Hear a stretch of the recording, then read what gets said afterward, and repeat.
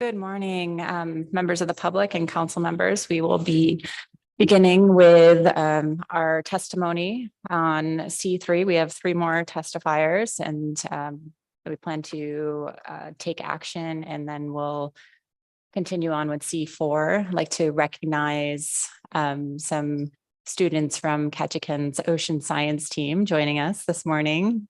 It's great to see you. Please feel free to approach any council member during a break. It'd be nice to chat and hear about your work. So we will be beginning testimony with Linda Benkin, followed by Hannah Heimbuck. I think Linda's joining us remotely this morning.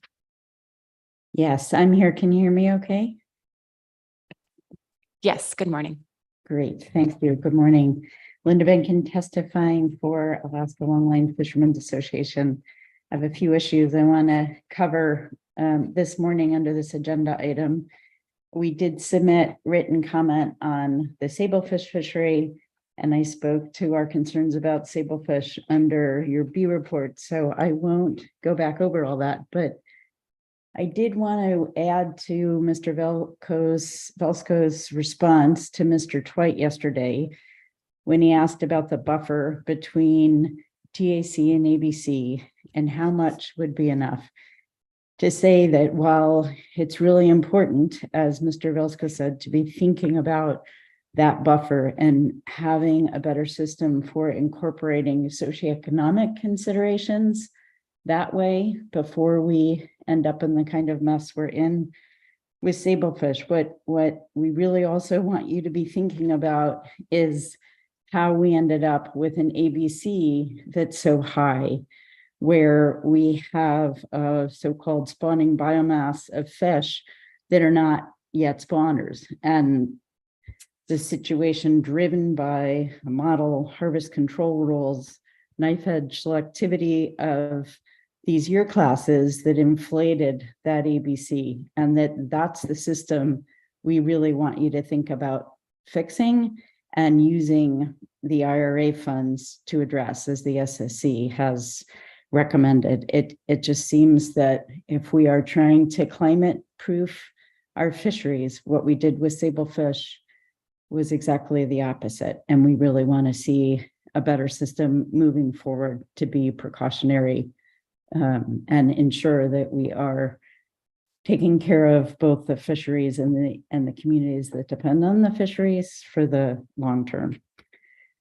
So moving on to demersal shelf rockfish, just to say briefly that we support taking the DSR species that are currently in the other rockfish complex out of that complex, adding them to the DSR complex and managing them as the plan team and the assessment authors have recommended. We recognize there'll be additional work on whether the OFL should be further divided, and we'll be watching that, but just support this work to be very precautionary with these long-lived rockfish species. On the discard mortality rates, as been mentioned, the interagency DMR work group recommended a review of DMRs associated with marine mammal predation, particularly on the boats conducting deck sorting. The work group to us seems like the best entity to conduct that review, and we certainly support initiating that review. And the work group conducting that review is that, if that is who the council ultimately decides, would be the best group to do that work. And then finally, I just wanted to mention, some years ago, you may remember that a group of organizations, including ours, brought forward an ecosystem matrix as a tool to facilitate ecosystem considerations during this annual spec process. We wanted to let you know that we're still working on that. We're looking for ways to assist the council in explicitly evaluating the impact of fisheries on other fisheries and on the ecosystem, as well as the impact of the ecosystem as it changes on the fisheries themselves. And we intend to provide the council with ecosystem matrix version 2 and hopefully a manuscript to help support it on this topic in December. And that's all I have, but happy to answer any questions. Thank you. Thank you for your testimony, Ms. Benkin. See if there are any questions for you. Not seeing, oh, excuse me, Ms. Baker. Thank you, Madam Chair. Thank you, Ms. Benkin, for your testimony. And I'm sorry, I just wanted to make clear because I'm trying to carefully track the recommendations for the IRA funds. And can you just remind me what the recommendation was in terms of that? I almost think of it as a management strategy evaluation, but I also think you talked about looking at the harvest control rules for sablefish. Can you just give me, repeat your recommendation for what you would like the IRA funds to be used for with respect to sablefish? Yeah, through the chair. Thank you for that question, Ms. Baker. Yes, the SSC has recommended, and also the workshop that the SSC conducted down in Seattle recommended that there be a look at the harvest control rules and at the dynamic reference points and at some of these structured aspects of modeling and stock assessment that led to this inflated ABC from my understanding of it for sablefish. And we really support taking a hard look at that process. We heard over and over from the chapter authors that they had concerns about the way the model was treating these year classes, and that 60% of the spawning biomass was made up of 4-year classes that were not yet fully mature or spawning. And but that got overshadowed or sort of lost in the mix of the way the stock assessment process is done once you're in the tier that they're in, once you apply these harvest control rules, to where we ended up with a number that seemed inappropriately high, and we feel just incorporates too much risk for the stock.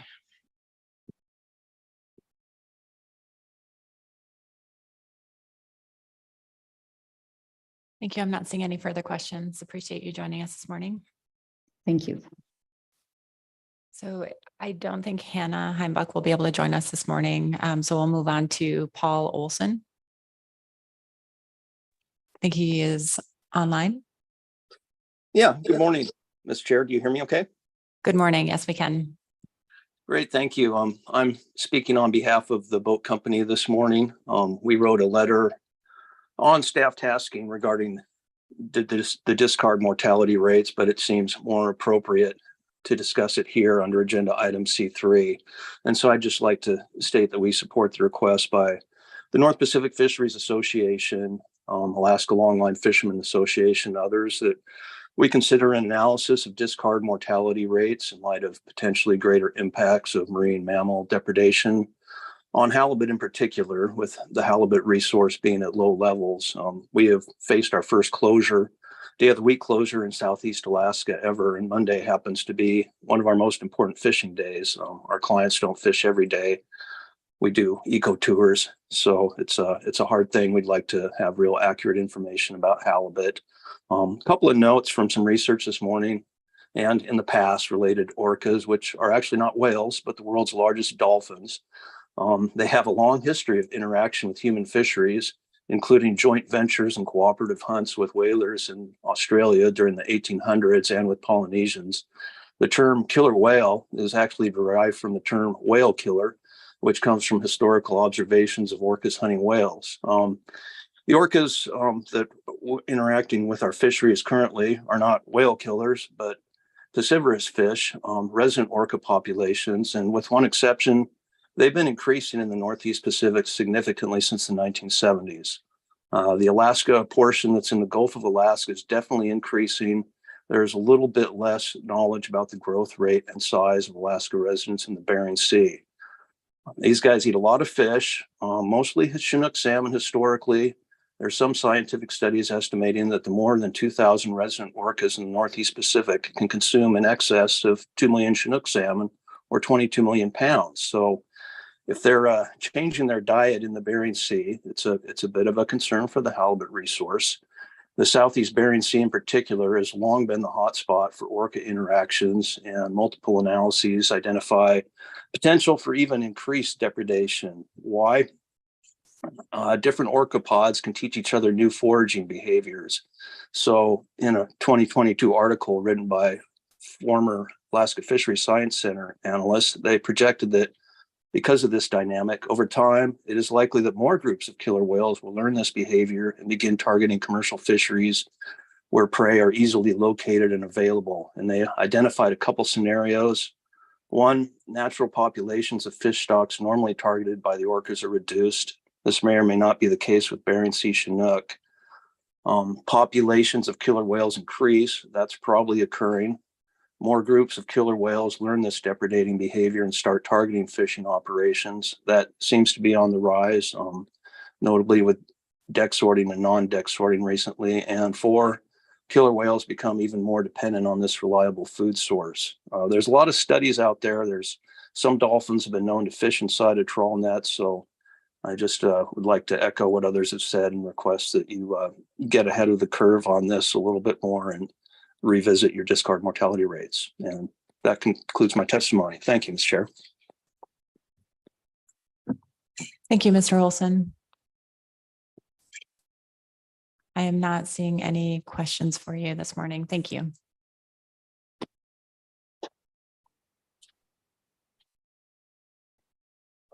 So that concludes public testimony on C3.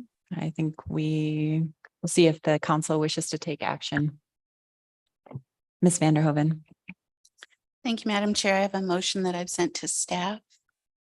The first one is. It's a little long, so I'll give her a minute to pull it up.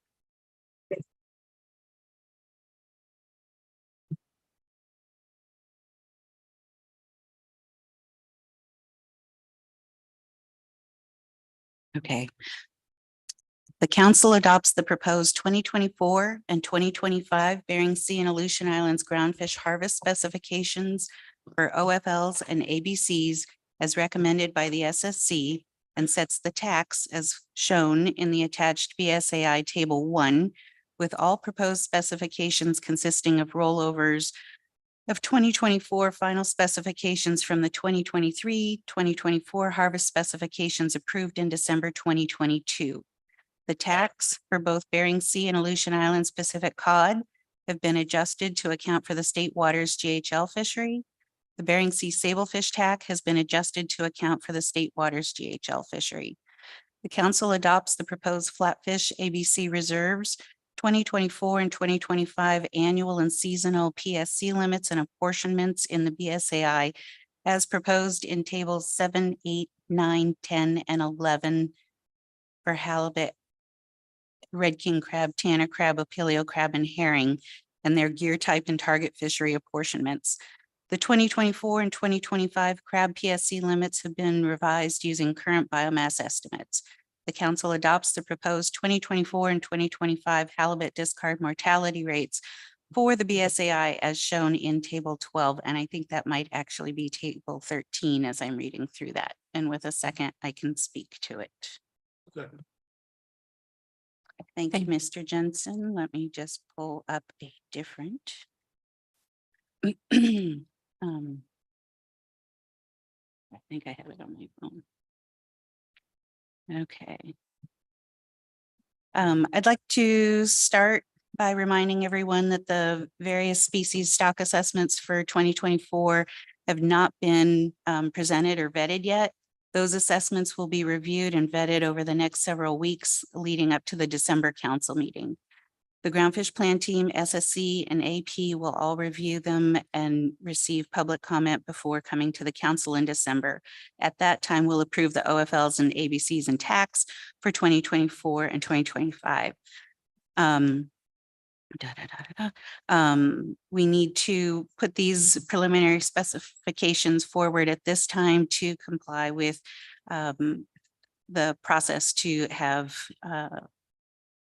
harvest rates in place for the start of the year. And these tables will be updated after our December 2024 meeting, 2023 meeting, when we've made our recommendations to update OFL's ABC's tax. In the motion, OFL and ABC levels are consistent with what was approved last December for 2024, and those values are carried over into 2025 in order to meet tax setting process. TAC numbers for cod do account for the state waters, GHL fisheries, and the Bering Sea and Aleutian Islands, as well as the jig fishery allocation. The Bering Sea sablefish TAC also accounts for the Bering Sea state waters fishery. With the Bristol Bay Red King crab fishery open, so is the Red King crab savings subarea, the 10 nautical mile strip.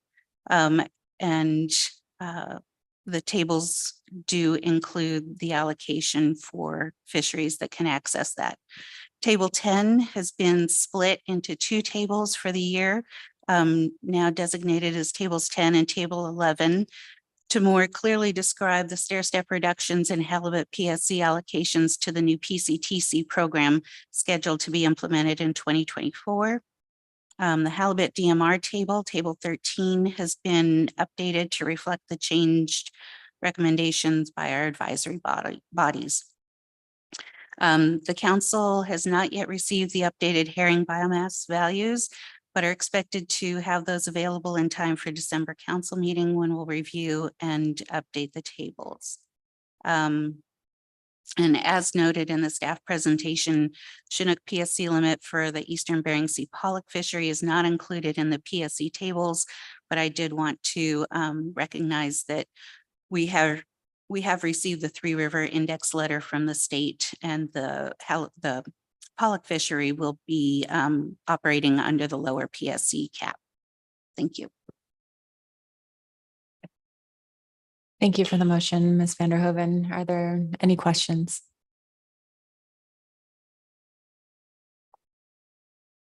Any comments on the motion?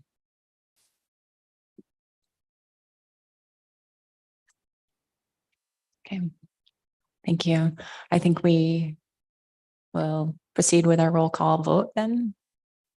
Ms. Witherell? Thank you, Madam Chair. Calling the roll on a motion for the 2024-2025 preliminary Bering Sea Aleutian Islands harvest specifications. Mr. Down. Mr. Jensen. Yes. Ms. Kimball. Yes. Mr. Curlin. Yes. Mr. Mesro. Yes. Mr. Sakata. Yes. Mr. White. Yes. Ms. Vanderhoven. Yes. Mr. Williams. Ms. Baker. Yes. Ms. Drobnica. Yes. Motion passes 10 to 0. Any further action? Ms. Kimball? Thank you. I have a motion for the proposed Gulf of Alaska groundfish specifications.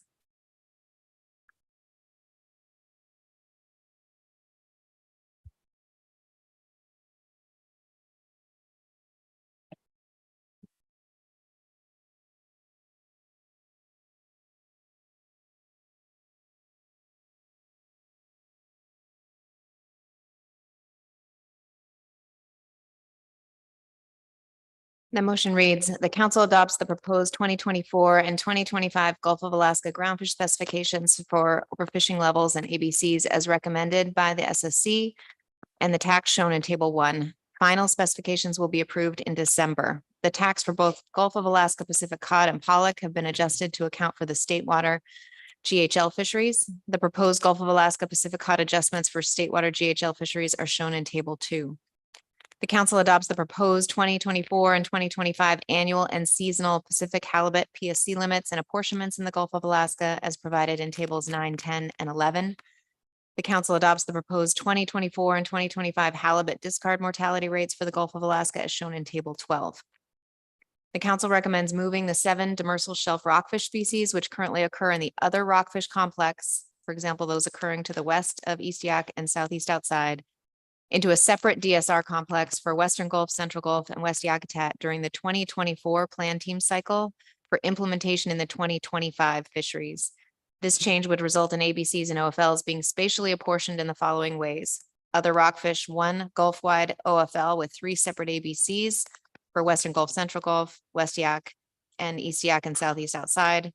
And for DSR, 2 stock complexes with separate OFLs and ABCs for West Gulf, Central Gulf, West Yakutat, and then separately for East Yak and Southeast outside. And with a second, I'll speak briefly. Thank you for Thank the you, Ms. second, Mr. Mesereau. Very similar to the previous motion. I think the only rationale here is that these are preliminary or proposed specifications. So they're the same 2024 specifications we accepted last December and were published. And the whole rationale for this motion is that we are required to approve these interim specs at this meeting to allow the Gulf groundfish fisheries to begin on schedule in January of next year. But these are not the final OFLs, not the final ABCs, not the final tax.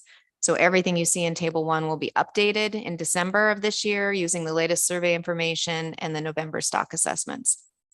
The December meeting is where we approve final catch limits, and the council will be responsive to all forthcoming stock status information and recommendations for final tax. The last piece of the motion, I don't think I need to speak to, but I'd be glad to answer more questions. We had a good discussion with the SSC. We've had it presented to us through the staff presentation several times, and this is a direct SSC recommendation that we move ahead as we have been doing under our spatial management policy, and split out a DSR from the other rockfish complex. And we provided direction in the motion that we would go through that assessment cycle next year, and that wouldn't be applicable until the 2025 specifications. So I'll be glad to answer any questions. Thank you, Ms. Kimball. Are there any questions from council members? Mr. Mesereau. Thank you, Madam Chair. Thank you, Ms. Kimball, for your motion. My question is not what's there, but what's not there. The AP had unanimously recommended taking a look at halibut mortality as it relates to marine mammals. Did you leave that off because it's not really directly related to the specs process at the moment and something we take up at staff tasking, or did you not include that because you don't want to look at that? Thank you for the question, Mr. Mesereau. I think it could have been included in this motion, but I wanted to keep it really clean to the action at hand for groundfish specifications. But I do anticipate a subsequent motion after this to address that fact. Thank you. Any other questions or comments on the motion?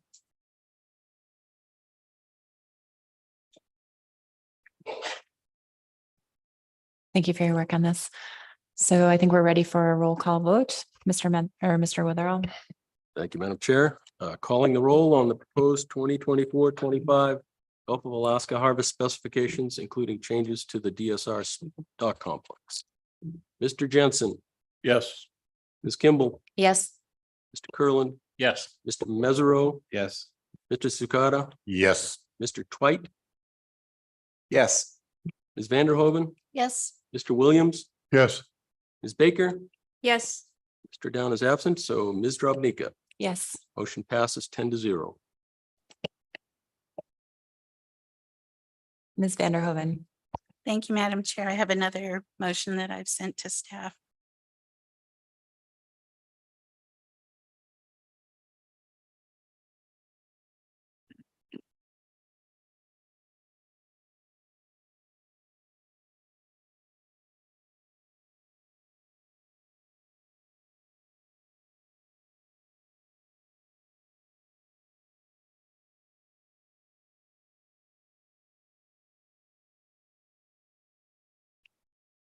The council requests the interagency halibut DMR work group review methods used to estimate halibut mortality with a particular focus on marine mammal feeding on discards per their recommendation for all fisheries with marine mammal interactions in the Bering Sea, Aleutian Islands, and Gulf of Alaska. And with a second, I can speak to it briefly.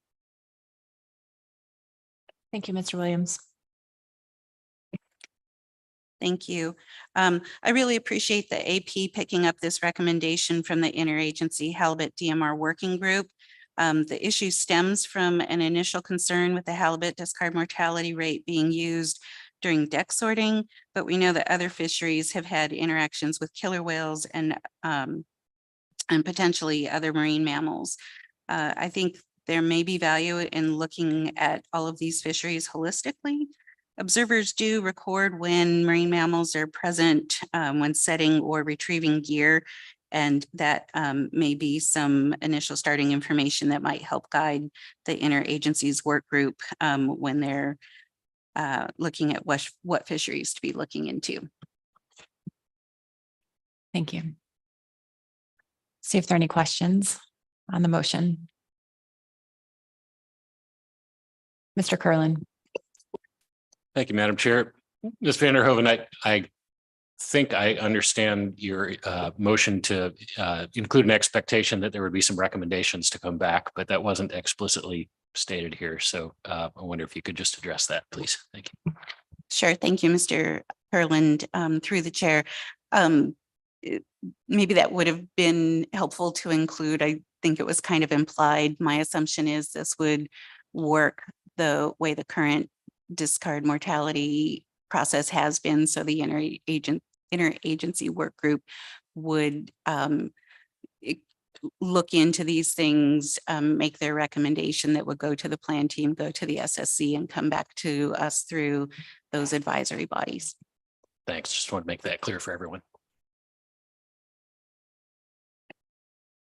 Thank you. Any other questions?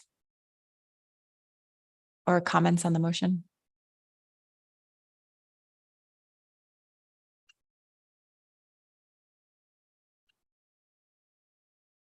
Thank you. I'll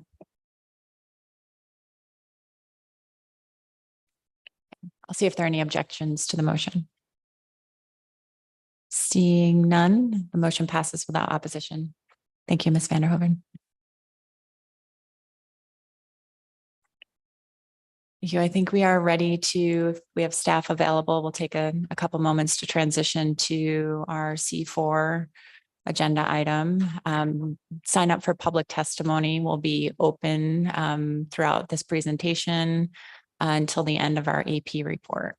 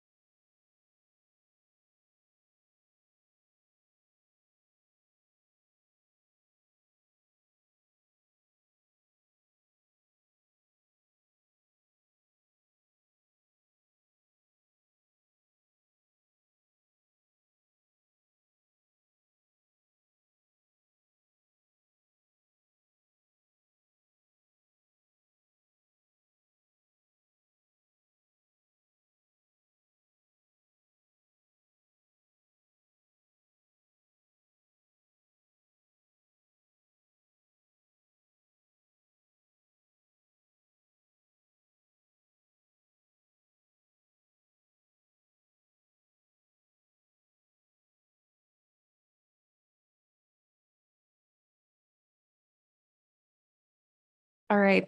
Good morning, members of the council. Madam Chair, for the record, Kate Hoplow with council staff. Today, under the C4 agenda item, the council will be receiving a presentation on the Bering Sea chum salmon bycatch preliminary review analysis. And you'll be receiving that presentation today from myself and Dr. Diana Stram, who's also with council staff. Following the staff presentation on the analysis, Ms. Bridget Mansfield will present the scoping report on behalf of the agency from the publication of the notice of intent to prepare an EIS. Also joining the council this morning is Dr. Katie Howard with ADF&G, and Dr. Howard is with us in person today. And Dr. Patrick Berry, who is a salmon geneticist with the Alaska Fisheries Science Center, is also with us today online. This slide depicts a high-level timeline of the current action in the council's process. The council last considered this action in April of this year, and at that meeting, the council adopted a purpose and need statement as well as a set of preliminary alternatives based off of the concepts for alternatives put forward by the council's Salmon Bycatch Committee. That committee is composed of representatives of Alaska Native tribes and salmon fishermen, as well as representatives of the pollock industry. In April, the council asked staff to bring back a preliminary analysis on the relative feasibility of the alternatives. And so at this meeting, the action before the council is to finalize a reasonable range of alternatives for future impact analysis. And assuming that the council continues to move forward with this action, the council and the public could expect an initial review draft that analyzes the potential impacts of the alternatives sometime in 2024. Under this action, the council is considering management measures to minimize chum salmon bycatch in the Bering Sea pollock fishery. The purpose of this action is to minimize chum salmon bycatch to the extent practicable, consistent with National Standard 9. The Bering Sea pollock fishery is the directly regulated entity because the majority of chum salmon bycatch that is encountered in the Bering Sea is attributed to this fishery. That said, the council has also expressed that its priority is to minimize the bycatch of chum salmon that are of Western Alaska origin. And the council has also expressed that it intends to consider these additional regulatory measures while maintaining the priority objectives of the current Chinook bycatch avoidance program, which is largely established under Amendment 91 and 110. Chum salmon bycatch is accounted for in the non-Chinook catch accounting category. The non-Chinook category contains 4 different species of salmon: sockeye, coho, pink salmon, and chum salmon. Table 2.5 in the analysis provides the species composition of the non-Chinook catch accounting category from 2011 to 2022. You can see that there are some sockeye, coho, and pink salmon that are encountered each year, but over 99% of the salmon that are caught as bycatch and accounted for within this category are chum salmon. The council is considering this action in light of the recent chum salmon declines across Western and interior Alaska. Beginning in 2020, Western Alaska chum salmon runs have declined with run sizes similar to those which were observed during the early 2000s during poor runs. The run declines have resulted in restrictive management actions on subsistence, personal use, and commercial harvests of chum salmon. And the council's purpose and needs statement notes that any additional chum salmon returning to Western Alaska rivers improves the ability of the state to meet escapement goals, which is necessary for the long-term sustainability of chum salmon and the communities of people that rely on these fisheries.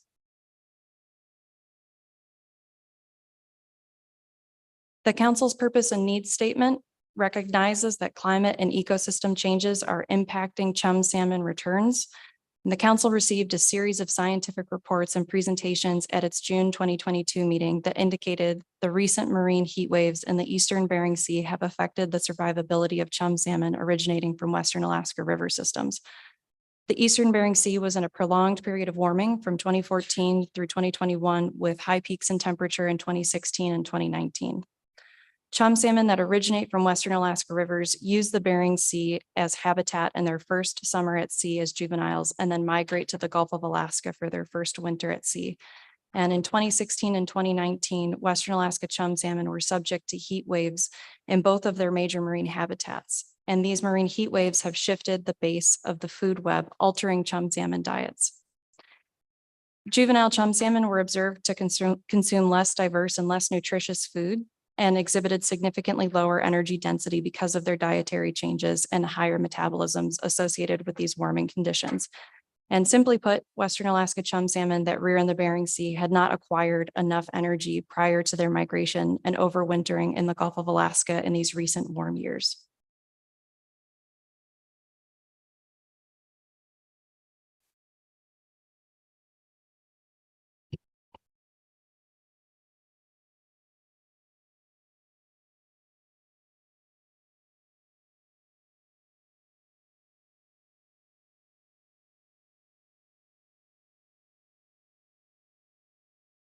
All right, thank you for your patience. However, as noted in the council's purpose and needs statement, chum salmon are taken in the Bering Sea pollock fishery as bycatch, which can reduce the amount of salmon that return to Western and interior Alaska rivers. The Bering Sea pollock fishery operates during 2 fishing seasons. The A season fishery occurs during the winter months and the B season fishery occurs during the summer months. Table 2.6 in the analysis shows the total number of chum salmon that are encountered by the pollock fishery in both the A and B seasons, which is represented in the annual total column. A breakout of the number of chum salmon caught as bycatch in the B season only, as well as the B season as a percent of total. And more than 99% of the chum salmon that is encountered by this fishery occurs within the B season. This slide provides a high-level overview of the alternatives that were adopted by the council in April. Alternative 1 is the status quo. The council is required to consider the status quo as it characterizes the current management regime, and it provides a benchmark against which the potential impacts of the action alternatives can be compared against. The council has specified that the action alternatives would apply to the Bering Sea pollock fishery in the B season and for the entire B season, because as previously presented, the majority of chum salmon bycatch occurs during this pollock season. Alternative 2 is an overall chum salmon PSC limit. Overall refers to the fact that all chum salmon encountered as bycatch would accrue to this limit beginning on June 10th, which is the regulatory opening of the B season. Option 1 of alternative 2 specifies the values for a chum salmon PSC limit would be based on historical bycatch numbers, that the limit would be apportioned among the sectors and further divided among the inshore cooperatives and the CDQ groups. Pollock fishing would cease if the limit was reached. Under option 2 of alternative 2, the overall chum salmon PSC limit would only be in place and potentially step down based on considerations of stock status for 3 Western Alaska chum salmon areas, which are the Yukon, the Kuskokwim, and the Norton Sound. Alternative 3 differs from alternative 2 in that it would establish a PSC limit for Western Alaskan chum salmon only. So only Western Alaska chum salmon as identified through genetic analyses would accrue to this limit. Option 1 and 2 of alternative 3 would function similarly to alternative 2. Alternative 4 would create additional regulatory requirements for IPAs to be managed by either NIMFs or the IPAs. And IPAs are incentive plan agreements. I didn't provide you with a definition for that acronym. Option 1 of alternative 4 prioritizes avoidance in genetic cluster areas 1 and 2, which are areas in the southeastern Bering Sea when 2 triggers are met. Option 2 would create a new regulatory provision for the salmon bycatch incentive plan agreements to use the most refined genetics information available to further prioritize areas and times when Western Alaska chum salmon are more likely to be encountered on the pollock fishing grounds.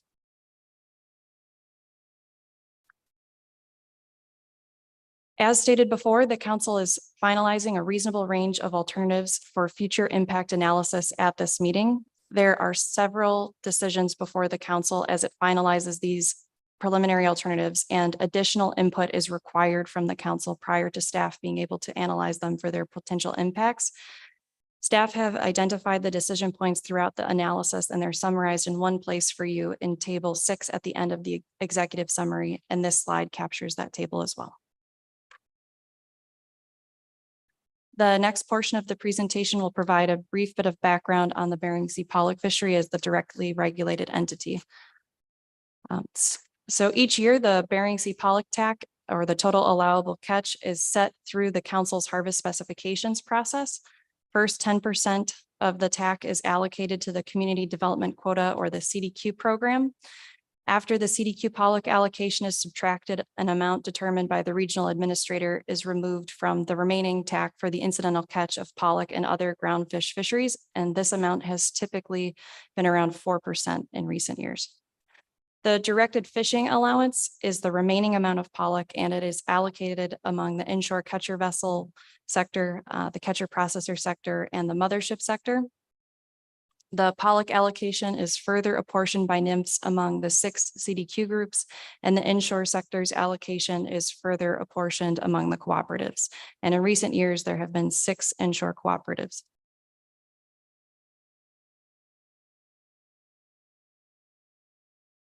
The Bering Sea pollock fishery operates in 2 fishing seasons, and the TAC is apportioned among them. The A season fishery again occurs during the winter months, and 45% of the total allowable catch can be harvested in the A season. The B season occurs during the summer months, and 55% of the pollock TAC is apportioned to the B season.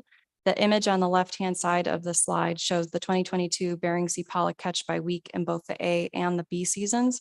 In 2022, A season fishing was done by mid-April, and B season was done by late September, and this timing is fairly typical for this fishery.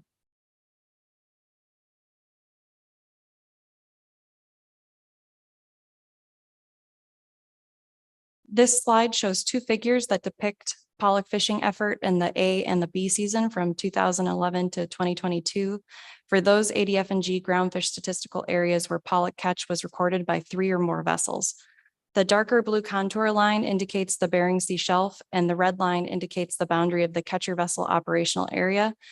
Fishing effort in the A season is usually concentrated north and west of Unimac Island, depending on ice conditions and pollock distribution. And the B season fishing effort is more dispersed, with recent years' effort occurring in the southeast portion of the Bering Shelf. The next couple of slides will cover the status quo or the preliminary alternatives, but beginning with the status quo. And the presentation is going to primarily cover the way that chum salmon bycatch is managed in the Bering Sea pollock fishery.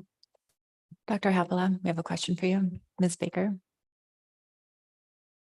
Through the chair. Thank you, Dr. Hoppala. And just before moving on to this, I just wondered if I could ask you to clarify just before you started the overview of the Bering Sea pollock fishery, you mentioned that review is included in this presentation because the Bering Sea pollock fishery is the directly regulated entity in this case. So can you just, I think it's sometimes confusing for people in our process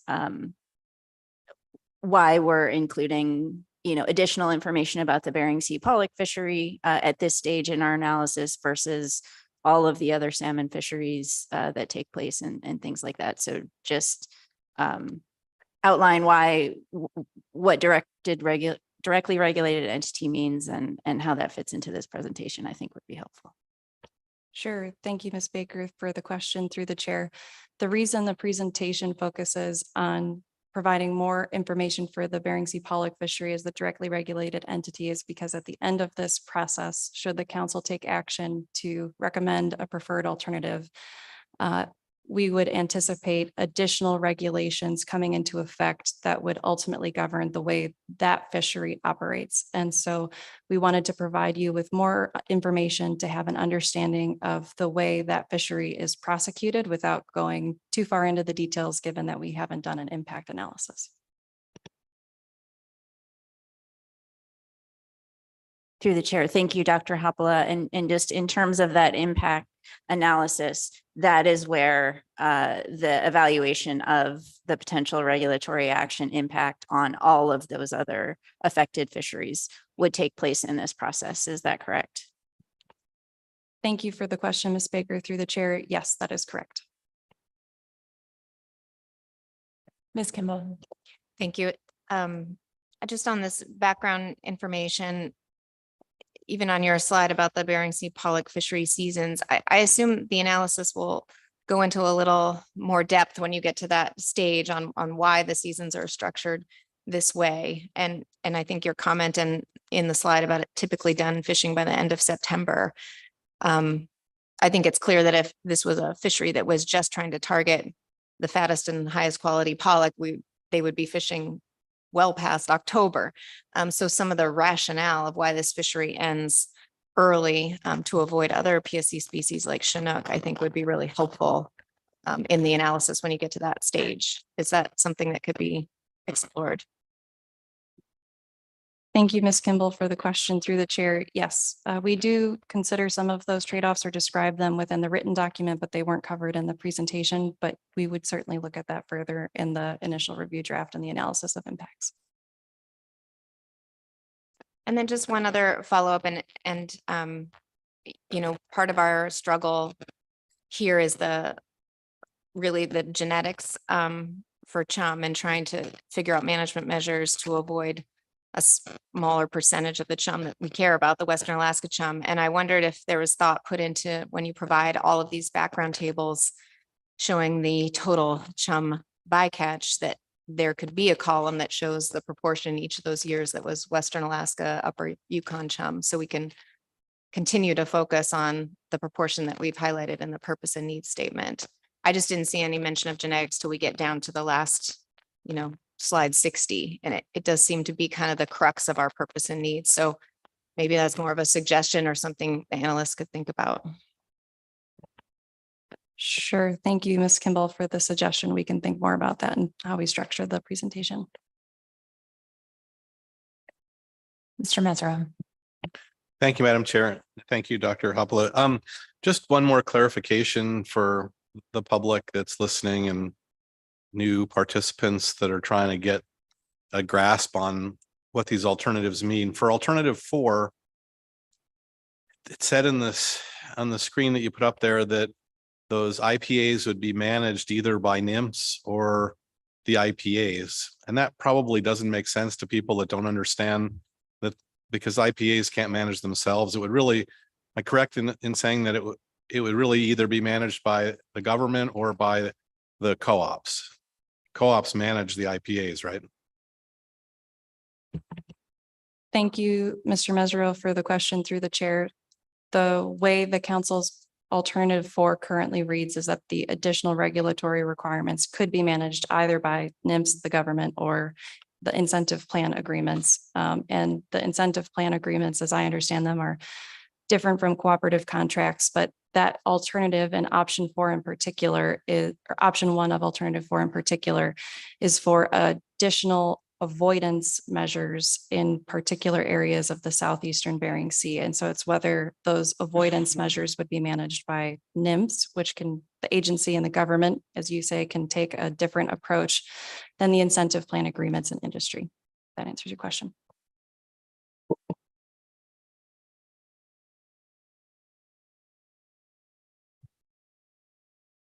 Okay, I think we're ready to move on. Thank you. So the first slide under the status quo discusses the chum salmon savings area.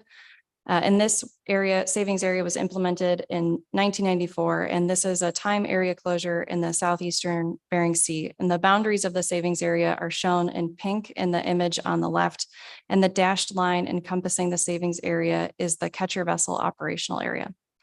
The chum salmon savings area has not been closed since 2004, and that's because current regulations exempt vessels directed fishing for Bering Sea pollock from the chum salmon savings area closure if they are governed by an incentive plan agreement, including a rolling hotspot system.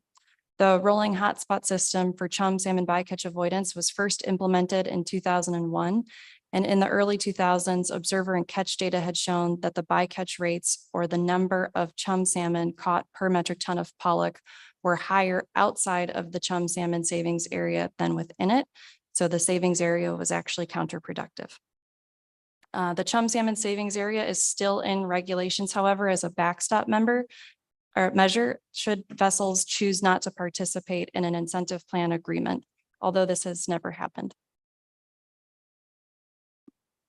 This slide provides a little bit more information at a very high level on how the rolling hotspot system for chum salmon bycatch avoidance operates in the bee season. The rolling hotspot system is managed for industry by a third-party entity, Seastate. The program uses observer data on salmon bycatch and pollock catches, vessel monitoring system data, and other real-time information to communicate with the fleet and to observe bycatch rates for chum salmon as well as other PSC species. The purpose of the rolling hotspot system is to isolate areas on the pollock fishing grounds with higher chum salmon bycatch rates. And again, that's a higher number of chum salmon that are encountered per metric ton of pollock, and to close those areas for a period of time to move the fleet away from those areas with high chum salmon bycatch rates to target pollock. Seastate identifies eligible closure areas by evaluating chum salmon bycatch rates at different temporal and spatial scales. And the 2022 hotspot closures for the different sectors are shown on the right, and they were presented to the advisory panel as well as the council in April of this year. These closures are represented by the various polygons, and so they should be somewhat familiar, but we can talk more about them if there are additional questions. This slide provides more information on what the incentive plan agreements are, as the rolling hotspot system for chum salmon bycatch avoidance is managed under them. The incentive plan agreements are private contractual agreements among members that establish vessel level incentives to avoid Chinook and chum salmon bycatch while these vessels are fishing for pollock. An example of one incentive is that pollock fishermen would want to avoid the costs of being moved away from good pollock fishing by a rolling hotspot closure. And so they're incentivized to avoid chum salmon bycatch so they don't run the risk of triggering a closure area. The IPAs were implemented alongside the Chinook salmon PSC limit in 2011. And the Chinook salmon PSC limit is a hard cap like the one the council is currently considering for chum salmon under alternative 2. There have been 3 IPAs in place since 2011, and all pollock fishery participants are members to one of them.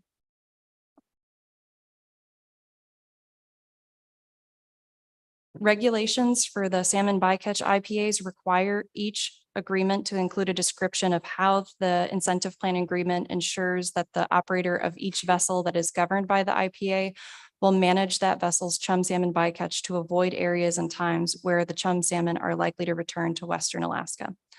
There are 2 management measures that are incorporated into the current rolling hotspot system for chum salmon avoidance to meet this regulatory provision. The first is that during the bee season, the combined size limits of closure areas for chum salmon avoidance are largest east of 168 degrees west longitude throughout the season, but they are set largest in June and July. The second measure is related to the base rate floor, and the base rate floor is a minimum value of a bycatch rate that is used as a starting point to determine potential areas that may be eligible for closure. The base rate floor is stair-stepped throughout the bee season, and it is set lowest in June and July at either 0.19 or 0.20 chum salmon per metric ton of pollock. And genetics information has informed these management measures to match when Western Alaska chum salmon are more likely to be present or encountered on the pollock fishing grounds. Dr. Hapola, see if there are any questions here first. Do you have any more context or background for the establishment of the base rates and the IPA? Like how, I understand the stair-stepped approach, but where those numerical values were and how they were set? Thank you, Madam Chair, for the question. It's my understanding that the values for the base rate floors and the way that they are stair-stepped was agreed upon by members who are party to those contracts. I couldn't provide you a description of the analysis that was taken in order to determine those values. But I do understand that the in-season adjustment was added so that the floor would be based on current conditions and encounters on the pollock grounds.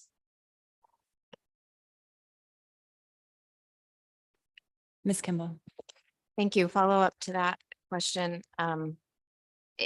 What is the capability of the analyst to then look at the efficacy of the rolling hotspot closure system, for instance, currently under status quo versus any potential changes, I guess, under alternative 4 to either strengthen or change or tailor to Western Alaska chum avoidance? Can you describe how you are going to go about talking about the benefits or efficacy of that alternative? Sure. Thank you, Ms. Kimball, for the question through the chair. That question has occupied quite a lot of staff time and conversation trying to figure out how we would characterize the relative salmon savings of the current program and what any potential additional salmon savings would be with modifications to that program. And I don't think we have a set methodological approach to offer you. I think what we can say is it would be very challenging for our staff to be able to come up with some kind of spatial and temporal model that would look at replicating the rolling hotspot system because of all of the considerations that are taken into account when C-State is considering issuing a closure, as well as their guidance on where to move the fleet. So I think we would look at PSC rates for different species, especially for chum salmon, of course, and try to have a determination of where the fleet has moved historically, but we cannot replicate it with a model.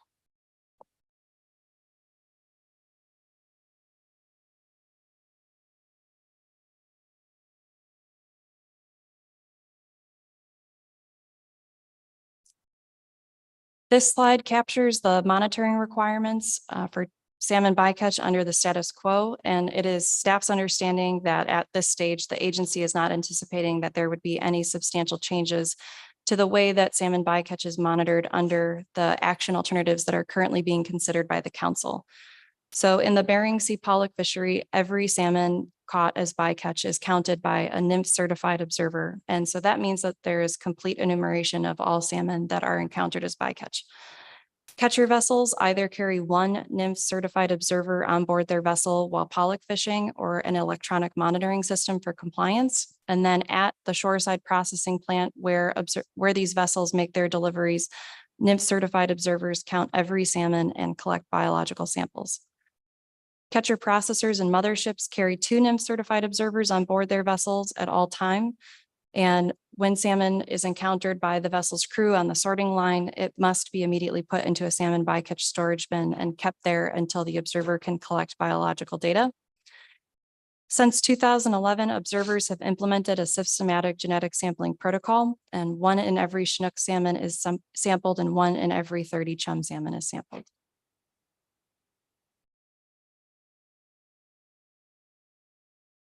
The next couple of slides transition to discussing alternative 2 and in particular option 1 of alternative 2. And again, that is for an overall chum salmon PSC limit. Overall, again, refers to the fact that all chum salmon caught as bycatch from all genetic stock reporting groups would accrue towards the limit starting on June 10th each year. And table 3.1 on the left-hand side of the slide provides the annual number of chum salmon caught as bycatch in the Bering Sea pollock B season by sector, as well as the total from 2011 to 2022. During the analyzed period, the level of bycatch ranges from a low of 22,172 chum salmon in 2012 to a high of 545,901 chum salmon in 2021. The average level of bycatch during this period is 280,707 chum salmon. And the table 3.2 on the right provides the 3, 5, and 10-year average levels of bycatch by sector, as well as the fishery total. Both of these tables were provided in response to the council's request in April, when the council had requested historical bycatch information on the fishery from 2011 to 2022. And the purpose of providing this information is to help assist the council in determining a range of values for analysis as potential chum salmon PSC limits. This slide provides for you the 2023 B season chum salmon bycatch in the Bering Sea pollock fishery. Staff posted an addendum containing this additional information on September 25th. And at that time, the pollock fishery had encountered 109,774 chum salmon as bycatch. This is the second lowest level of bycatch since 2011. The only year that is lower within the analyzed period is 2012. And this year's bycatch is also well below the period average of just over 280,000 chum salmon. Staff looked at the end of last week and the bycatch was just slightly higher in the B season for this year at 111,000 chum salmon with 98% of pollock fishing complete. And at that time, the CDQ and CP sectors were done with a slight bit of TAC remaining for the inshore and the mothership sectors. Ms. Kimball. Thank you. Just quickly, then looking at the 2023 B season, if we were going to try to estimate the amount from this past year of Western Alaska and Upper Yukon chum in the bycatch, we would apply last year's genetic percentage. We would take 21% of this 109,000. I'm trying to do the math on my own because I don't see it in the presentation. Sure. Thank you, Ms. Kimball, for the question. That is an approach that you could take, yes, but the amount or the proportion of Western Alaska chum salmon in the overall bycatch varies year to year. So I think the average for the coastal Western Alaska and upper middle Yukon combined for the Western Alaska proportion, the average over the analyzed period is 17.7%, and that value should be in table 315 of the analysis for you. Follow up, and then just a reminder that we'll get the actual genetic percentage from 2023, and I can't remember, is that in April or is that in June? Thank you, Ms. Kimball, for the question through the chair. Those genetic reports typically come forward to the council in April. So at this time, that's when you could expect to see the results from the 2023 B season. Okay. But in the meantime, I could look at 17% of this number or 21% of this number and be in a reasonable estimate. Thank you. Thank you. Mr. Williams. Thank you, Madam Chair. Thank you for your presentation. Just a quick question, follow up to Nicole's. How, how quickly in reality are they able to turn around these genetic samples? I mean, sometimes I hear people say, well, we'll get it done instantaneously and we'll know everything, but that's not real. So what is a average turnaround time on getting that information? Thank you, Mr. Williams, for the question. Through the chair, I think if Dr. Barry is able to answer that question, he would be able to provide you with the most accurate information on the timing of the turnaround. Thank you for the question through the chair. For the record, this is Patrick Barry at the Alaska Fisheries Science Center. So in terms of timing, we typically get all of the debriefed observer samples. So all of the observers have to go through a debriefing to check for the quality of their sampling. They collect genetic samples. So for chum, it's the 1 in 30. They are debriefed in either, I believe, Seattle or Anchorage, where the genetic samples are collected and then shipped to us. So there is some delay there. All of those data from the observers have to be entered into a database, which is then, we have access to that database. The bee season ends in November. So typically we're able to get all of the samples, check for any kind of issues in the data by December. We extract all of the DNA from on average, I think it's about 4,000 samples. So we extract DNA, amplify all of the genetic markers, and turn around the analyses by March. So the typical turnaround time is we're getting samples in November and turning around analyses by March.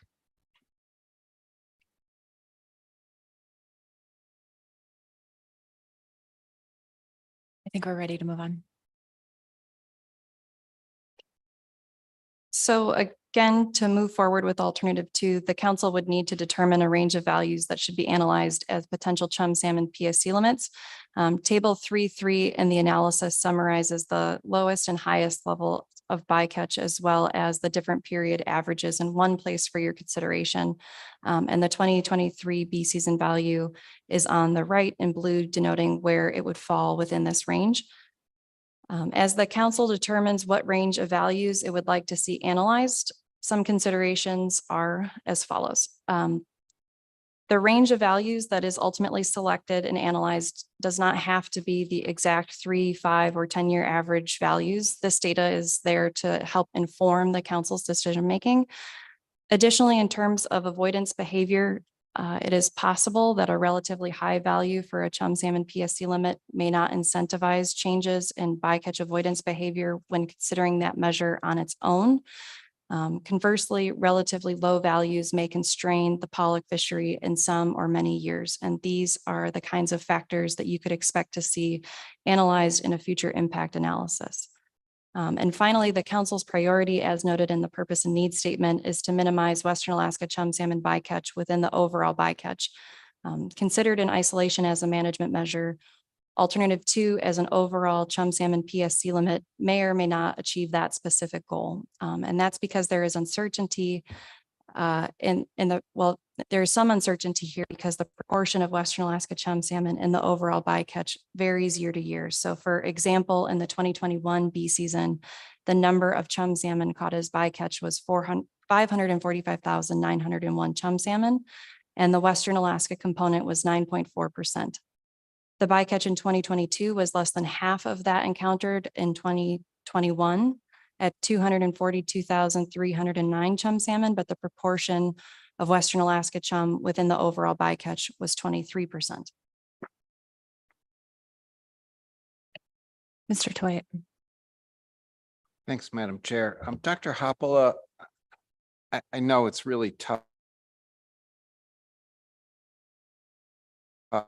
Slide actually capture what are some pretty complex dynamics, but I wanted to kind of dig a little bit further into the statement that relatively high values may not incentivize bycatch avoidance behavior changes. because you just talked about the immense variability that we see annually that at least at present appears to be unpredictable. So at the beginning of a fishing year, the fleet has to be sort of prepared for anything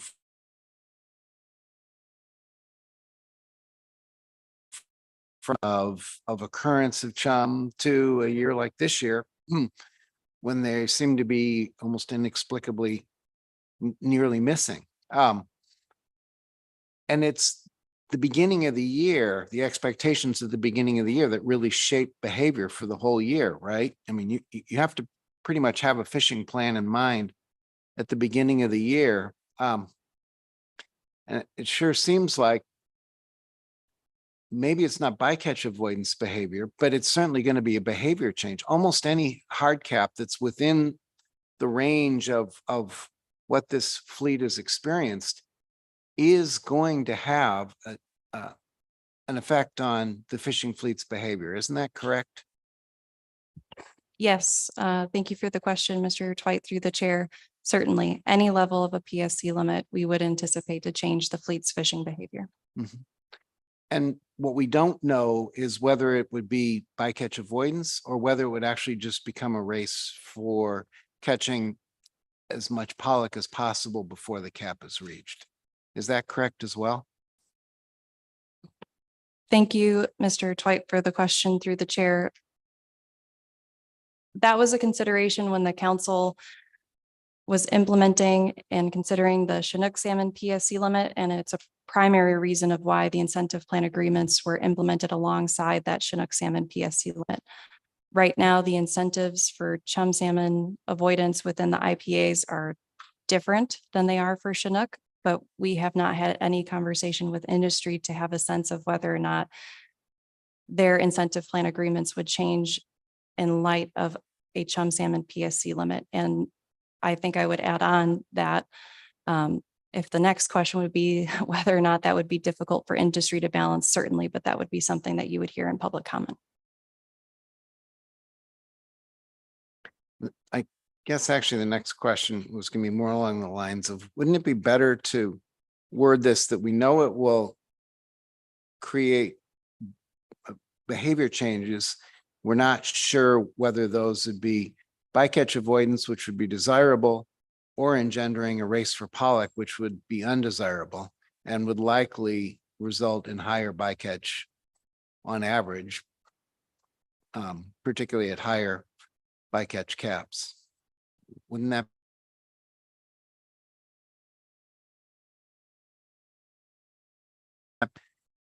in capturing this complexity in simple bullets, but I think shouldn't we be sort of presenting that sort of conundrum whenever we're talking about this? Sure. Thank you, Mr. Twite, for the question through the chair.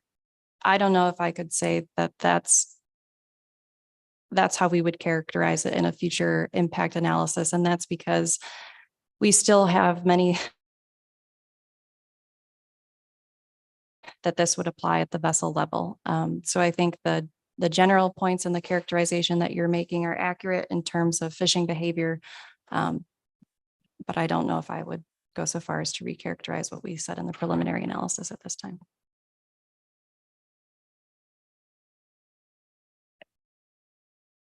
Thank you. I think we're ready to proceed.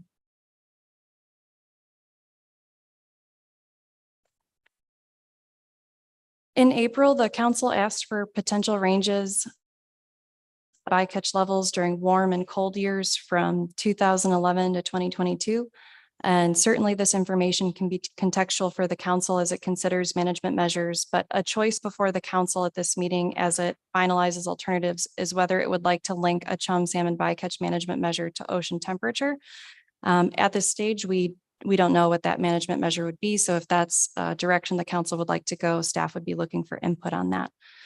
To assess the relationship, staff looked at both sea surface and bottom temperature in the Bering Sea compared to the levels of chum salmon bycatch in 2011 to 2022.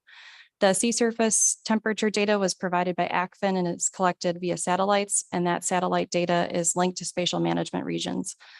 The bottom temperature is based on the measured bottom temperature recorded during the Bering Sea Bottom Trawl Survey, which occurs during the summer months, typically between June and August each year. And the table that's on the slide before you provides the annual level of BCs and chum, salmon, bycatch alongside those annual measures of ocean temperature.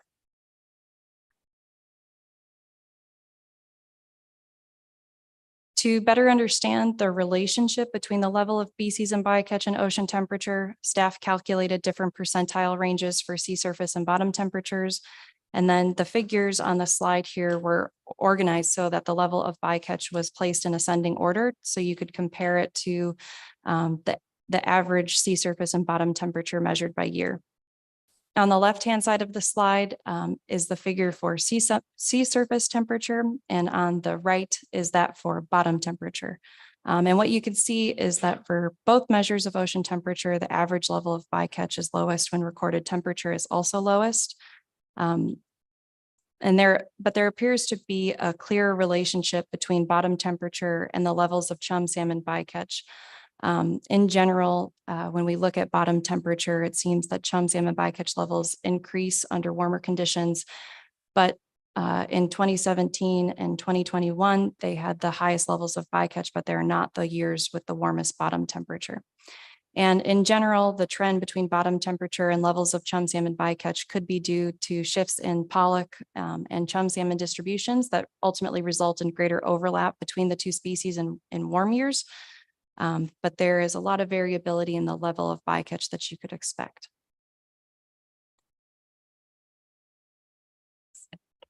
Ms. Kimball. Thank you. I have a quick question on that, Ms. Hapla. Did you also look at whether there was any relationship between Western Alaska chum, salmon, bycatch and bottom temperature, or just total chum? Thank you, Ms. Kimball, for the question. We did not look at the relationship between the Western Alaska component and ocean temperature only because it wasn't specified in the motion. So we would, if we wanted to see that, we would need to specify it in a motion. You wouldn't look at it otherwise. Thank you through the chair, Ms. Kimball, for the question. Yes, I think it would be helpful for staff to have that level of specificity. Thank you, Mr. Twite. Thanks, Madam Chair. But Dr. Hoppola, the range of percentages of Western Alaska chum isn't, I mean, as you pointed out, there is a range, but it's not a huge range. Is it really? I mean, can't you almost just do a ballpark shot off this right now and say that it's unlikely to present a radically different picture than this?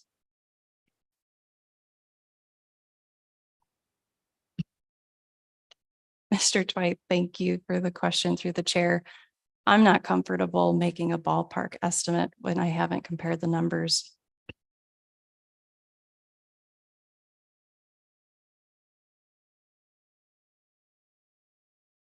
Thank you. Okay, so some considerations for the council in relation to this information. Given that at this stage, we're finalizing alternatives, it does appear that bottom temperature appears to be a better indicator of chum, salmon, bycatch levels year to year. But this is a fairly weak relationship because again, there's a lot of variation in the level of bycatch that you could expect in relation to bottom temperature. In terms of data source, the analysis looked at data provided by the Bering Sea Bottom Trawl Survey. And as noted previously, that survey typically operates in the summer months, June through August, when the BCs and pollock fishery is underway. And that data is typically available in September. So at least for this measure, there's a mismatch in timing for when bottom temperature data provided by the survey are available in September and how it could be used for in-season regulatory management measures that would be established by the council. And while we wouldn't know necessarily what those management measures would be, it wouldn't be feasible at this point to use the bottom trawl survey data to inform in-season regulatory management measures. I have a question for you, Ms. Baker. Through the chair, thank you. So since we've already received our SSC report on this agenda item, I did just want to ask a question about some of the recommendations from the SSC relative to this particular issue, because I think personally, I was hoping that in terms of evaluating regulatory measures to limit chum salmon PSC or reduce chum salmon PSC, we could look at some of these more dynamic measures as opposed to fixed measures, and something like ocean temperatures. And that was the reason I was supportive of including this in the motion. But some of the challenges that you've pointed out here in your presentation, as well as what I interpreted the SSC's recommendation to be fairly clear in terms of the SSC cautioning against relying upon what they characterized as coarse, weak, broad scale environmental relationships, such as bottom temperature. And I'm adding, in terms of including these types of metrics in a regulated program. Is that, I should have asked this during the SSC report, but it's coming to light now during your presentation.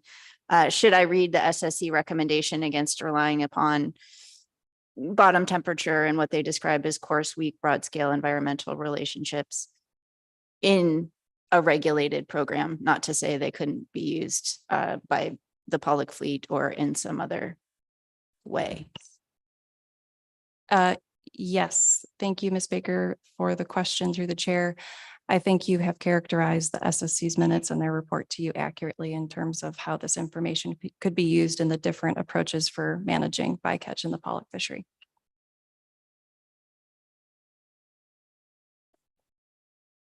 Thank you. Please continue.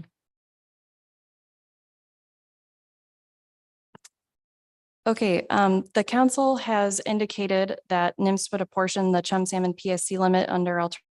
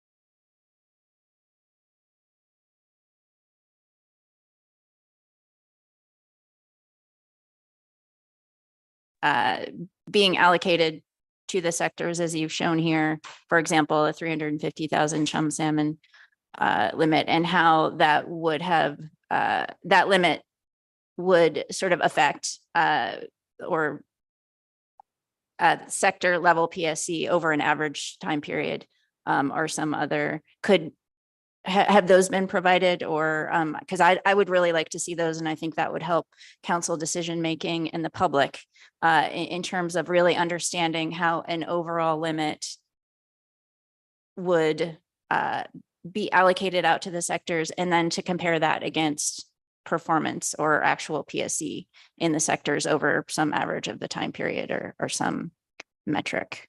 So is that possible to provide for the council and the public?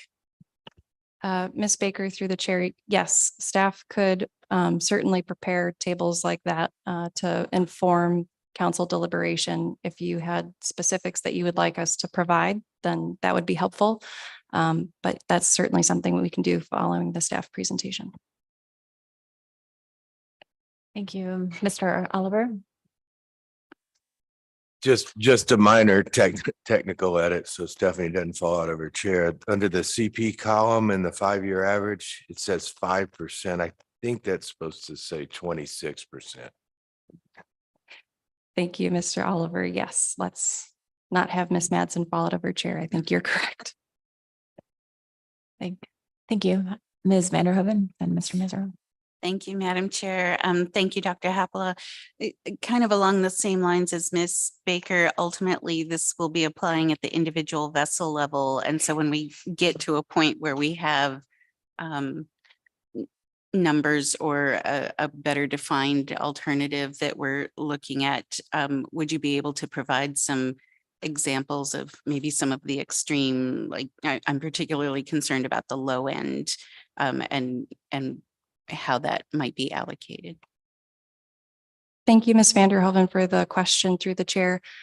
I don't think we could provide you an example at the vessel level for a chum salmon PSC limit at this meeting to inform your deliberations, because at least for Chinook, the way that the cooperatives handle that is internal. And so I don't think we would be able to have those conversations to have a strong understanding. If you wanted us to portray that information looking at the IPA reports or the co-op reports for Chinook to try to give you some comparison, we might be able to pull that together. But at the next iteration of the analysis, when we get to initial review, yes, we would be looking at vessel level impacts. Okay, thank you. I think we're ready to move on. Thank you. Okay, the council has indicated that its preference is for the chum salmon PSC limit to be further apportioned among the CDQ groups and the inshore cooperatives, but it did not indicate how it would be further apportioned at this point. And so staff are looking for some direction on this at this time. The analysis does provide information on how the Chinook salmon PSC limit is apportioned among the inshore cooperatives and the CDQ groups as a starting point for the council's consideration. Of course, the council isn't required to mirror that approach, but I do think it's a helpful starting point. So the council could apportion the inshore sector's allocation of the chum salmon PSC limit among the cooperatives based on their pollock allocations. And the table on the right provides the inshore sector's cooperative allocation amounts of pollock for the 2022 year. The council could apportion the CDQ pollock fisheries chum salmon PSC limit among the 6 CDQ groups based on their pollock allocations. And those percentages are provided in the table on the right-hand side of the slide for your consideration.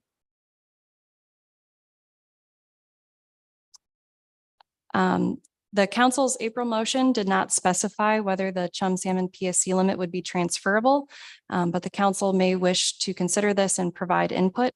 Allowing for allocations of the chum salmon PSC limit to be transferable could provide more flexibility for the pollock fishery to harvest their bee season allocations. Dr. Hapola, can you describe what we would expect to see in the next iteration of the analysis as far as assessing the utility of transferability?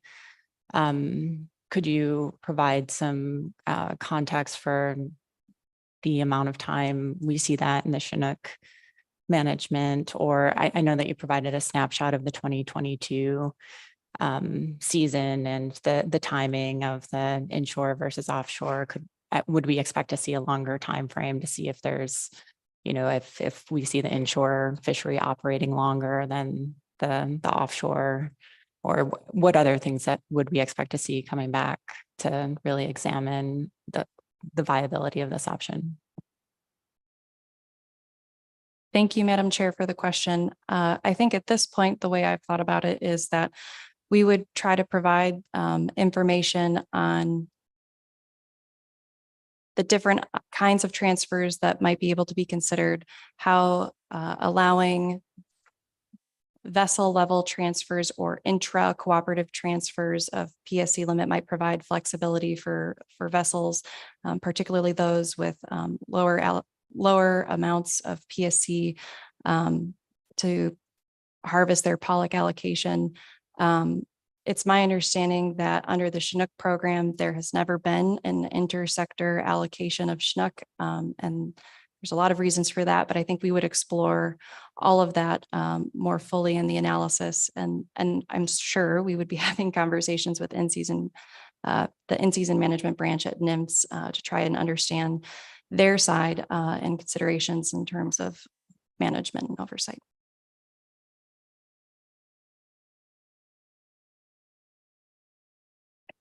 Mr. Down. Thank you, Madam Chair.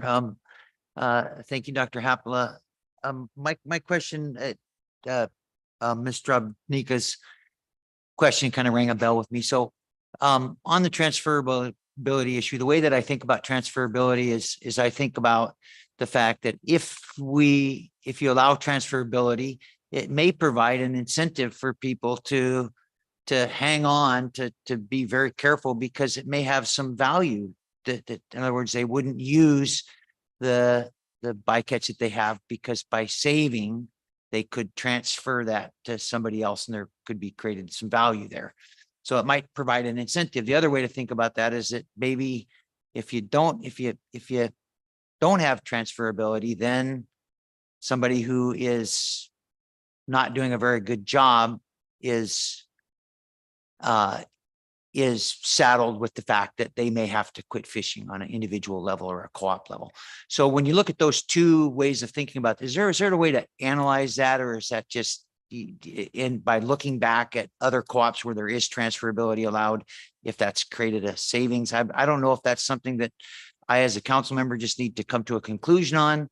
That I think based on what people are telling me, it might save if you allow transferability, or it won't save. But there's two ways to look at this. And I'm just wondering if that's something that can be analyzed, or if that's something that as a council member, I'm just going to have to make a decision on. Thank you. Sure. Thank you, Mr. Down, for the question through the chair. I think the nuances that you are describing is something that we could analyze perhaps more qualitatively. But I think staff would need to work with cooperative managers and IPA representatives and managers to have an understanding, and companies as well, in terms of how vessels' behavior is influenced by the amount of PSC that a vessel has, particularly under the Chinook program, in terms of how they prosecute their season and what that does in terms of motivating certain fishing behavior. Thank you.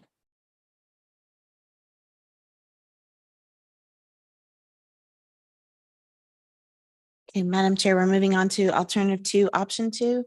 And this is the part that evaluates the 3 area index and step down provisions. So just to remind you, in terms of alternative 2, option 2, the council specified to look into the feasibility of a weighted step down PSC limit that would be triggered by a 3 area chum index. So just to be clear that the range of values that would be analyzed under this are the same as what Dr. Hapala just went through under option 1 of alternative 2. So option 2 of alternative 2, that chum PSC limit that you specify under option 1 would only be in place and potentially step down or decrease based on considerations of stock status for 3 Western Alaska chum salmon river systems. There's a couple things to go over in conjunction with this. And again, this was the request by the council in looking at this was a feasibility analysis of whether or not this could occur and to work with the ADF and G staff. So council staff and ADF and G staff have worked together to provide you the following recommendations. Those are the couple things to go over, and I'll go over them in pieces. The first aspect is which river systems and why. So the 3 river systems that we're looking at are the Kuskokwim, the Yukon, and the Norton Sound area. And I'll go through the recommendations for what to use and what data to use for those river systems, as well as the timing of the data availability. And as you've heard from the SSC comments as well, the vulnerability of different data streams for those river systems. And then the second aspect of the council's request was to look at how we could weight these systems to account for the variance in stock status across the river systems, as well as linking the overall PSC limit to measures of overall abundance and consideration of whether amounts reasonably necessary for subsistence or ANS are met, and whether escapement goals by river system are met. So I'm going to go through them in 2 different aspects. First, go through the river systems themselves and why those ones were selected and brought forward and the data available by them, as well as the timing of it. And then go through how you might consider measures of low abundance, understanding that how you establish a threshold for low abundance. The state of Alaska does not have a definition of low abundance per se by run strength. So but they do have contextual information as contained in the escapement goals and the ANS findings that can provide you some information in conjunction with the overall estimates of run strength that would allow you to make a determination for a threshold that the council might consider for low abundance. So to go through these systematically, then let's first walk through what the river systems themselves are and the data that's available, as well as the time series of data that's available.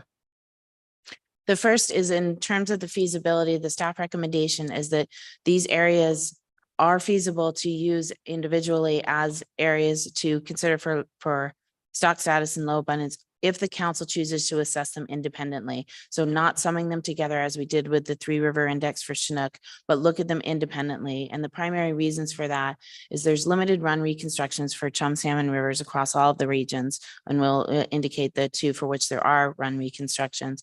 And the data for these rivers differ. Some have full run reconstructions, some are based on test fisheries, weir counts, et cetera.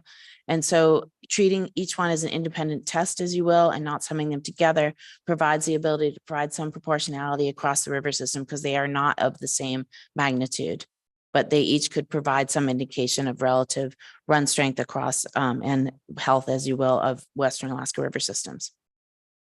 So I'm going to go through the 3 of them first, starting with the Yukon River summer and fall chum runs, then the Kuskokwim and the combined Norton Sound area. So this just shows you over time from 1974, where run reconstruction data is available for the fall chum run, and from 1978, where run size information is available for the summer run for the Yukon. The recommendation then is to use the run reconstructions to determine stock status for both summer and fall for the Yukon River. And I would note when we get to looking at abundance and comparison with escapement goals and ANS findings, the tables that are in your document, which are by date, so starting, most of them started in 1992, and Norton Sound starts in 1997. Those are starting at those timeframes, but there is longer timeframes available for some of these river systems, and we can discuss later what time series you'd like to use. The reason for the table starting and in the early 90s or in the late 90s, as it is for Norton Sound, is for direct comparison with escapement goals and ANS findings. So you could look at them all in one series of tables, but I would note that there is longer time series for run strengths available for some of these river systems, including the Yukon, as you see here. So the decision points then for using the Yukon is, does the council wish to use both summer and fall chum stocks as an indication of Western Alaska run strength? The summer stocks then, as it maps genetically, which we'll get to in the next alternative under alternative 3, but the summer stocks generally map to the coastal West Alaska grouping, as well as some of them to the upper and middle Yukon genetic groups, where the fall stocks are only mapping to the upper and middle Yukon. There is a revised genetic baseline that more closely aligns to how the stocks themselves by ADF&G are assessed and managed. That would allow for all summer stocks to be included in the coastal West Alaska grouping, where the standalone Yukon fall stock grouping would map to that genetic grouping. That's not the way it's currently formulated, but it can be done and it will in the future. So again, noting the staff recommendation is for data purposes using those run reconstructions for summer and fall, but we didn't indicate whether these should be treated together or as independent tests. So whether you're summing them together or you're using both fall and summer as independent tests of Western Alaska run strength stock status. In terms of timing and availability, excuse me, Dr. Stram, Ms. Kimball. Thank you, Dr. Stram. I'm just trying to catch up and so on the summer stocks, the staff recommendation is to use both. If we use the Yukon River, use both fall and summer run reconstructions, but the summer stocks include some portion of the upper middle Yukon and the fall stocks only include upper middle Yukon. And can you remind me of the genetic proportion of upper middle Yukon in the bycatch? So I get some understanding of how kind of characteristic that might be of all of coastal Western Alaska and the rest of the bycatch. Through the chair. Thank you, Ms. Kimball, for the question. And we'll get to the genetic information when it comes to the next alternative. I believe that on average in 2022, the upper middle Yukon was about 1.9% of the relative proportion, where I think is around 22% to coastal West Alaska. Again, that's later on, I think around slide 60 in this presentation. The staff recommendation is that run reconstructions exist for both of those rivers. And as you'll note in the next couple of river systems that we talk about, that's not the same for the other river systems. I'm not sure that we had a strong recommendation that you must use both. We were merely indicating that for those stocks, the run reconstruction is what you would use for data if you wish to use them. We didn't have a lot of discussions as to whether you would sum them as one index between the two, or if you could pull one or the other. I would note, looking at the magnitude of the stocks, and here's the issue with summer and chum. Obviously, the summer chum is a much higher magnitude. That's what you see in blue. In general, if you look at them, they tend to trend fairly similarly, but there are important differences between them. In particular, if you look at 2022, you start to see those two diverge. And so I think some consideration would be needed to look at if you selected one versus the other. The summer chum is certainly the higher magnitude, but there are important times, and we'd have to go back and look at what's going on with both of those stocks in the timeframes where those diverge, if you choose to select one or the other, in terms of looking at an index, if you will, if you choose not to look at everything as an independent test and you choose to select some or not all of these river systems. Thank you, Madam Chair. And that triggers another question. Thanks for pointing out divergences between summer and fall chum in the Yukon. Did you look at whether we trend the same between the Yukon and the other river systems that we have proposed for the index? So like if the Yukon's doing the same thing as the Kuskokwim or as this group of Norton Sound stocks, or whether there are real divergences between those. And I only ask because we've got as a proposal different sources to use as a potential, like CPUE data versus a run reconstruction versus something else. And so it's difficult to know if maybe moving toward just using a run reconstruction might be more robust data in order to move forward with an index, but we couldn't do that if that wasn't characteristic of the entire coastal Western Alaska PSC. So my question was whether you looked at the divergence between, or maybe Dr. Howard, between those three systems and whether they always trend the same or there are differences we should be aware of. Thank you for the question, Ms. Kimball, through the chair. We have not looked at that in this document. That's certainly something we could do for the next iteration. If Dr. Howard wants to speak to whether the department itself has opinions on considerations amongst the divergence amongst those systems. We didn't include that in the document. We certainly could look at that in the next iteration as to the differential trends between them, but I'll look to Dr. Howard. Good morning. For the record, my name is Katie Howard. I lead the Salmon Ocean Ecology Program for Alaska Department of Fish and Game. And through the chair, we do not have an analysis, but as Diana mentioned, that could be done. Looking at the synchronicity between these different data sets. I think what you would likely find is that on small to medium size intraannual run size variation, you're gonna get differences between these different data sets because these are independent populations that have their own dynamics. However, I think you would find some synchronicity on large scale variation. For example, we saw consistent patterns across the region in declines in the late 80s, early 2000s, and again in the most recent decline starting in 2020. So I think just keep that in mind, that it depends on the level of synchronicity that you're looking for. Thank you. And Mr. Twite. Thanks, Madam Chair. Dr. Stram, for the Yukon, the run that's being reconstructed is the run entering the Yukon River?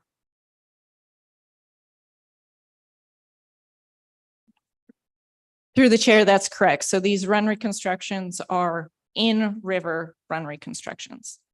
Thank you. I think it's probably worth making that clear in the actual analysis.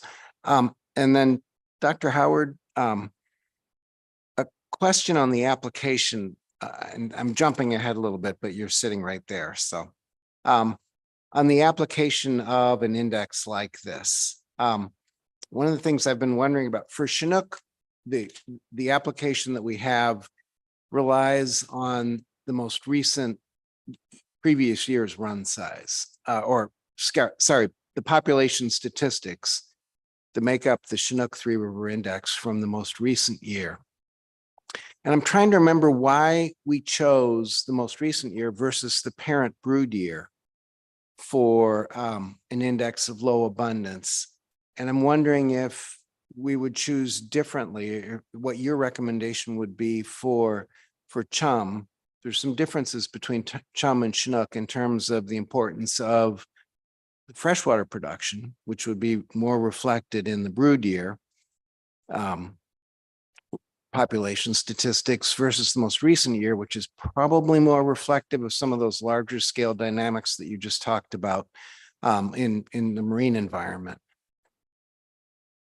And how would you apply that for chum, or how would you recommend that? Because our basic intent is to reflect years when we think the chum returns are in the most trouble. I mean, have the direst conservation status.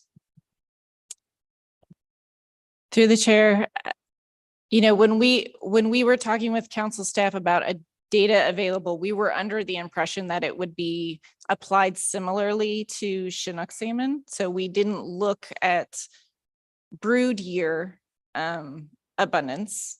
That can really only be done very well on the Yukon because there are run reconstructions there to be able to look back to brood year. I can tell you for that the Yukon summer chum and fall chum, when we look at those relationships between spawner abundance and recruits, there's wide variation there. There isn't terribly strong density dependence. It would be challenging to base an action on the brood year abundance, given that wide variation in how much those spawner numbers actually are able to predict future returns. There's other data sets that I think were mentioned at the SSC that have promise for being able to give you a better leading indicator of how many future returns we would see, or how many chum salmon would be in the, from Western Alaska would be in the ocean at any given time. But for the timing of this analysis, those are not available. Thanks, Dr. Hudd. So I think what I'm hearing from you is that from your perspective, given really the tools that we have that are most accessible now, the best way for us to continue thinking about achieving the council's potential objective for this is to continue to look at the most recent year, our best population statistics for the most recent previous year. Through the chair, for the way that I understand the council's motion that was that we've been talking with council staff about, that is correct. Thank you. Mr. Mesereau, then Ms. Kimball. Thank you, Madam Chair. Thank you, Dr. Howard. Just quick question. We started off with looking at Three Rivers, I think largely because that came as a recommendation from the bycatch committee, from the tribal members of the committee suggested that as a path forward, probably reflecting on the Three River Index for Chinook salmon. So that was, I think, the thought that went behind that. Is that really necessary to achieve the objective in this particular action, or can we just use the Yukon River that has full run construction as kind of a bellwether to determine high and low abundance, or is that just making this way too simple and not going to be reflective of what's really happening in the area? To the chair, I think the answer to that question depends on what the council would like to achieve.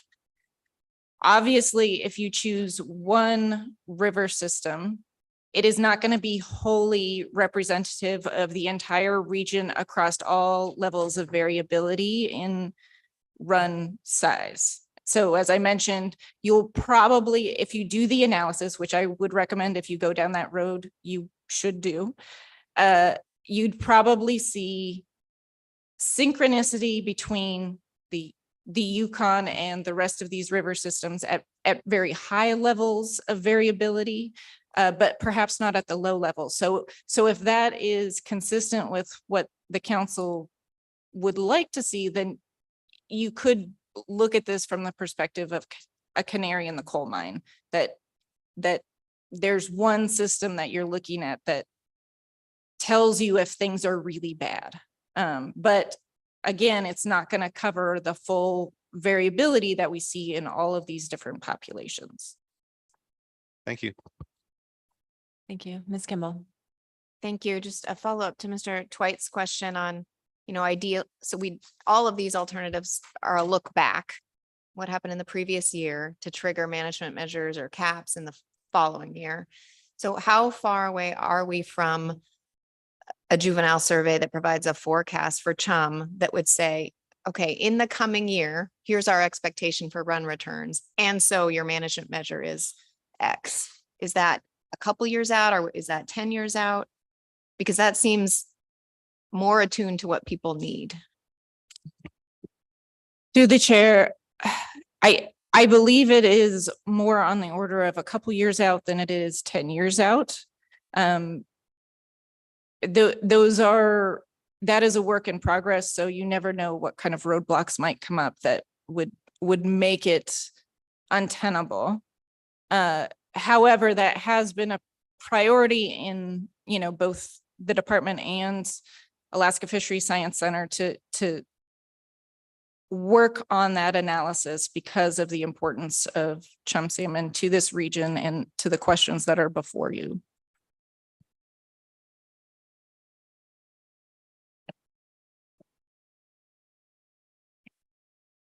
Thank you. I think we're ready to move on. Okay, thank you. Just again, we went over this at the timing of availability. We provide this for each of the three systems in order to align with the council specifications process. So You're going to see similar information for each of these river systems. Preliminary estimates are available in the early fall. So for example, here in 2023, at the conclusion of the salmon season, we would have preliminary estimates of the run strength. And that would include the best estimate of subsistence harvest before the final subsistence harvest estimates completed in the following year. And again, if the council chooses to go down this path, we would provide you in the analysis similar information that we provided for Chinook, which compares the preliminary information that you would have at this time in your council process with how that compares and differs from the final information that's available the subsequent year, so that you have a best estimate of where the variability is there. The next we move on to is the. Dr. Schramm, sorry. excuse me. Mr. Twite.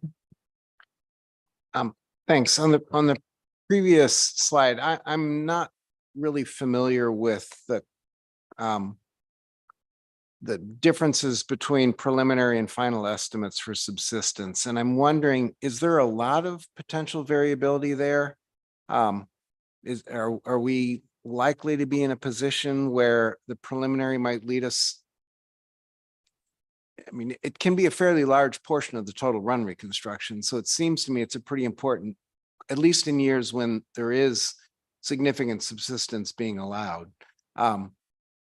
And so I think it might be useful to understand the amount of variability that's introduced into management by the difference between preliminary and final estimates of subsistence. Through the chair, I think what we would provide council staff with is the same kind of information that we provided for Chinook, so that exactly that could be assessed and available to people.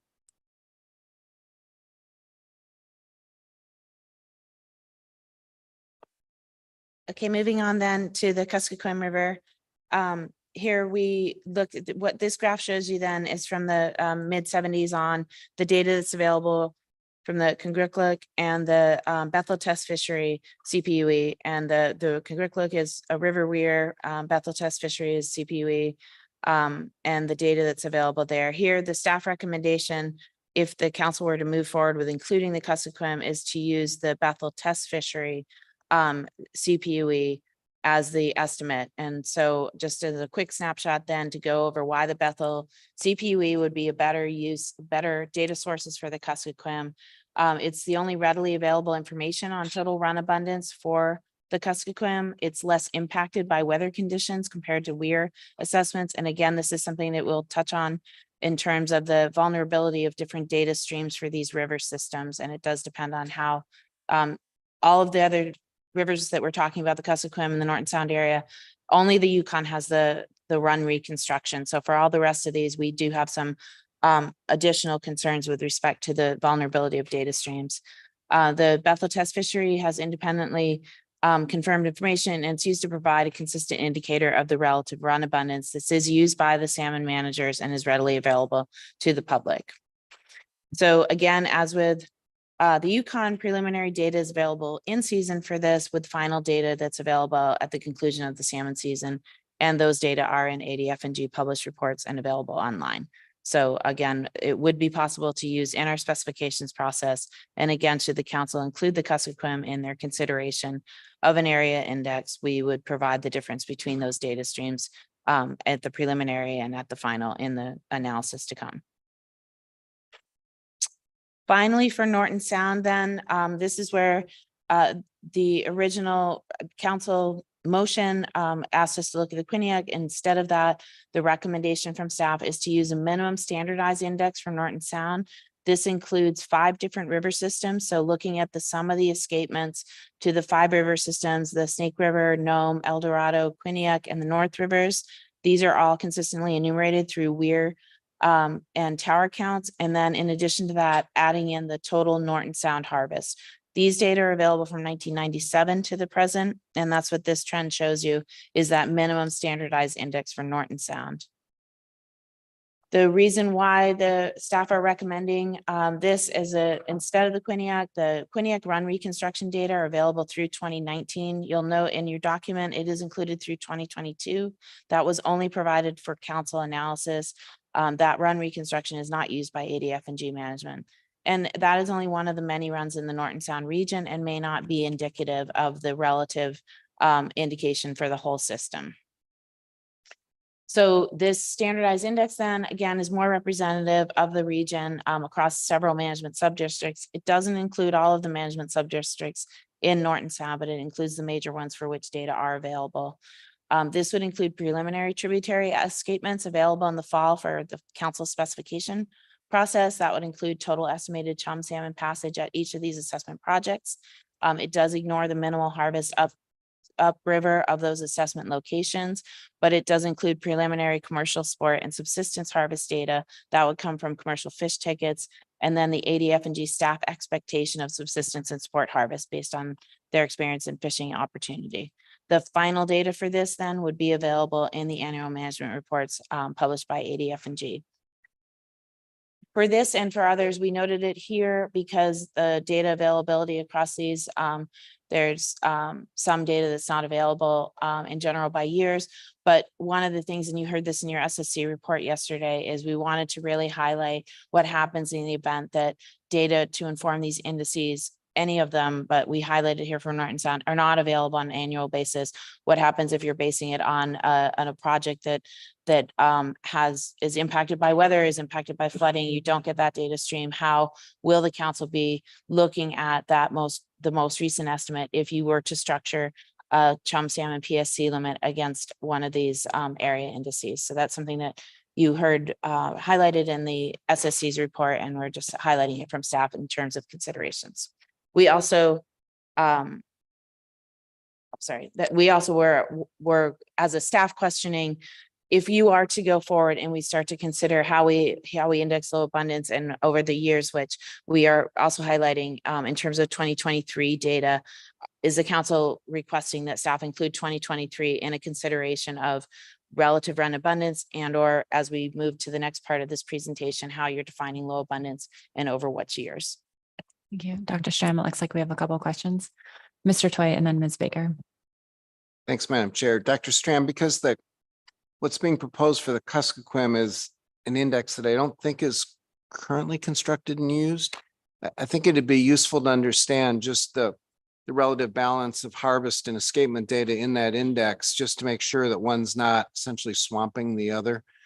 So some form of just in the final analysis, some form of a principal components analysis, just to give us a sense of how that index operates. Through the chair, Mr. Choi, and unless I misspoke, the index that we are proposing is the one that is used. It is the one. Is the Quinnipiac is the one that is not used. That was the one the council had originally highlighted. We can certainly provide you all that information in the analysis, but the Bethel test fishery is what as I understand it, the managers do. Did I say Kuskokwim? I apologize. I meant Norton Sound. I'm sorry. I misspoke. Through the chair, Mr. Choi, I understand what you're saying. So if we're to be considering this minimum standardized index for Norton Sound, and I guess I would look to Dr. Howard here, because my understanding, I do not have a very good understanding of whether that index was constructed only for the council's consideration, or if that is in some way used in ADF&G management. Through the chair, I would not say that index specifically is used for Norton Sound fisheries management, but the components of that index are. So anybody can go to an annual management report and find those data pieces and be able to construct that index, because all of those systems are routinely monitored by ADF&G and others. And those data are included in salmon management, but the salmon management is not managed at the level of the entirety of Norton Sound altogether. It's managed at the sub-district level, if that makes sense. So that's why ADF&G doesn't use that specific index, because we don't manage at that scale. It does make sense. If the council were to adopt it, I think it'd just be useful to know, essentially have a little a rudimentary principal components analysis of the index, just so that we have an understanding of how important the harvest portion of the index is compared to the escapement portion.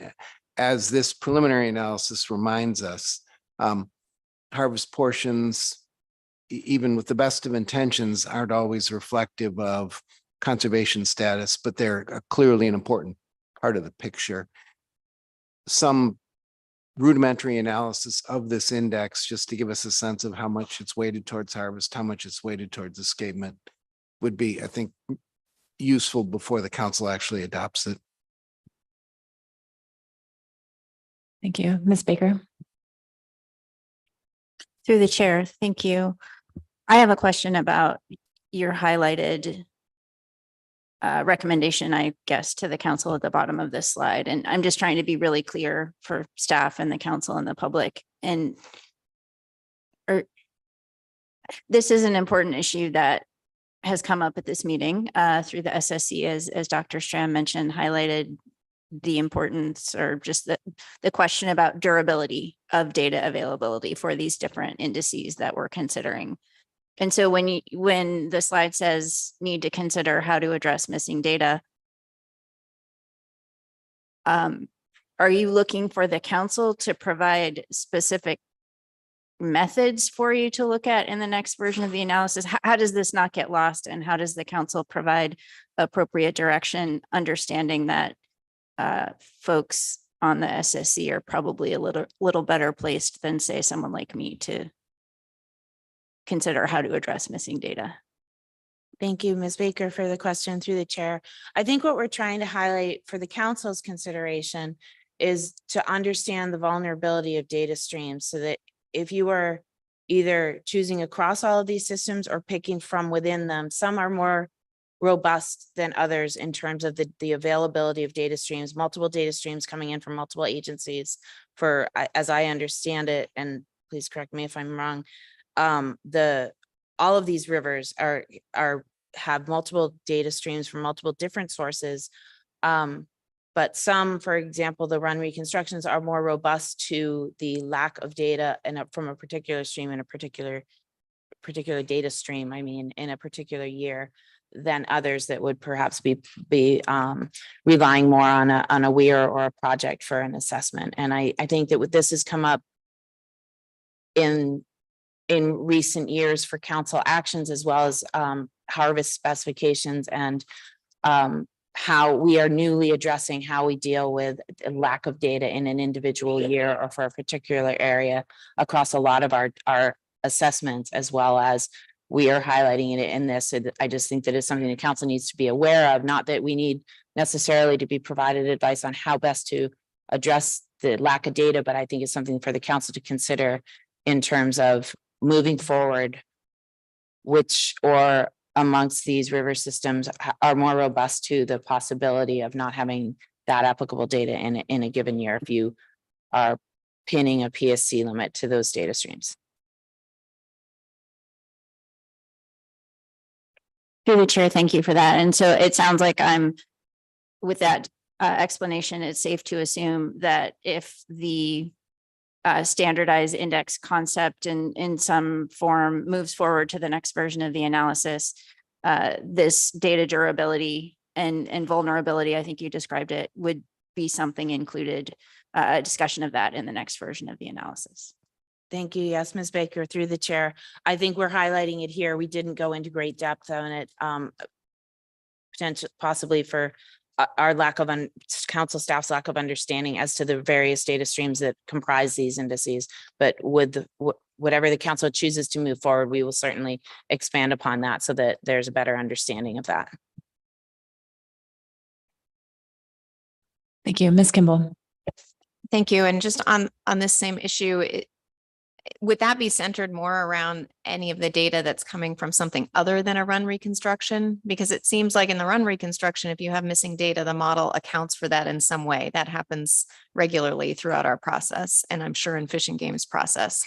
So I just wanted to get some clarity about whether we're talking about really data other than that, like there's flooding and a whole WEIR doesn't operate or something like that. Through the chair, Ms. Kimball, yes, I think that's what we're trying to highlight for you. As with some of our stock assessment models that are able to accommodate lack of data in an area or in a given year, my understanding, and I'll look to Dr. Howard, of the run reconstruction as compared to these other data streams, the run reconstruction is obviously less vulnerable and does accommodate lack of data. Dr. Howard, I don't know if you want to expand upon. Through the chair, I would agree with that. isn't to say that some of these other data sets, it's not possible to do something similar to account for if a weir is unable to operate because of high water or whatever. It's just that we would not want to make those kinds of interpolation decisions unilaterally without, because this isn't a product where those are clearly transparent and specified as a part of the product itself, if that makes sense, the way it is for run reconstructions. Thank you. I'm not seeing any further questions. I think this might be a good time to take our mid-morning break. So we will do that, come back at 10:25 and resume our staff presentation on C4.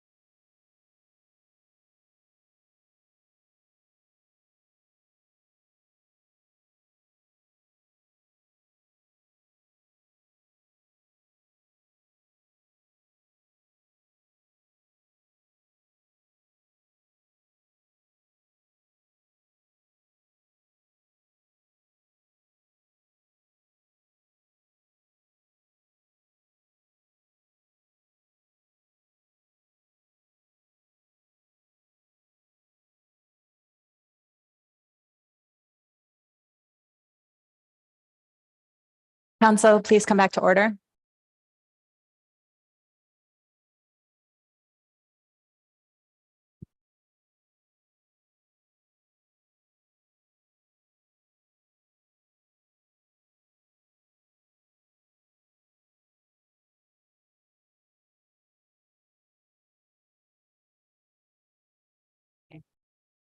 Welcome back, members of the public and council members. We will resume our staff presentation on agenda item C4.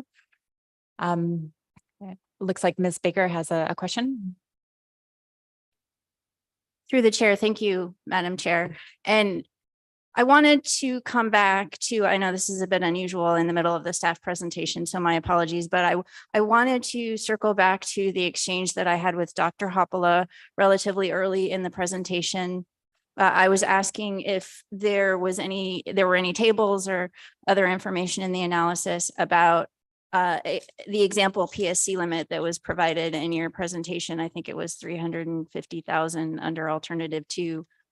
That example PSC limit allocated out to the sectors, and in terms of understanding that any PSC limit the council would analyze would necessarily need to be allocated out to the sectors, and that there likely would be differential impacts across the sectors in terms of how constraining or not that PSC limit would be under the different options we're looking at in terms of how to allocate or apportion, I can't remember the correct term, a PSC limit across sectors.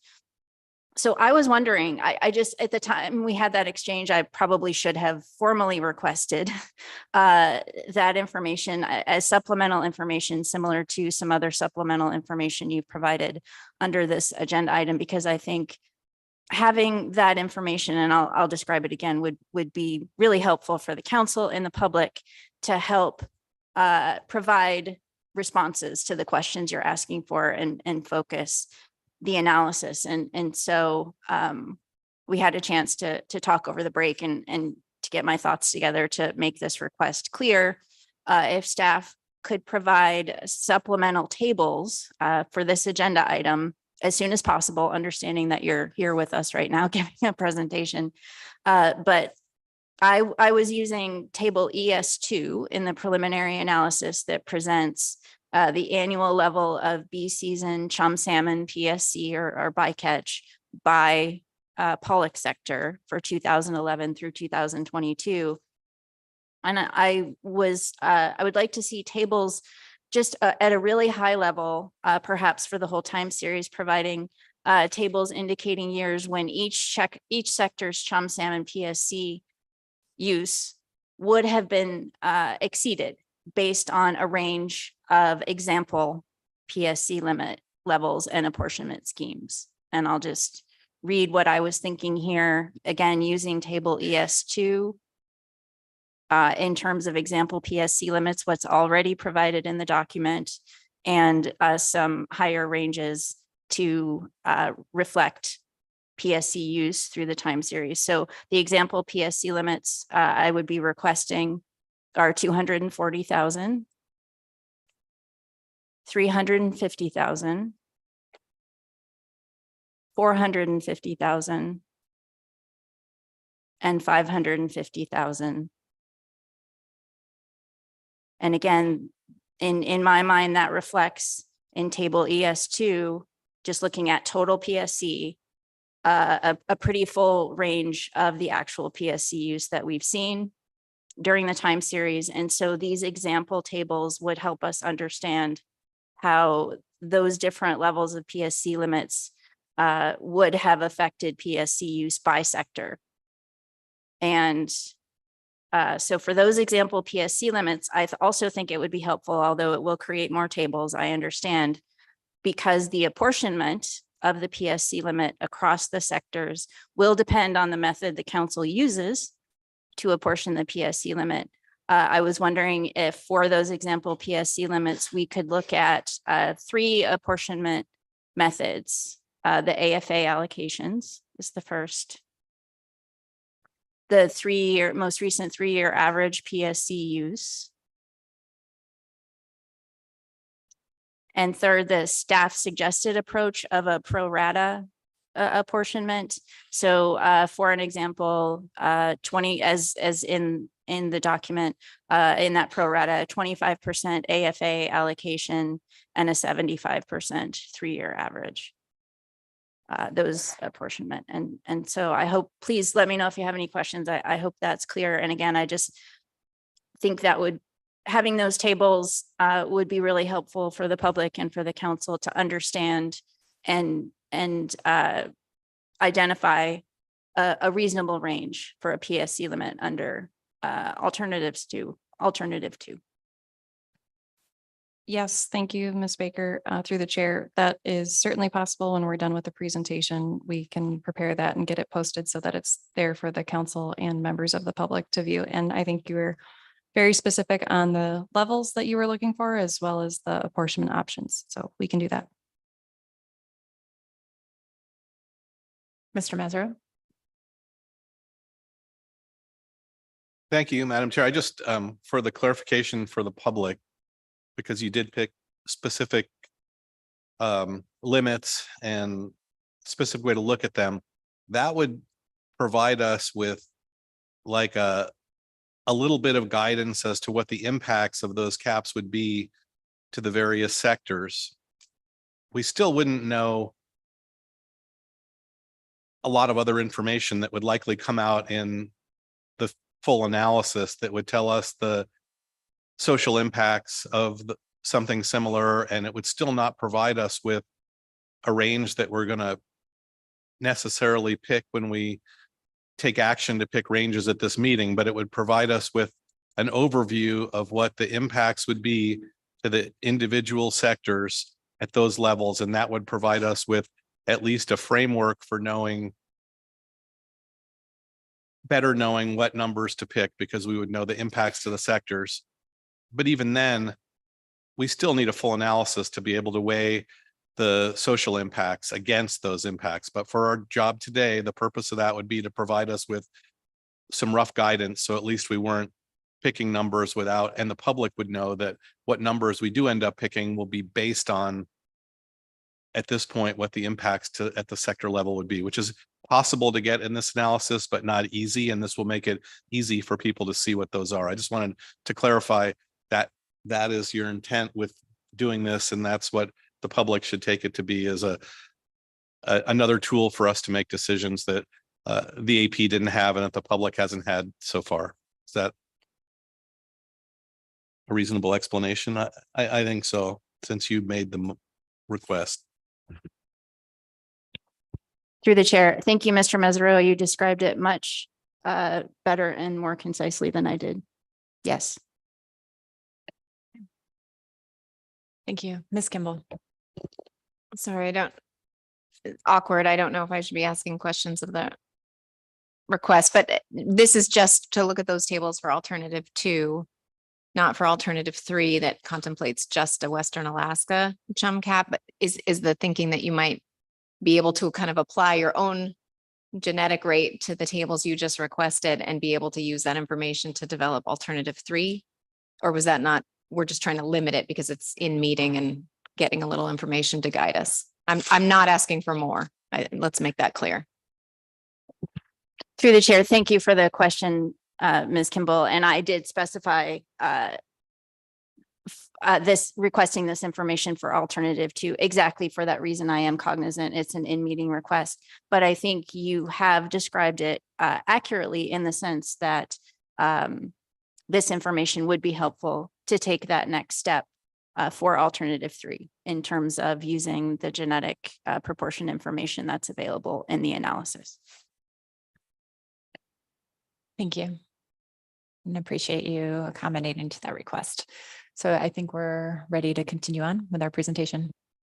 Okay, thank you, Madam Chair. So moving on, we're still talking about option 2 of alternative 2 in terms of the 3-area chum index, and then moving from, we've covered the range of rivers and their data streams. Now we're looking at how you would determine low abundance. And again, as I noted earlier, there is no Alaska Department of Fish and Game determination of low abundance. There's multiple ways that they look at river systems, but one of the things that the council had asked us specifically to highlight and look at is the comparison of overall run abundance, the amounts necessary for subsistence, and whether escapement goals are met.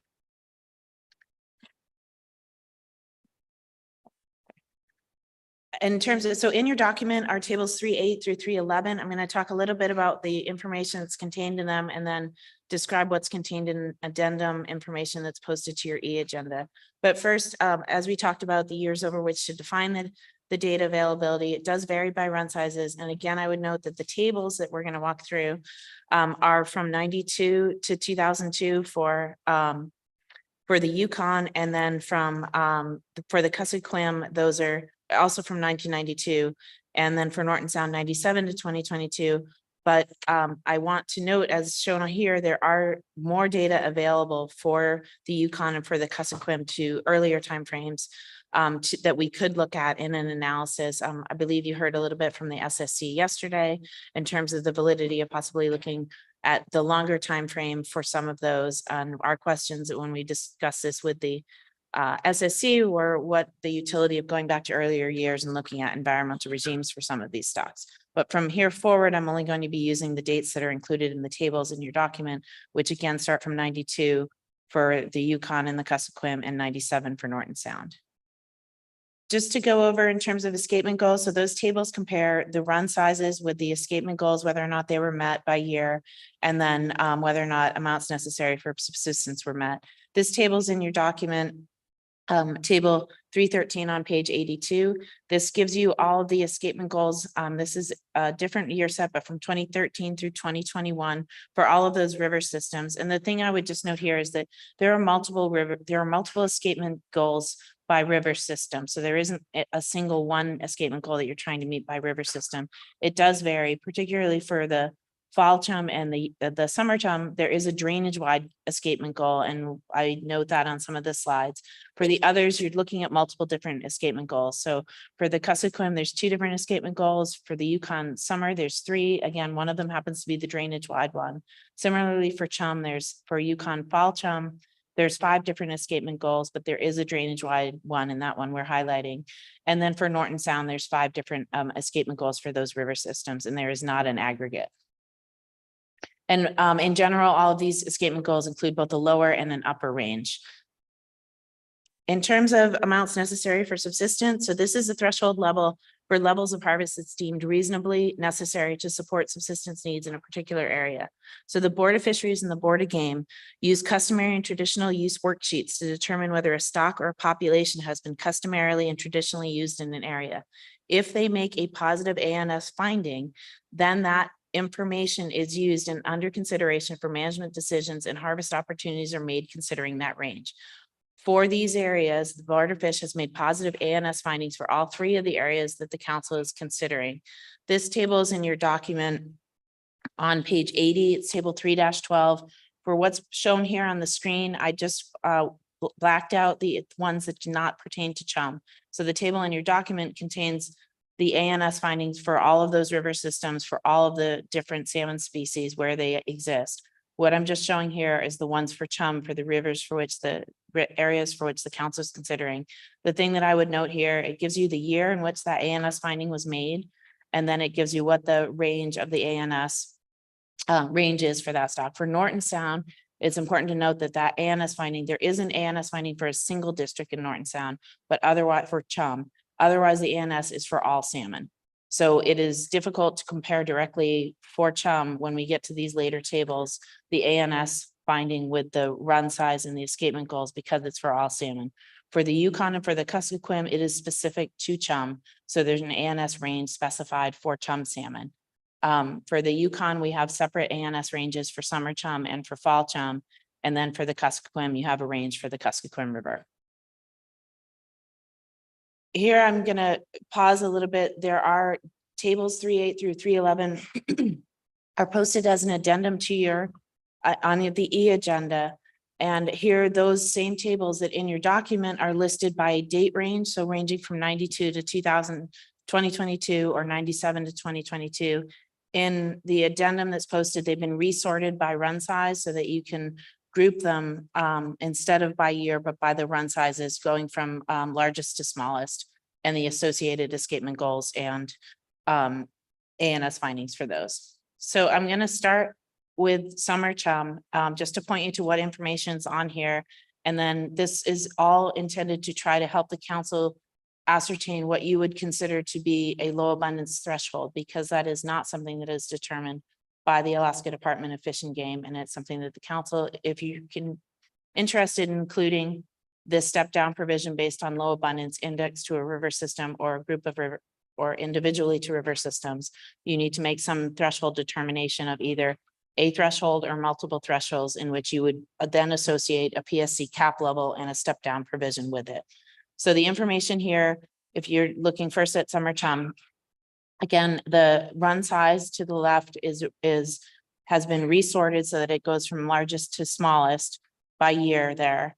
And then whether or not the currently established ANS has been met, and it shows you the range of the ANS. And I've also included the ANS range and the escapement goal drainage range where they're available in numbers on the slide.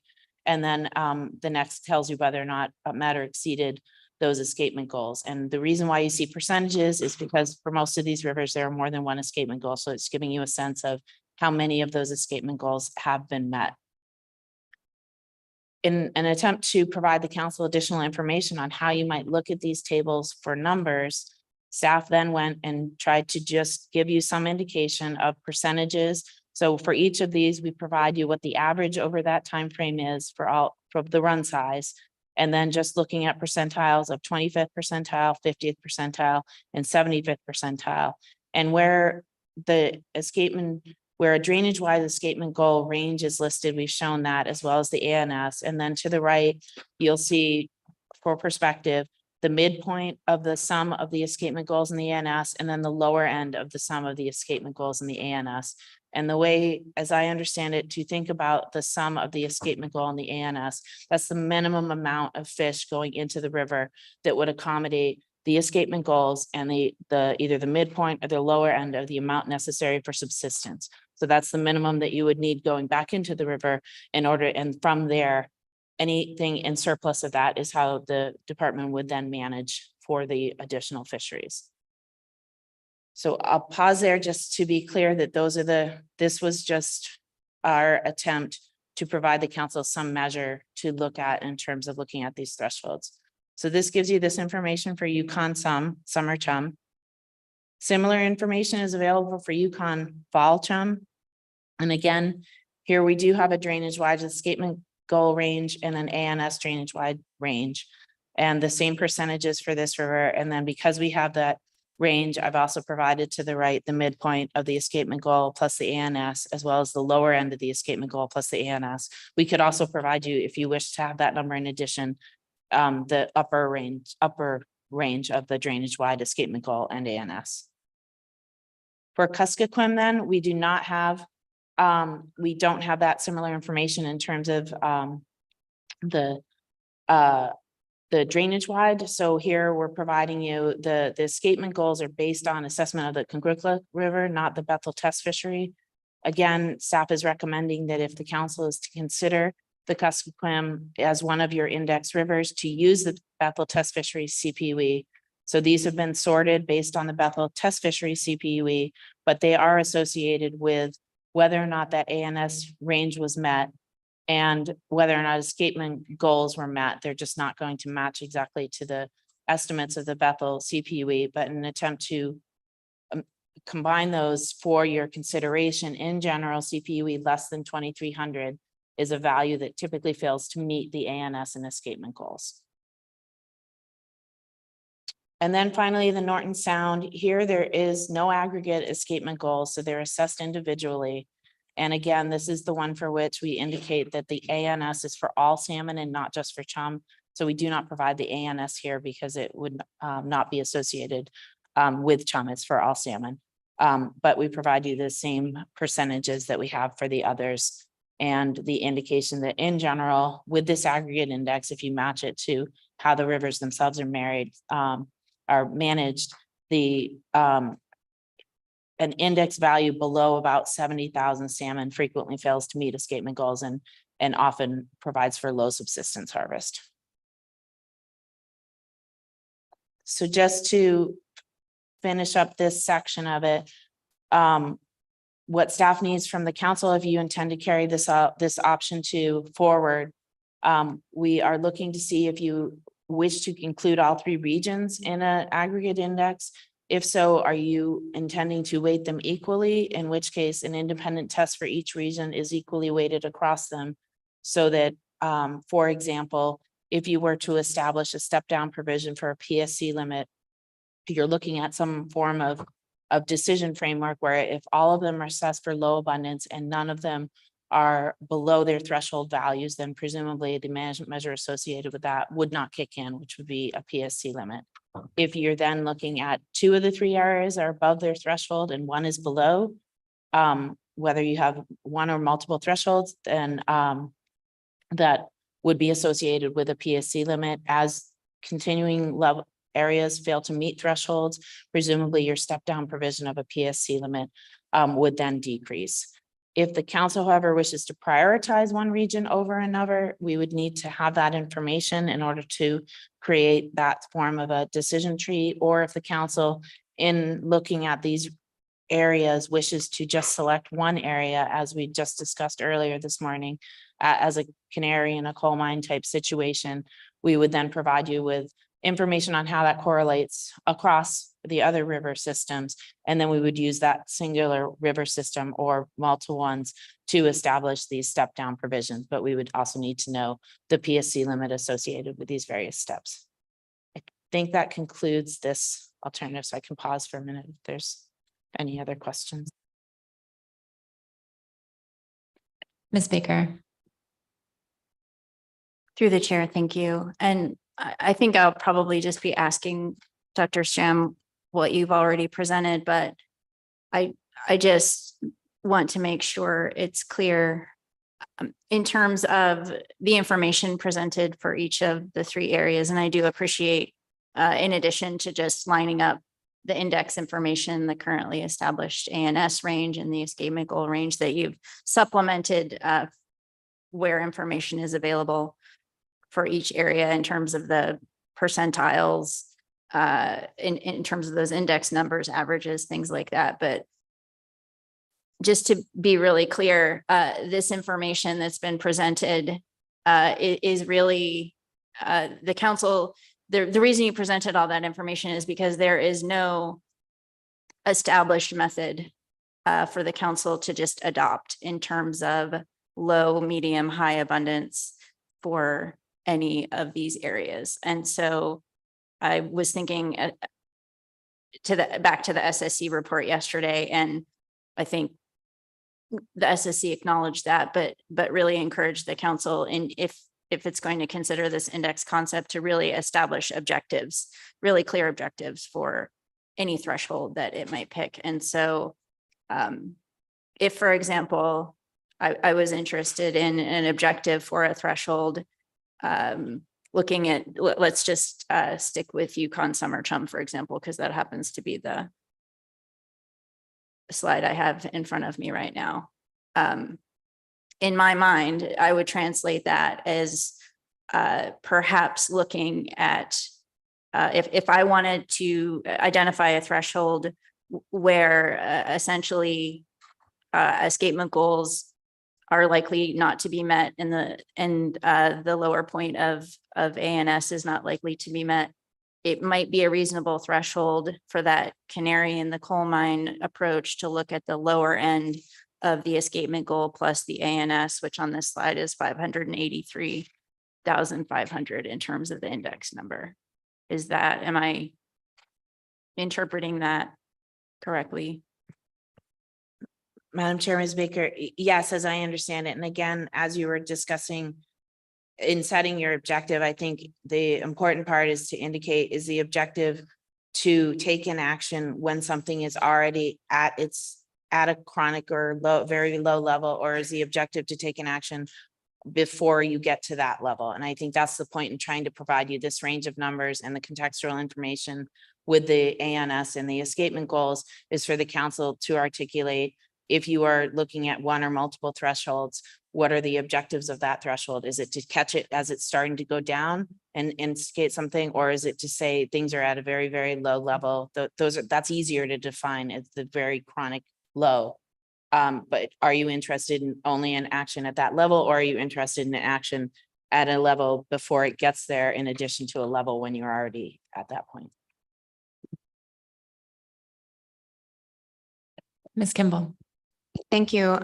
Thank you for the presentation of these tables as sorted this way. And so I'm just trying to figure out how to use them appropriately as well. And I guess it makes sense for the Yukon, and for the Kuskokwim, I guess, to try to lump in the red columns and look at what's the range that equates to in terms of abundance, whether it's through the run reconstruction or CPUE. That's what I'm looking for, right? Those, when things are bad, what could we use as an index of low? Can I do that for the Norton Sound index? When the ANS or the subsistence harvest based in this table is on all salmon, not just chum salmon. Can I use that table in the same way, or should I just be focused on the escapement goal column?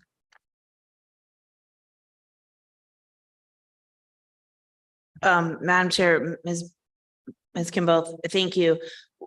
I would say staff has also struggled when it comes to Norton Sound for the same reasons. The subsistence is just chum as displayed there. So that's not all salmon. It's at the ANS. And the reason why we don't include that on this is that the ANS is for all salmon, but the subsistence is included there as context for just chum, in order to provide you one other form of information to try to help you lump that area. And I guess that's why we're trying to say, if you're looking, I don't know if I guess my cursor doesn't work. If you're trying to look at your aggregate low levels, that's kind of the area that we're looking at, where you start to see more red in both subsistence and in escapement goals. And that level translates about to that number that we have listed to the left, that at about less than 70,000 of that index value, you are now more frequently not meeting escapement goals, and you're showing lower levels of subsistence. Understanding that that's not a perfect system across the board. There's years that are outliers for various reasons. And obviously in the analysis, we would need to describe for the council why individual years are mapping the way they are, for various reasons, so that your aggregate number that you're looking at is not going to encompass, there's going to be outlier years where that doesn't fit. That helps. Thank you. And my second question again is just really a reminder on why the recommendation, I know the motion was set up this way, but why the recommendation not to aggregate the systems into kind of one number that serves as an index like we do for Chinook. And my initial thought was that it was so that we wouldn't kind of mask what was happening in one system. But we have small systems in the Chinook index as well with the Unilaclede, and I didn't know what the difference was, why we can't, if all of these end up in a number of abundance, even if they're from different data sources, why can't we add them together to have one aggregate index? Or what's the advice based on not to do that? Thank you. Through the chair, Ms. Kimball. My understanding, and I think we have a slide in the very beginning of this that describes it. It is because of they're not equivalent in magnitude, but I know that for Chinook, we did use a smaller system, the Unilaclede, in that index, but it was trending the same as the other systems as an aggregate of trends across Western Alaska. And my understanding of not being able to do a similar summing of these is both the magnitude as well as the possible trends that they may show differential levels of relative abundance and indications, and that summing them together just wouldn't be appropriate. But I'm going to let Dr. Howard bail me out here. Through the chair, I think you have some technical issues with trying to sum these together because they are not in the same units of measurement. So for example, Beth Bethel Test Fishery is in CPUE. That is not numbers of fish. The way, for Yukon, we have run reconstruction. So that's an entire accounting of the number of fish in that river system. And so you can't really add those numbers in a sufficient way. And I think that was reflected in the SSE's advice as well.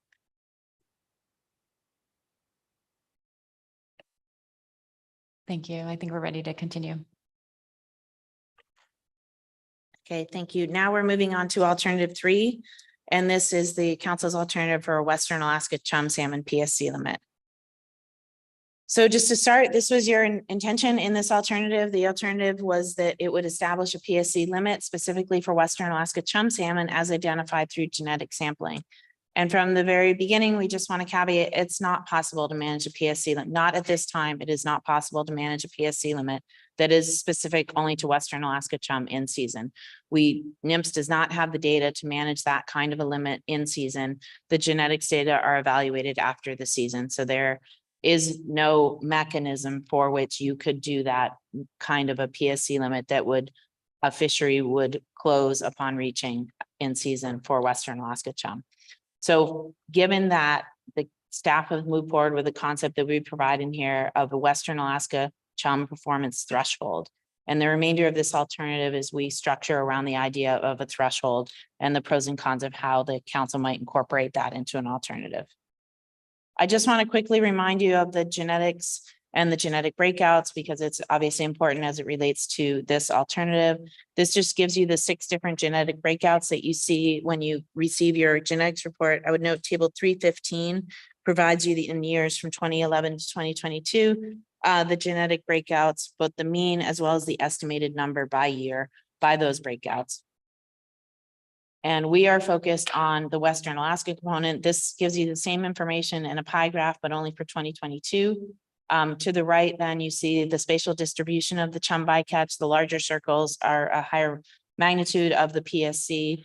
We will return to this graph as it relates to alternative 4 and the clusters. Those are the clusters by which you receive genetic information in addition to the stock composition estimates themselves. For this alternative, we're focusing on the stock composition estimates proportion in order to inform a Western Alaska chum performance threshold. So here we're looking at the components that are in light green and darker green, and those are representative of the upper middle Yukon, the smaller percentage, and the coastal West Alaska breakout in the green. And again, this is for 2022. The table in your document that I think I'll get to in a moment also shows you when you aggregate those together, your mean Western Alaska proportion, how that varies by year. And that's the important part, going back to Ms. Kimball's question earlier this morning with respect to how you look at the numbers from the 2023 pollock fishery bycatch of chum. The proportion does vary interannually, so you can't apply there is a danger in applying last year's proportion to this year's bycatch and misrepresenting the relative number that results from that. So a couple of key points here in terms of how we considered this. We looked at 2 different approaches, a standalone performance threshold and a performance threshold that's tied to an overall PSC limit. So under the standalone performance threshold, the council would determine what the value of the threshold is. So the number of Western Alaska chum not to be exceeded. And then we have some suggestions on how you might base this. You can look at historical proportions or some other approach in terms of averages. The other approach would be to link this performance threshold as well to an overall PSC limit. So for example, you select a PSC limit under alternative 2, and then you select that you have a Western Alaska performance threshold that's associated with that limit. Again, anything related to a Western Alaska chum performance threshold is assessed retroactively. The genetics information, as you heard from Dr. Berry earlier today, is available in April or in March at the earliest, following the previous bee season. So any assessment of bycatch of Western Alaska bycatch accruing towards a performance threshold would be available prior to the following bee season, but it would not be available within the season. How we establish this chum performance threshold then, we would obviously use the genetic proportions that we have, but there's a number of different ways that you could look at this. You could look at an annual proportion, and I'll show you a table on that. You could look at an average proportion over a number of years, and that's what table 316 also shows you. You could look at a rolling average. There are some perverse incentives that might be pulled into the use of a rolling average in a performance threshold. So there's different assumptions regarding this relative proportion, but there's also associated uncertainty around that point estimate. And that's something that we haven't spent a lot of time talking about. When you get these genetic proportions, we always are talking about the mean value. So when we say 21.1%, we're talking about the mean value of coastal West Alaska in 2022. We're not talking about the range of uncertainty around that value. And that's important because if you're trying to manage to an actual value and number of fish, there is associated uncertainty around that point estimate. And there's also associated uncertainty when you average it. And so that's important to be able to consider that, especially if there is some management measure associated with exceeding that threshold. And the council has yet to determine what the management measure associated with exceeding that threshold would be. So just the two ways that you could look at this. This gives you the 3, 5, and 10-year average of the coastal West Alaska, upper middle Yukon, and then the aggregate Western Alaska proportions. It's staff's assumption that you are, in looking at a Western Alaska performance threshold, you're looking at the aggregate. You're not interested in breaking out an upper Yukon component from coastal West Alaska. So we're showing you the Western Alaska component. And here, if you're looking at 3-year, you're looking at 13.8 as your point estimate, but it's really important to look at the fact that that's really an estimate that ranges from 12% to almost 16% over that 3-year average. Similarly, for the 5-year, you could look at a 15.3% point estimate, which really is equating to somewhere around 13% up to almost 18% in the range of what you're looking at for that threshold. And then we similarly provide you the information for the 10-year. This table 317 in your document then looks at what if you were trying to set it based on last year's mean proportion and what that would equate to in terms of your Western Alaska threshold.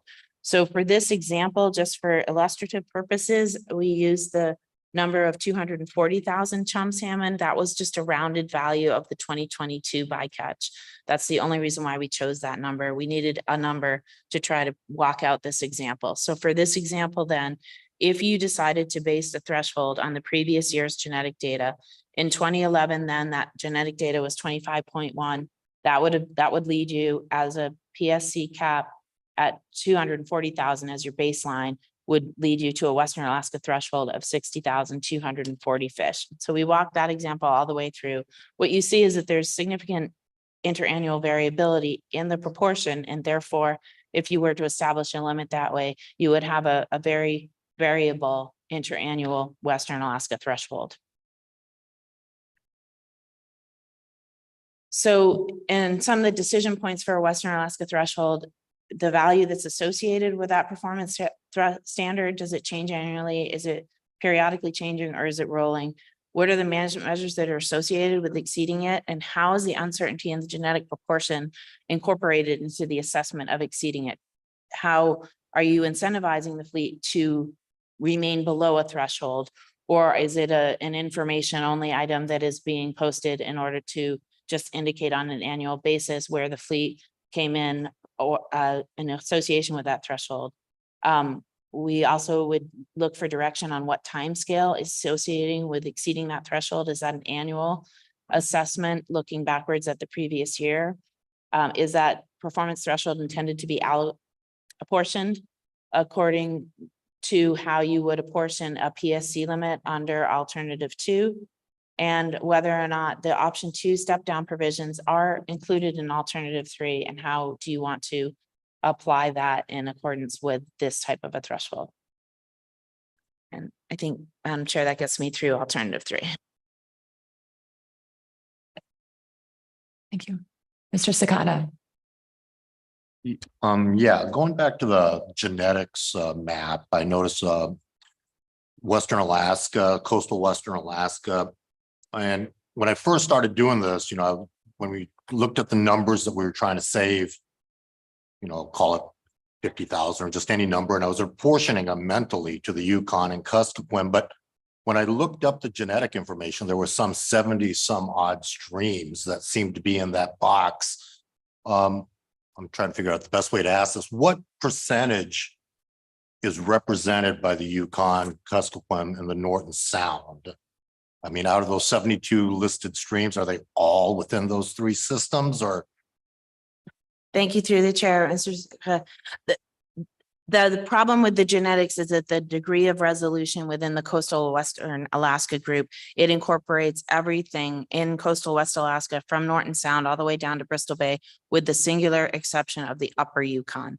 So the coastal West Alaska grouping that we're showing here with the yellow box is incorporating all of those streams. So you cannot differentiate between the lower Yukon, the Kuskokwim, Norton Sound. Those are all encompassed in that coastal Western Alaska grouping.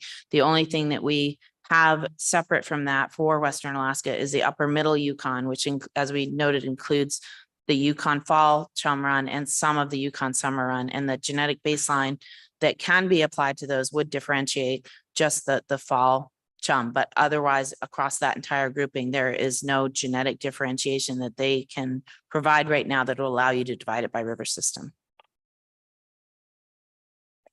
So I guess what I'm hearing then is in the last table, the threshold numbers, those wouldn't be required to be split among the, I mean, obviously different river systems have different size runs, but out of those fish, they're going back to all 70, some of those rivers is what I'm hearing.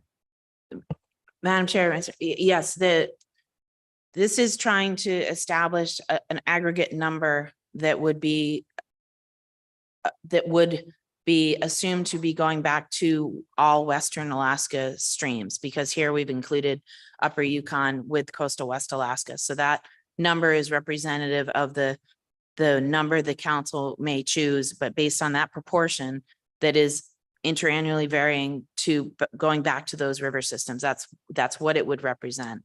In terms of when we come back to you, once the council's finalized your suite of alternatives, when we come back to you with an impact analysis of that, we will also be limited in our ability to differentiate by streams as to the impact of bycatch.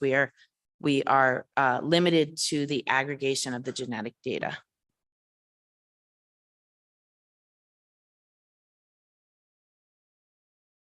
Ms. Kimball. Thank you. Dr. Strom, I don't know if this is an appropriate question at this time. It seems like what we're trying to do is get through the kind of technical aspects of formulating this alternative, but it does seem troublesome that we would have even though I like the concept of a Western Alaska only chum cap, that we would not know in season how we were doing in accomplishing that. We wouldn't know if we were exceeding it or not exceeding. We wouldn't know how well we were doing, how well we were performing, right? Until the following year, when you would see how you did based on the genetics from the previous year. So that's conceptually, I guess that will come out in the impact analysis if this kind of a concept is retained. Okay. Madam Chair, Ms. Kimball, yes, that is what we're trying to say. And so under whatever circumstance, if you set a threshold this manner by whatever method you set it, whether it's on average or by the annual level, you know that benchmark may not match the genetics that you then apply to it that from the upcoming year. And I think that plays into both the idea of how you're accommodating uncertainty around an estimate that you're selecting, as well as what's associated with reaching it by the fleet. If there's some form of penalty associated with reaching it, it's a penalty that's applied the fleet has no way of knowing in season that they have exceeded something for which there may be repercussions the subsequent year. Or on a rolling basis, you did indicate in April, you might be looking at how many years in a row that threshold is exceeded, but the staff does not know what mechanism is associated with reaching or exceeding that threshold. And there is no way to limit the fleet to that threshold in season because they have no way of knowing what the genetic composition of their bycatch is until the following April. Quick follow-up, Madam Chair, then the whole intent was to focus this alternative on Western Alaska chum performance and incentives to reduce Western Alaska chum in particular. So we're not achieving that then under the way this is structured or even in a way we could modify it. I like this concept. I want to try to make it work, but I need to understand that before we task an analysis that really would take a lot of staff time to look at this. Through the chair, Ms. Kimball. Yes, I think it is, we would need some clarification about how it's to be applied and what happens when it's exceeded in order to analyze this. And then I think we would come back to you, obviously, with some considerations for how the fleet could behave under circumstances that they will not know in season. There is information that's being more and more refined by the year in terms of the relative time, spatial temporal location of the Western Alaska bycatch. So there may be more and more refinements to allow the fleet to move away from areas that have been known in the previous year to be higher in Western Alaska component of the bycatch. But there is still considerable uncertainty around their relative bycatch level in that year, and then finding out the following year how they did. And different sectors also, we also in the genetic reports, if you recall, get the genetic composition by sectors as well.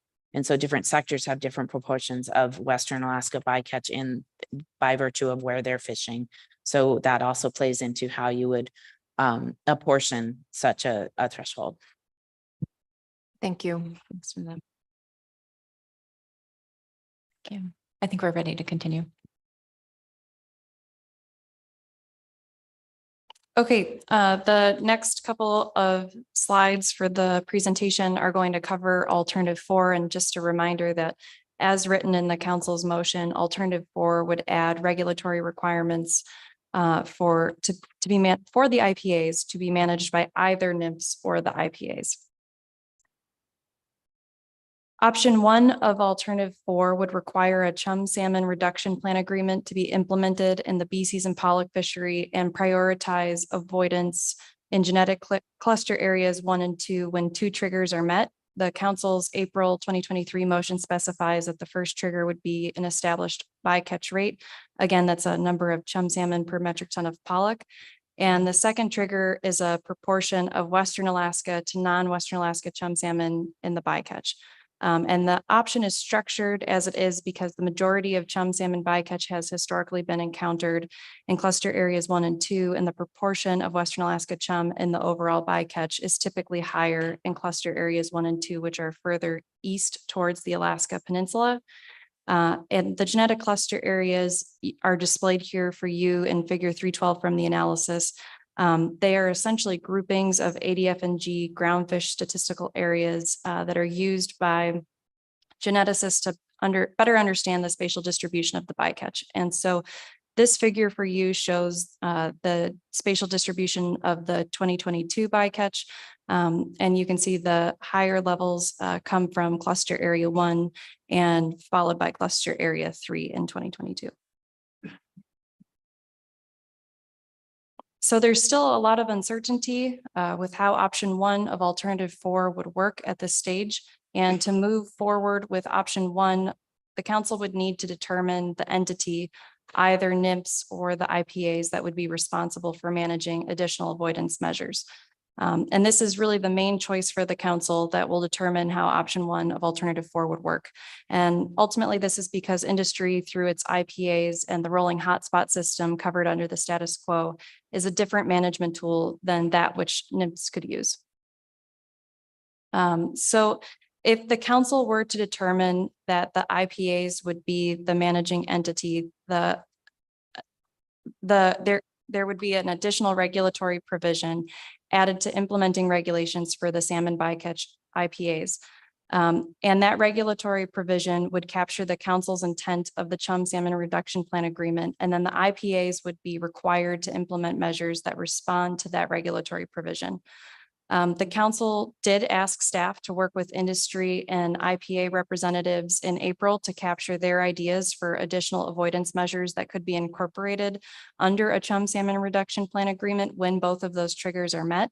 And the 2 potential measures that were put forward from industry would modify the current rolling hotspot system for further Western Alaska chum salmon avoidance when both of those triggers are met. And that first measure would be to reduce the base rate floors. And I would just remind the council, the base rate floor is a minimum bycatch rate that is used as a starting point to help determine area closure eligibility, and it's stair step throughout the bee season. And the second is to increase the size of rolling hotspot closure areas east of 168 degrees west longitude. So closer to the Alaska Peninsula where cluster areas 1 and 2 are. Some considerations for the council related to the potential measures that are have been put forward is that lowering the base rate floor may increase the likelihood that a hotspot closure area for chum salmon avoidance would be implemented. But that would depend on the relative fishing effort, fishing location, as well as chum salmon abundance and encounters on the pollock grounds, because that program is driven by bycatch rates. But having a higher bycatch rate is not necessarily an indicator that the proportion of Western Alaska chum in the overall bycatch is driving that rate higher. And implementing more hotspot closures to avoid chum salmon could have some effect on the timing of the fishery, as well as interactions with other PSC species. And those are the kinds of trade-offs that we would be looking to analyze in the next iteration of the analysis if this moves forward. If the council decides that it would prefer NMFS to be the managing entity of additional avoidance measures in genetic cluster areas 1 and 2, the council would need to determine what the management measures would be. And NMFS cannot manage dynamic area closures that are implemented under the rolling hotspot system. And first, that's program is managed by a third-party entity and it's structured under private contractual arrangements. And second, the agency cannot replicate the rolling hotspot system and manage dynamic area closures because of the time it takes the agency to open and close a fishing area. And the process of filing an in-season action, as I understand it, typically takes a week, but it can take longer. So if the council were to prefer the agency to manage additional avoidance measures for Western Alaska chum salmon avoidance in cluster areas 1 and 2, some type of time area closure may be feasible for the agency to manage. And so that's really the trade-off that we're talking about here in terms of the managing entity. I think we have a question, Dr. Happala. Ms. Vanderhoven. Thank you, Madam Chair. Thank you, Dr. Hoppala. Sorry, I'm losing my voice. I just want to clarify when we're talking about who's managing, we're really talking about the in-season portion of managing, right? Because the agency does approve the terms of the IPA prior to the start of the season. Thank you, Ms. Vanderhoven, for the question through the chair. That's correct. Yes, there are requirements specified in regulation for NMFS approval of the IPA, as well as there are specifications in the regulations for what the IPA representatives must report annually as well. Mr. Mesereau.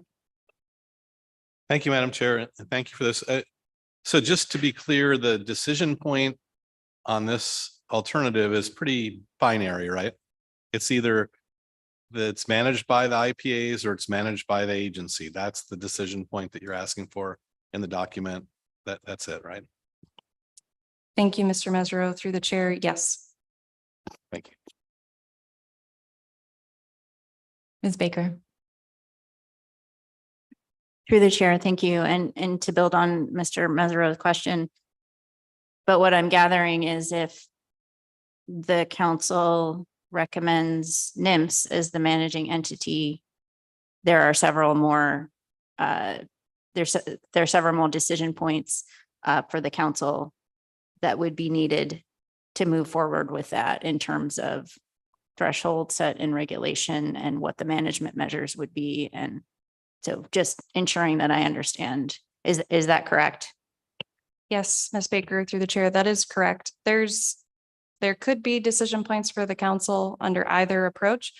But at this stage, if the council would like NMFS to manage avoidance measures in genetic cluster areas 1 and 2, the council would need to determine what those measures would be. So some sort of static time area closure and a series of other considerations, including how these triggers would apply and whether or not those are the right triggers for the council to be looking at. Ms. Kimball. Thank you. I'm on the same question. I apologize. It's when we talk about NIMS as a managing entity, we're talking about them running a rolling hotspot closure program. We're talking about them potentially trying to take over that role, or is that not what you're talking about? Thank you, Ms. Kimball, for the question through the chair. That is not what I'm talking about. NIMS cannot manage those dynamic area closures. And even if you were to apply the static time area closures and try to replicate it, it's really not the same thing. The rolling hotspot system is trying to carve out and isolate particular areas on the pollock grounds that have high chum salmon encounter rates. And what NIMS might be able to do is to implement a series of time area closures that could be based off of historically high encounter rates. But the difference is that those boundaries that would be managed by NIMS are set in regulation, and the rolling hotspot system boundaries change throughout the season as well as annually based on where the fleet is encountering chum salmon that year. Thank you. And then as a follow-up, then the council could choose to set some of those standards in regulation, though. The council could choose to adopt a base rate that is lower than the current base rate, or I realize that you've said that reduces flexibility, and that might not be an advantage in this situation with so many variables, but the council could put some bounds around that in regulation for how the IPAs should work to avoid chum. That's a choice for us. Yes, Ms. Kimball, through the chair, as usual, you're ahead of the game. So another choice before the council is whether or not it would like to determine the trigger values for the IPAs to respond to. I guess I would note, I don't think that it's, at this time, I am unclear if the council could set the new base rate floor for the IPAs, because that is agreed upon within the contract by parties who are a member to the contract. But that doesn't exclude the council from setting the numerical values that would apply as triggers that would get to the implementation of those new measures within the IPAs. And that's essentially what this slide is trying to capture, some of those trade-offs. So it is an option for the council to determine the numerical values of both the trigger rates, so the bycatch rate and the proportion of Western Alaska to non-Western Alaska chum salmon. But adding specificity to the regulations can reduce the ability of the IPAs to be more flexible and adapt to information within the year, as well as year to year. And the rolling hotspot system, as I've mentioned, is an industry-led program, and it's managed under those private contractual agreements. And so it would be consistent with prior council decisions if it wanted to allow industry to set those trigger values that would modify its hotspot system. And again, as noted previously, if NIMS would be determined to be the managing agency, then that responsibility in terms of determining the trigger values would fall to the council, as well as needing to provide some input and information on how they would be applied. Thank you for that response. Okay, so if the council would like to determine the trigger values, there is some information provided in section 3.4.1.2 for consideration. Table 1 here. So trigger 1, again, is an established chum salmon bycatch rate, and table 318 here provides for you the bycatch rate by sector, as well as the pollock fishery total on the right-hand side of the table. And this is over the entire bee season. So the average chum salmon bycatch rate from 2011 to 2022 for the pollock fishery as a total is 0.38 chum per metric ton of pollock. And then table 319 in the analysis provides bycatch rates at a finer spatial and temporal scale. And we took this approach to try and mirror what we could provide with the genetic stock proportion data by cluster area, and as well as the early and the late periods of the bee season. So the early period includes all weeks less than or equal to calendar week 33, and the late period includes all statistical weeks after week 33. And it's my understanding that the break point is mid-August. So we did post a revised table 319 as an addendum under this agenda item, and we just wanted to be clear about that because when preparing the presentation, we had noticed that there were errors in how Pollock catch data was being pulled in, and so we needed to recalculate the rates. And just speaking to what you can see here on the table, the average bycatch rate is highest in genetic cluster area 2 in the early period at 1.15 chum salmon per metric ton of pollock. And this trend is really driven by that anomalously high rate in 2021, where it was 8.98 metric tons. It's 8.98 chum salmon per metric ton of pollock. And 2021 was also the highest year of bycatch in the analyzed time series and the second highest year of bycatch going back to 1991. The average bycatch rate is lowest in the early period in cluster area 4, which reflects relatively low pollock fishing effort that far out into the grounds that early in the bee season. And in general, the rates tend to be higher across all cluster areas within that late period.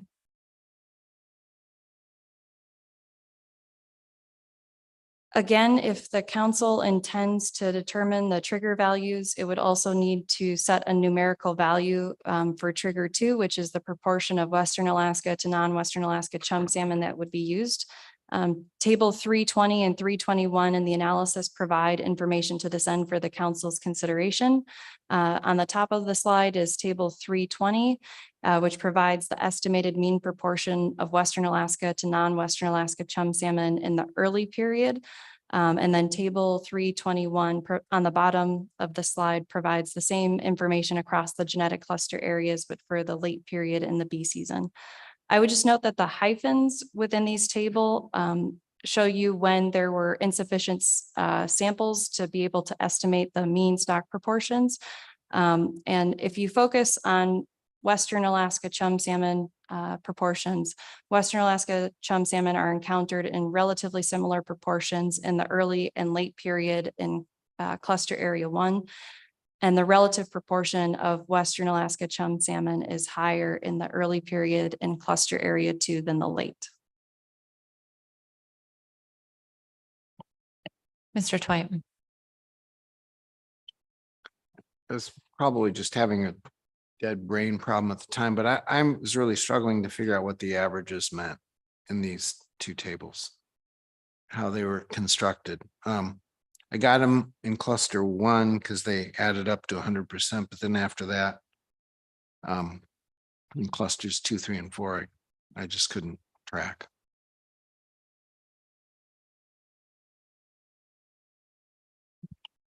Thanks, Mr. Twite. I think I'd have to take a look at the break and get back to you. I'm not sure if that is due to the hyphens where there's non-estimable. You can't estimate the proportions because of insufficient sampling, but I don't think I could speak off the top of my head to why they're not reaching 100 for you.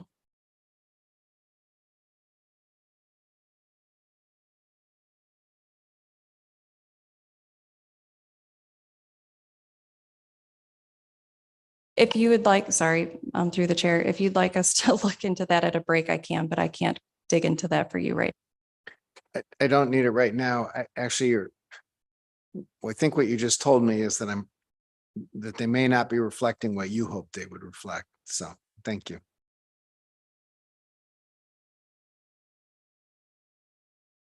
Okay.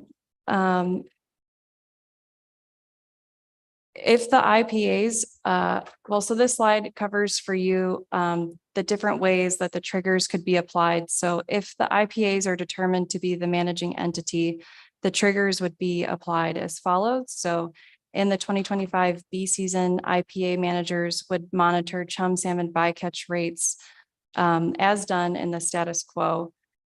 And then they would assess whether or not chum salmon bycatch rates in the area exceed the numerical value set for trigger 1. And if yes, then IPA managers would look to whether the genetic proportion of Western Alaska chum in that area exceeded the numerical value of trigger 2 in the 2024 bee season.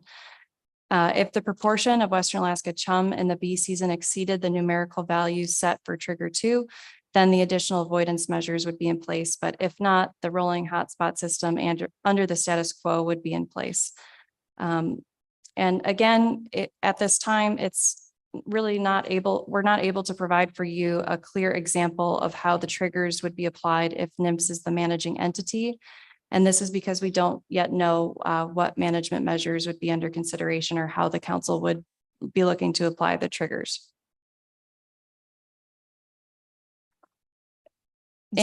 Excuse me, Dr. Hapla, Mr. Williams.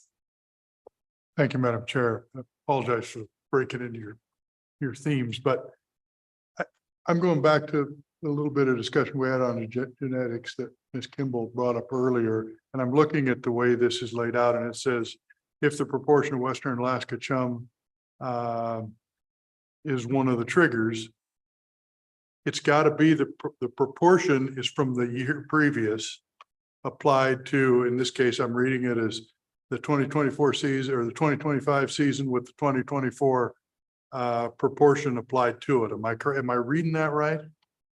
Is that how that trigger is being applied, or where that number's coming from?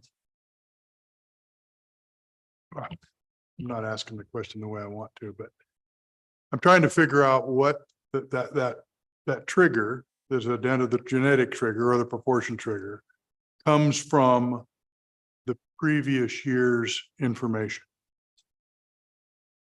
Yes, thank you, Mr. Williams, for the question. The numerical value is based off of historical information, but it does not need to change year over year. And especially if the council were to determine the trigger value, it would be set in regulation. So it would be a decision for the council to pick a numerical value, and that could be the average, it could be a 3-year average or some other approach, but it does not need to change year to year. It's not the same approach as presented by Dr. Stram in terms of considering how you might calculate a Western Alaska chum salmon performance threshold. Okay, thank you.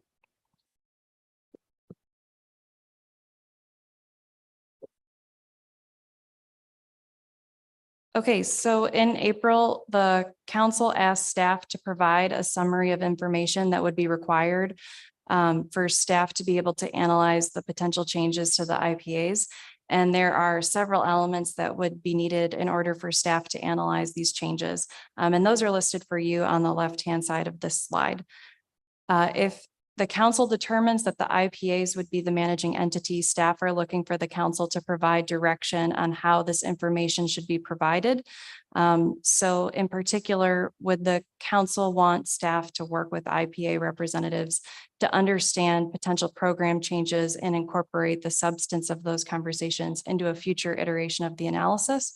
Or would the council prefer, for example, industry to provide a proposal prior to initial review so the council and the public could consider it and staff could analyze the proposal?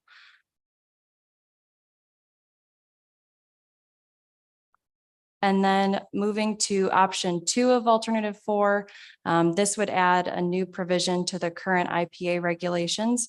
And the IPAs would be required to use the most refined genetics information available to further prioritize avoidance of areas and times of highest proportions of Western Alaska chum salmon stocks. Specific details on how the IPAs could respond to these additional regulatory requirements to use the most refined genetic information available were not provided at this time. But it doesn't appear that this option 2 of alternative 4 would be substantially different from the status quo. And in part, that's because the IPAs currently use 2 measures to avoid times and areas when Western Alaska chum salmon are more likely to be on the pollock grounds.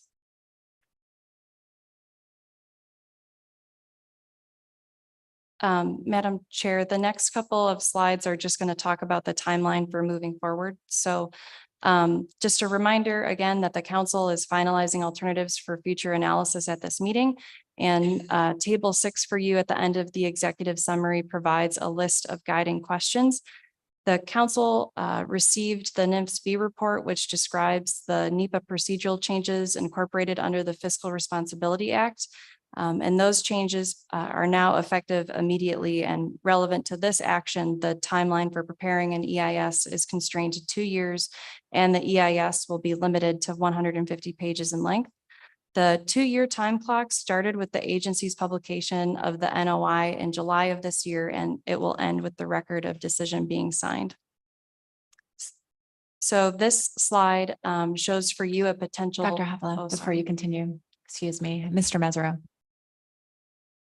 Thank you, Madam Chair. And Dr. Hopla, I'm sorry for interrupting you. My question is that under my recollection of how we handle issues like this with IPAs in the past is the industry comes up with these proposals, then presents them to the staff, and then the council and the public gets to see them when the next iteration comes out. But that was before we had these sorts of constraining time limits on a document like this. Is that, if that was the path that the council chose to take, will these constraints in time become a factor as to when you get that information back and whether you can incorporate it? Is it better to try to do that a different way at this point? Or does this timeline really have nothing to do with that? Thank you, Mr. Mesereau, for the question through the chair. Yes, the timeline certainly does dictate or influence when staff would need information in a proposal by. It is obviously our preference that the sooner before initial review, the better, but the major point to focus on would be that proposal be provided to the council, to staff, and to the public prior to initial review so that we would have time to analyze it.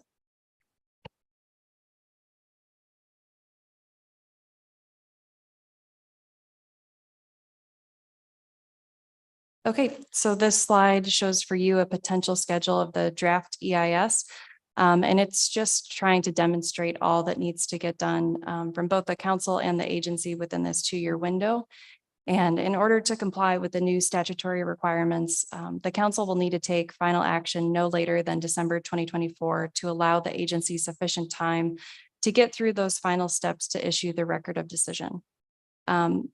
This timeline has initial review coming back before the council in April, and staff made that consideration in relation to when the council needs to take final action, as well as the IPA reports and the salmon genetics reports typically come back to the council in April.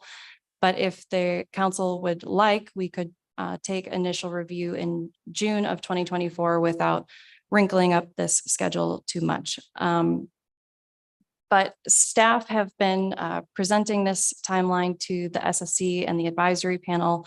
And the main point that we have been trying to convey is that this is really a different approach for the council and its process. So it appears at this point that to meet these new requirements, there would be one opportunity for initial review. And that's a departure in terms of if new ideas are to come forward or an additional alternative later on for analysis, it would be very difficult to accommodate that with the new timeline that we are working under. But with that, that concludes the staff presentation, but of course, we're happy to answer more questions. Thank you. Mr. Twite. Thanks. You correctly anticipated. My question about this, I've got, I'm sure we all have a lot of questions. Actually, let me try and distill it down into two. Your very final comment before you moved on about the sort of the loss of opportunity for the iterative process that we often take with these kinds of approaches because of this compressed timeline. But you also said something about potentially we could even go as late as June. Is there the possibility for at least a small iteration between April and June? Or is it really just up to the council about when they want to see the draft EIS? Thank you, Mr. Twite, for the question. I think if I understand it correctly, no, we could not do a first initial review draft and then a second initial review draft in April and June. There's just not enough time. And really that is because of what it takes internally in terms of revising or preparing the document and the analysis, but as well as circulating that for an internal review draft among agency staff and others. And then making sure that it's posted, an action like this, typically 3 weeks in advance of the council meeting. So if you were interested in something else or a smaller bit of work coming before the council prior to initial review, we could consider that, but there are trade-offs with that as well in terms of taking analytical staff time and their effort to prepare that versus just focusing on the analysis. Thanks. I'm hearing there really is no opportunity for a truly iterative back and forth given this. And that leads into my larger question. As I was reading through the our documents associated with the later agenda item, the LKTKS, one of the really strong messages that comes out of that document is that our ability to work with particularly with TK and with traditional knowledge holders as well as subsistence interests, it really is grounded on the ability to have time and to develop relationships and trust. And then here we're presenting for an issue that really has strong impacts, particularly to Western Alaskans. We're presenting a really compressed time frame with no ability to really do any iteration other than just the draft EIS process itself. And what I take out of all that is that we're really losing, we have through no choice of our own, through essentially having started this before we understood the full ramifications of the timeline, we're losing the opportunity to really capitalize on that time and trust recommendation in the LKTKS. And so my question to you is, how do you see as you look at this time frame opportunities to really take some of the recommendations out of the LKTKS protocol and on-ramps and apply them here now with this compressed time frame? Or is that something we're going to have to build into future actions? Thank you, Mr. Twite, for the question through the chair. Certainly, the timeline for this is going to be a challenge in all of the ways that you mentioned and others. I think the timeline that we're on doesn't prohibit the agency from engaging in tribal consultations on this issue or hosting tribal engagement sessions and council staff participating in those. Ms. Mansfield will talk about the Kuskokwim River Intertribal Fish Commission being a cooperating agency, and so there might be opportunities there as well. I don't think it prohibits, the timeline doesn't prohibit staff from trying to include the social science of local knowledge and traditional knowledge within the social impact assessment or other areas of the document as relevant. But yes, I think attention for this action for all members of the public who are interested and care about it is that it will happen under a compressed time frame, and that gives everybody less time to dialogue and to build relationships and to have conversations and consider different ideas. So I think on one hand, yes, certainly I hear your concerns and I agree. I think it doesn't prohibit us from taking steps or implementing the ideas of the protocol. Thank you. Mr. Curlin. Thank you, Madam Chair. As we think about the range of alternatives for analysis, both council members and the public, of course, in any big analysis, you want to have a robust range of alternatives. We know that there has been interest from a lot of stakeholders in consideration of an alternative that would have essentially no bycatch or a very low level of bycatch, if for no other reason than to illustrate sort of a bookend, a range. That said, typically under NEPA, in an environmental impact statement, there's an opportunity for discussing alternatives that were considered, but perhaps not carried forward for full analysis because of factors that make the alternative impracticable.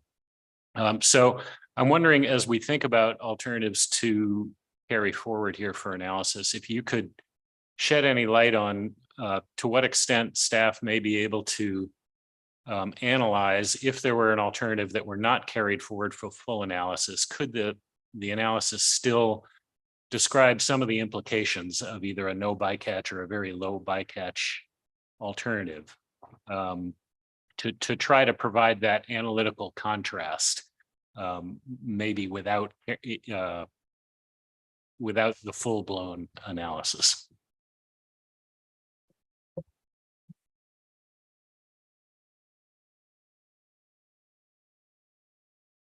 Thank you, Mr. Curlin, for the question through the chair. I think we would qualitatively describe the alternatives that were considered, but not move forward within the EIS. But if I understand your question correctly, in terms of a relatively low PSC limit or a PSC limit of 0, the council hasn't put that forward. So I don't think that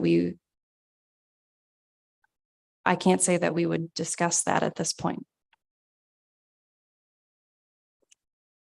So just to follow up, if the council were to provide some direction saying you wanted that some level of analysis of that, I guess what I'm searching for here is there a way to provide that discussion in an EIS for analytical contrast without including it in the range of alternatives that are fully analyzed? Is there a way to have it discussed at some lesser level, but still be illustrative of the contrast between a 0 or low bycatch alternative and other alternatives?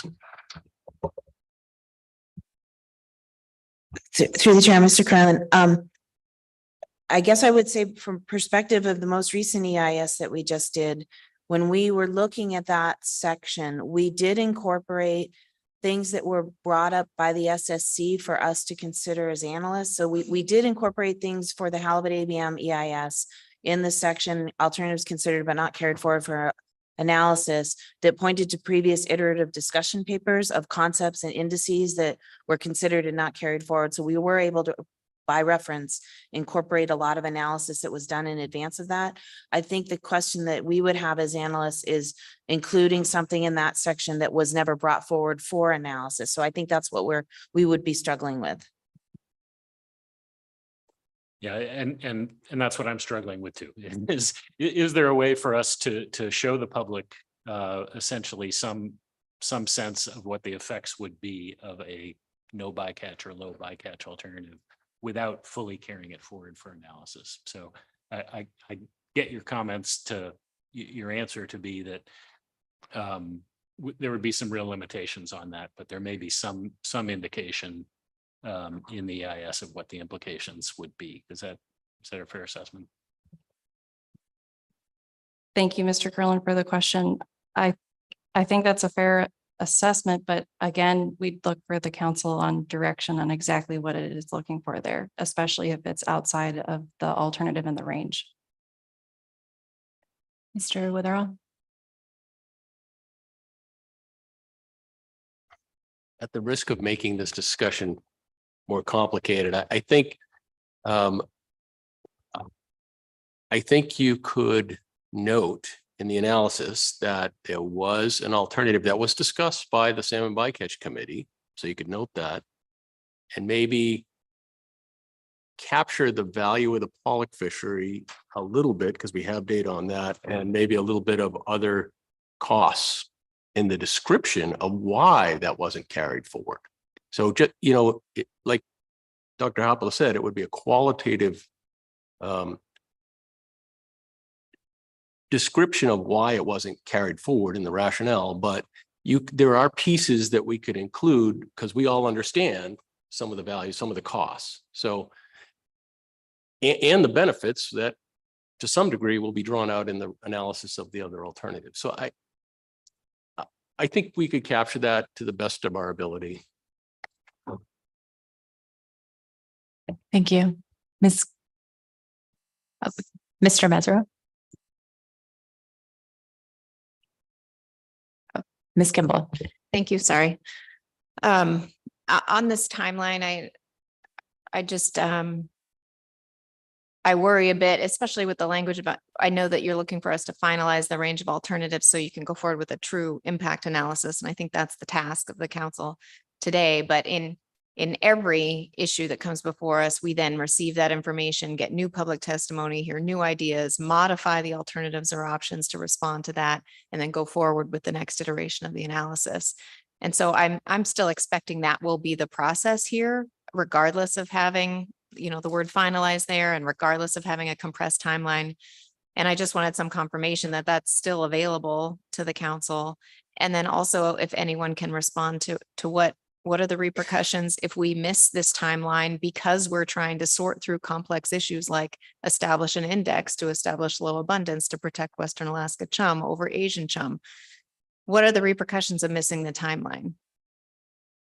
Thank you, Ms. Kimball, for the question through the chair. Yes, you have it right that the council's usual process in terms of receiving additional input or public comment, new considerations, and trying to revise the initial review draft between the time of initial review and what the council receives at final action, that will proceed as normal under the compressed timeline. I don't think I have a great sense at this point in time of what the consequences are. I think the agency is still trying to work out what the guidelines are to respond to the new statutory requirements. So if there's somebody from the agency who would want to weigh in on what the consequences are to missing it, I think that would be appropriate.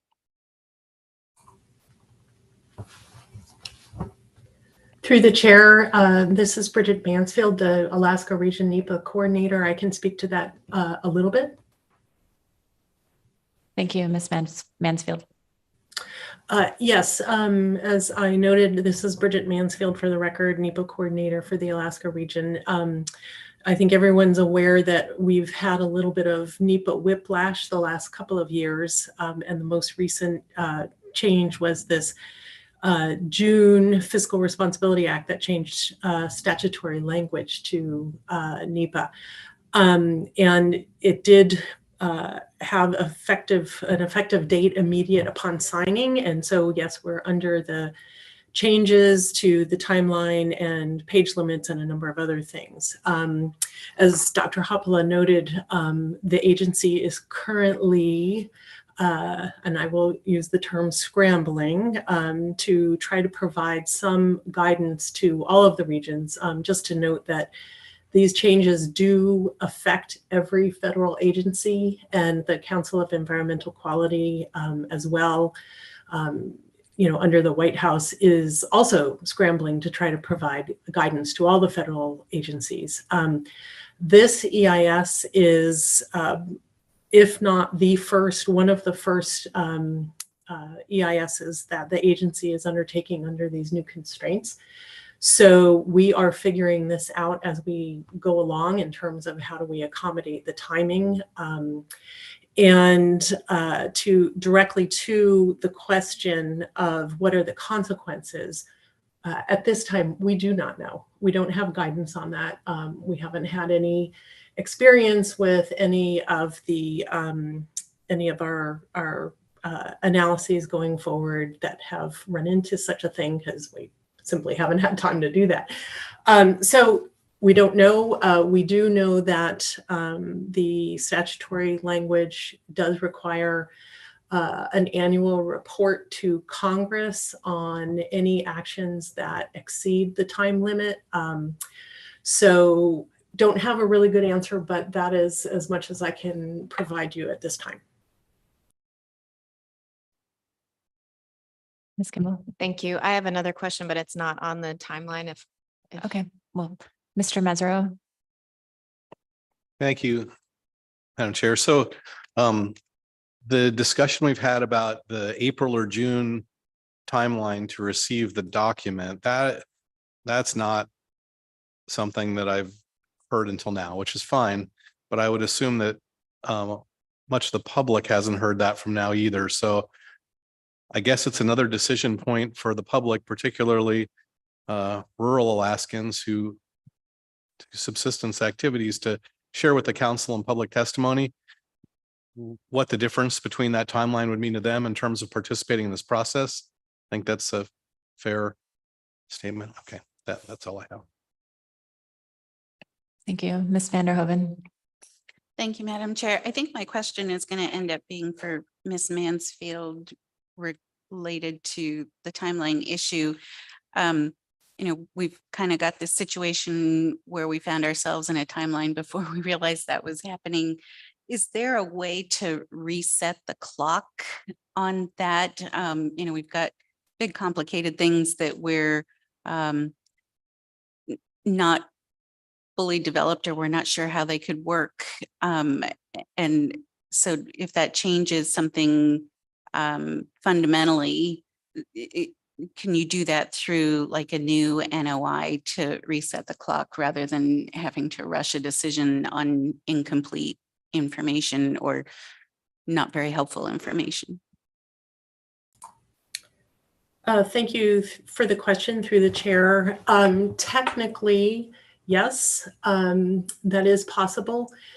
We would have to publish a notice indicating that we were not continuing with this EIS at this time.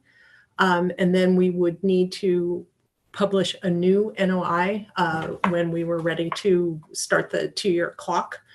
I will note that, we published the NOI when we did, given our understanding of the council's interest in moving this action along as quickly as possible. But I don't think that anybody anticipated the as quickly as possible that ended up in our laps. So directly to your question, yes, we would have to publish a notice that, I'm reiterating this, we'd have to publish a notice that we were stopping the EIS at this time and republish a new NOI.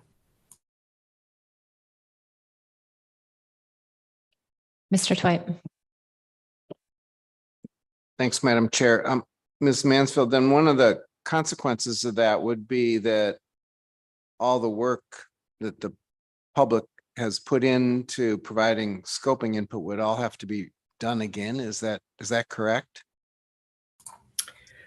Through the chair, thank you for the question. Yes, technically it would be. Certainly on an informal basis, we could take into account the comments that we received on the existing NOI. But yes, we would need to go through the same process. And I believe that the public would need to resubmit comments on the new NOI for them to be formally considered. Well, I guess what I'm hearing you suggest is that it would be possible to sort of think of that as a pre-scoping exercise then and take advantage of what we did learn from that in starting a new recrafting and beginning a new action, essentially. Is that? Through the chair, yes, you could look at it that way. Yeah. Thank you. Thank you. Ms. Kimball. Thank you. I know we're trying to wrap up here with staff, but you weren't able to be in here when we had a discussion with the SSC minutes on this issue, but they did have a little bit in their minutes about the analytical approach. And we asked some questions about that on how the analysts are going to try to convey the benefits, I guess, of this action. I mean, I think both on the benefits and cost sides, it's difficult, but the purpose as stated is to develop actions to minimize bycatch on Western Alaska chum salmon. So part of our advantage in Chinook was we were able to do an AEQ an analysis to see if we avoided this amount of bycatch, how much of that would have returned to the river system. We had a different level of information than we do for chum. So I realize we can't do that for chum, but do you have anything to share about how you're going to try to convey the benefits, which I think around the table is understood as higher returns to Western Alaska? Or are those still under discussion and it's just not appropriate to discuss? I only bring it up because we talked about it with the SSC. Thank you. Through the chair, Ms. Kimball. I was able to catch most of your conversation with the SSC chairs on this. And obviously we also spoke with the SSC on it. We are still working out how we're going to look at the impact analysis. At a basic level, we would certainly intend to have at least an estimate of the a broad estimate of the number of chum salmon that would not have been caught given from status quo to a variety of different alternatives as the council comes forward out of this meeting. We would definitely be able to come up with those estimates and we would break those down to Western Alaska. So, and I think that's a little bit where the SSC was getting with their maximum threshold concept. We would continue to examine the best ways to look at what the impacts are to Western Alaska salmon streams. I think that we do have more uncertainty in our ability to do that than for Chinook. But I think the real part that we're trying to convey is that we also had uncertainty in Chinook that maybe was underestimated at that time and made it seem as though we had a more precise estimate than we actually did. So what we're really just trying to highlight is that we will do the best we can to break it down to the similar levels, not a true AEQ necessarily, but to break down the information so that it's clear, both the cost and the benefits to Western Alaska of these different measures. We're just going to try to do probably a much more broad consideration of the uncertainty around that so that that's more clear. I think that's the general nature of the concern is underestimating the uncertainty of our ability to predict those impacts. And so that's about where we've gotten with staff at this point. And then we're waiting to see how the alternatives come out of this meeting to continue to have our discussions of how best we can convey it. But it's not that we wouldn't be trying to do some form of benefit analysis as well, but it may be on a coarser level than we tried to do for Chinook. I guess I appreciate that. And just to wrap up that hopefully the SSC can help you with some other methods. I mean, we can all do the simple math to do the genetic proportion that's Western Alaska of the total bycatch number, but that doesn't give us how many of those fish are returning because they're not all the age to return. Half of them are going to be caught in a commercial fishery in Bristol Bay. Some of them are going to die anyway. Like that, the level of discussion that we had for Chinook, even if the quantitative estimate should be caveated, I think is at a much higher level than we have currently for chum. So I guess I'm just hoping you can pursue that from the SSC and get some ideas to work us through that. Thanks. Madam Chair, Ms. Kimball, yes, that's our intention following this meeting, both with the SSC as well as our colleagues at the Bay Lab, is to circle back as we've been doing since last spring to try to work out all of the details on how best we can represent this. Thank you. Mr. Down. Thank you, Madam Chair, and I apologize. I know we're running into our time of lunch, but I wanted to ask a question going back to unrelated to the timeline. Is that okay? We're done with the timeline questions, I think. Yes, I also think if something comes up over lunch, Okay. we can bring staff back too. But as long as this is a fairly straightforward question, we'll take it now. Fairly straightforward question. So I appreciated the exchange that and the answers to Mr. Curlin's question and to our executive director's clarifications on what might be possible. And I look forward to seeing what comes out of that. But along those lines, earlier today, Ms. Baker asked for some supplement. Her question was, could some supplemental documents be provided that would show some of the effects of caps? I think her range was 240,000 to 550,000. So my question would be, can we provide some of those for these lower numbers?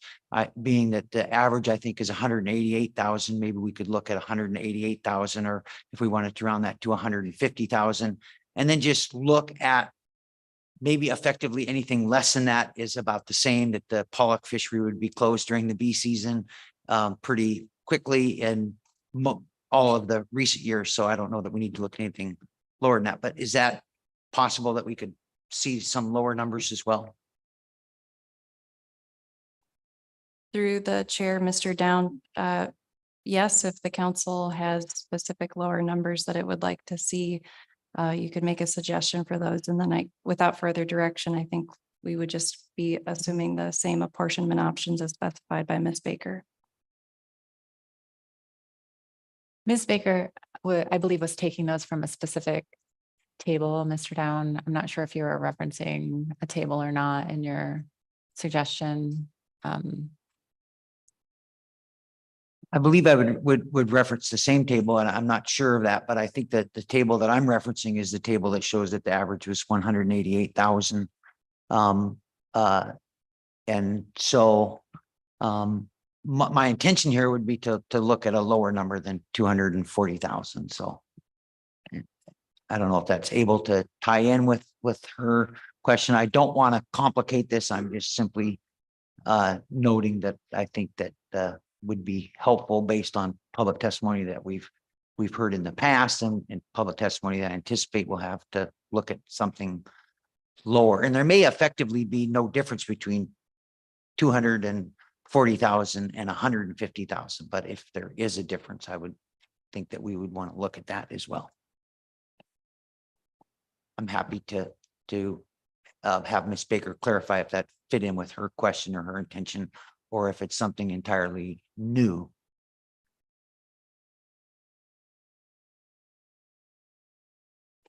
Through the chair. Thank you, Mr. Down.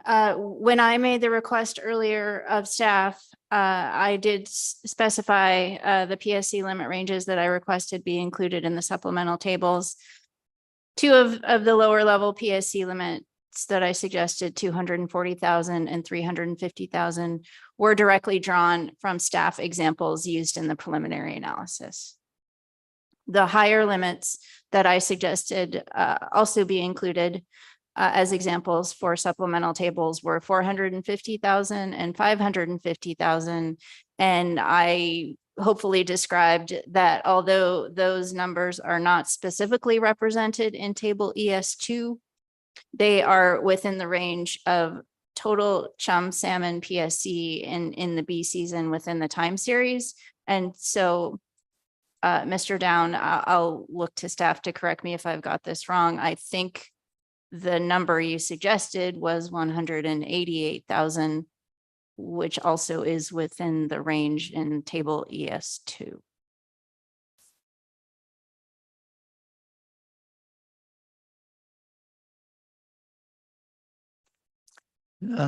Thank you, Madam Chair. I will, I don't have any further questions. I thank you for your answer, and I thank for the clarification, and maybe I'll discuss that over lunch. We can bring staff back to the table if I have another question. So thank you very much. Okay.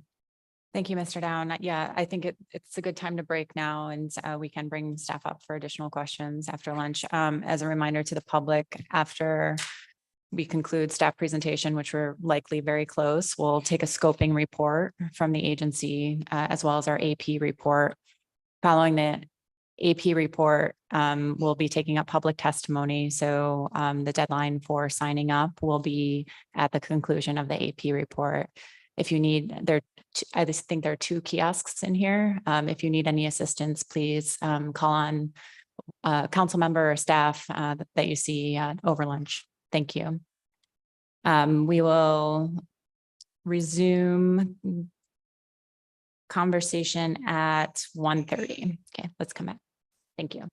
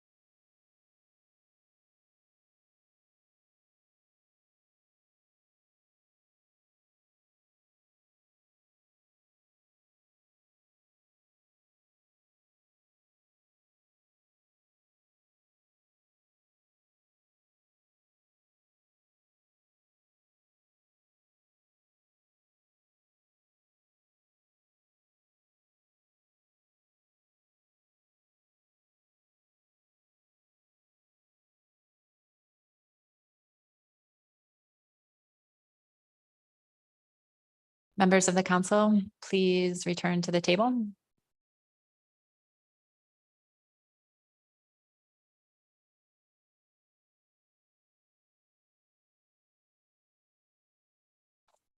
Thank you. So we have concluded staff presentation on C4.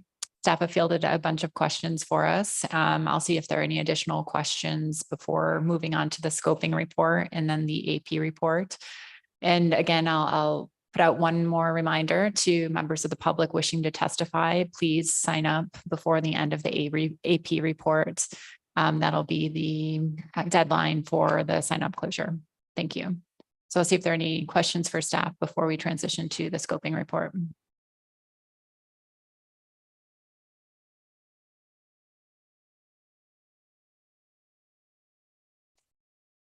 Okay, seeing none, thank you.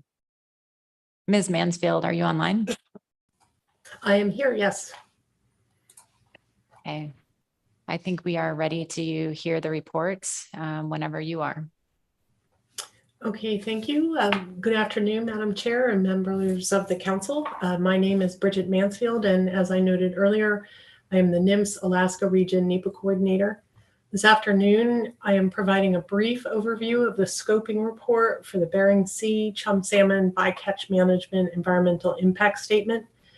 Pursuant to the National Environmental Policy Act, or NEPA, NMFS published a notice of intent to develop an environmental impact statement on July 11th of this year. The NOI, or Notice of Intent, provided a summary of the proposed action and background, and provided and requested public comment on the scope of the action, the preliminary purpose and need, and alternatives, as well as any particular issues of concern that the public feels should be addressed in the analysis. The comment period for the NOI closed on September 15th, 2023. So an EIS provides an in-depth information to be considered in a deliberative process to ensure that sufficient information is available to federal decision makers for federal action subject to NEPA. And while the council also takes public comment on an action under its consideration at their meetings, the NEPA and EIS process is a formal process required in statute and regulations for considering the public input on federal actions, such as rulemaking and FMP amendments, among others. And NMFS has worked with all of the councils to dovetail the council process and the NEPA requirements. So with an EIS, the NEPA requirement to publish a notice of intent to develop an EIS provides the agency and the council with the opportunity to receive public comments on the development of the scope of the action, the purpose and need, and the alternatives, as well as the issues of concern that the public thinks should be considered in the analysis. Excuse me. So the scoping report for this action is posted on the e-agenda under C4. And it serves primarily as a summary of the public comments received on this NOI. The NOI link to the NMFS Alaska website is on the slide on the screen, and it is posted there. It is also in the scoping report. The link to the NOI.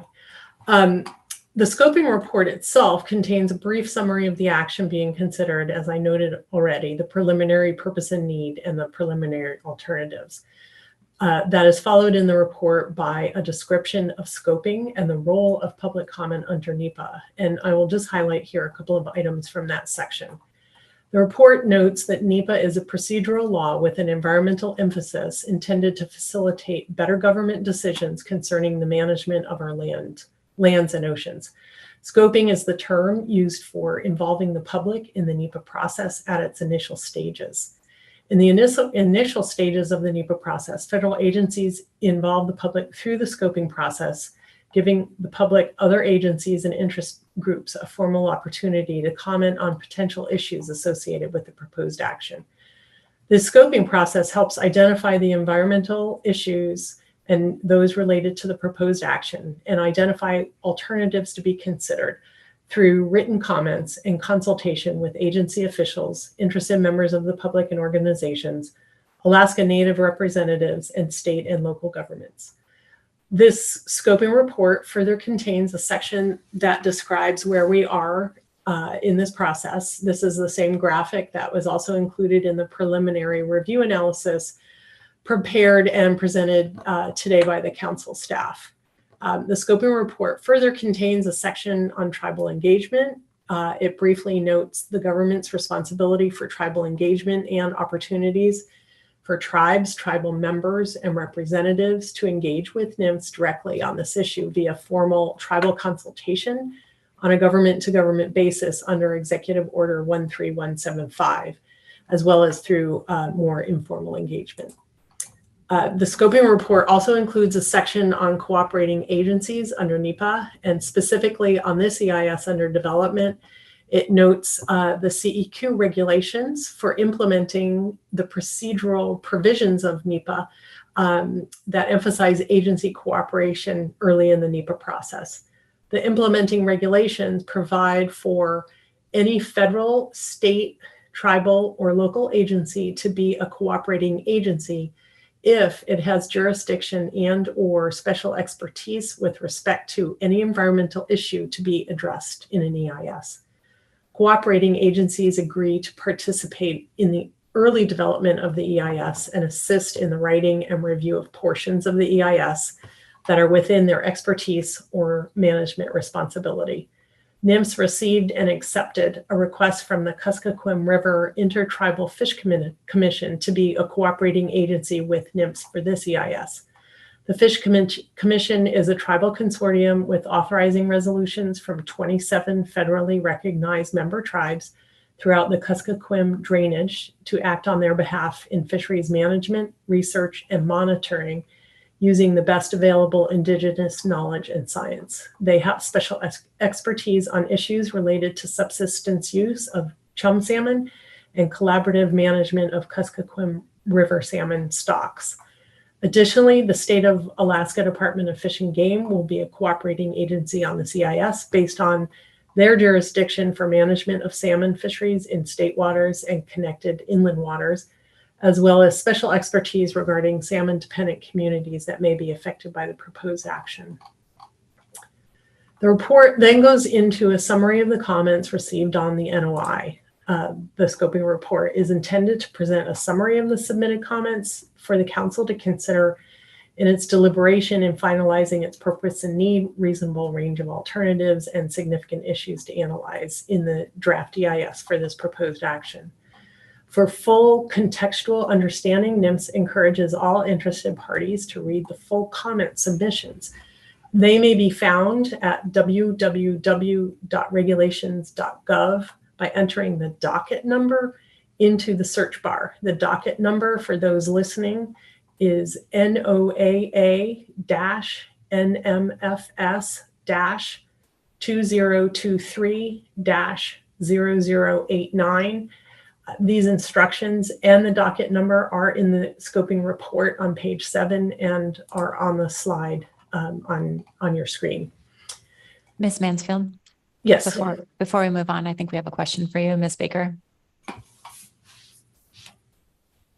Thank you through the chair. And Ms. Mansfield, I'm sorry to interrupt your presentation, but because I just want to make sure we have the process correctly. I think in terms of your mentioning that the Alaska Department of Fish and Game has been requested to participate as a cooperating agency. It's my understanding that that request has taken place, but the ADF&G has not yet agreed to be a cooperating agency. And so is that your understanding? Because I don't think that's what I heard you say. And I just wanted to clarify a little bit if we have different understandings. Yes, thank you for the question. And through the chair, you're correct. I misspoke. We did receive, the agency did receive, we sent an invitation to the Department of Fish and Game to be a cooperating agency, and we have not yet received the formal response on that. We're hoping. Does that help clarify? Thank you. Thank you through the chair. Thank you, Ms. Mansfield. Yes, that does clarify. And I just, because we haven't had an opportunity to talk since receiving that letter, I just wanted to clarify for the agency and for the public, we're certainly considering that request. And as noted in the incoming letter, we are looking forward to talking with National Marine Fisheries Service about developing an interagency agreement and during our consideration of whether to be a cooperating agency. So I would describe that as in progress. So just wanted to clarify that. Thank you.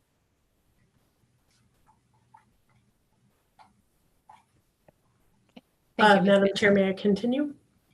Yes, please continue. Thank you. So NIMS received a total of 11 relevant comment submissions, and we have separated those individual comments within the submissions by topic. That resulted in 87 distinct comment summaries included in this report. The comment summaries in the scoping report are organized by topic and by subtopic. In many cases, comments from more than one commenter address the same concern. And in those instances, we have combined similar themes into a single summarized comment that most fully represents and articulates the concern expressed by multiple commenters.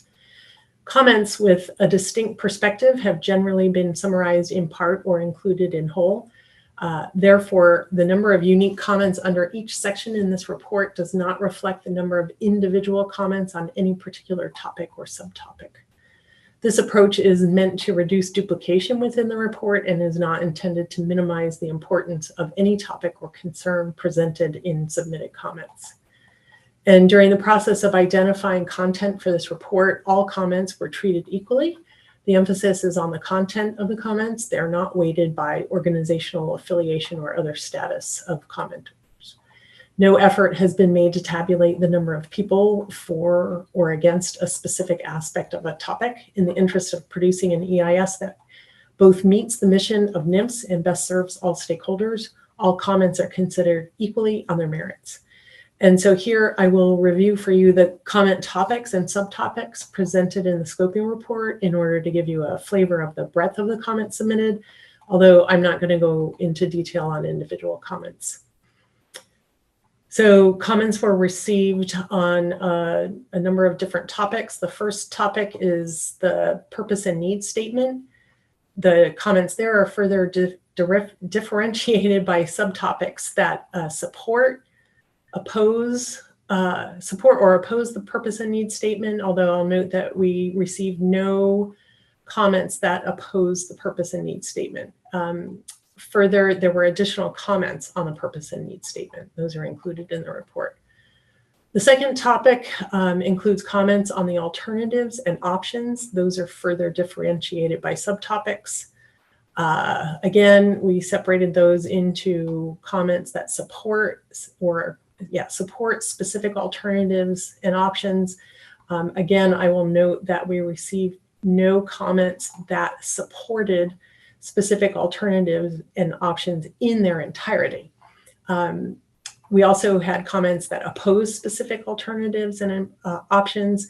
And then further, there were comments and suggestions on alternatives and suggestions to include additional considerations within the alternatives or as separate alternatives. Those just briefly and broadly include PSC limits that extend well below average PSC levels, PSC limits that are linked with chum abundance, options for PSC limits to include incentive-based allocations and or reallocations reflecting good and or poor performance. Further suggestions to include alternatives or options on time and area closures, consider additional tools relative to IPAs, and then additional suggestions for alternatives that might include electronic monitoring, reducing the pollock tack, and applying alternatives 2, 3, and 4 to both the A and B season. The third main topic within the report includes comments on significant issues to analyze or consider with several subtopic categories. The first subtopic under that is analytical methods and scientific, local and traditional knowledge and other information. Broad areas under that subtopic include genetics information, local and traditional or indigenous knowledge, and other analytical approaches and information to consider. Another subtopic under significant issues to analyze include management, economic, social, and cultural considerations. Subtopics here include pollock trawl fishery incentive plan agreements, subsistence fisheries, that would be of a general nature, or comments on environmental justice and other cultural and social interests. And a separate subtopic in the comments that were specifically addressing Alaska Native and tribes. Again, general comments and comments on environmental justice and other cultural and social interests. There were comments on MSA or Magnuson-Stevens Act national standards, comments on climate change and greenhouse emissions, and finally, the fourth major topic included in the comment summary report are comments that were out of the scope of the purpose and need for the action. And as I said, the individual comment summaries are available for your review in the scoping report, and the full comment submissions are available on www.regs.gov under the docket number. And we encourage anyone interested to read those in whole.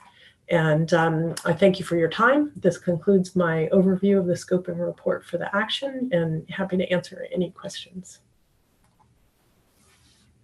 Thank you. I'll see if there are any questions for you, Ms. Mansfield. Mr. Twite. Thank you, Madam Chair. Thank you, Ms. Mansfield. The comments that were received on purpose and need, I haven't had a chance to look at those, so I apologize. Were there any comments that identified major missing elements in the purpose and need, or was it more just commenting on some of the elements that are in there?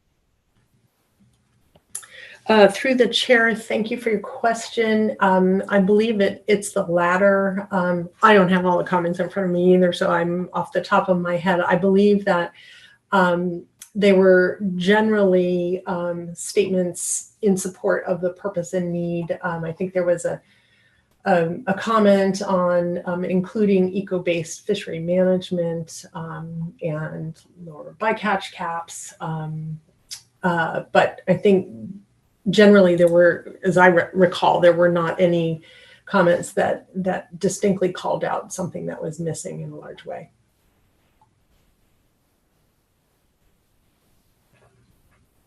Thank you. I'm not seeing any additional questions for you. Appreciate your report. Okay, thank you.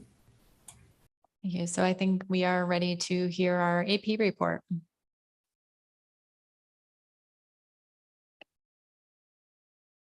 Just one last reminder, public testimony sign up will end at the end of the AP report. Thank you.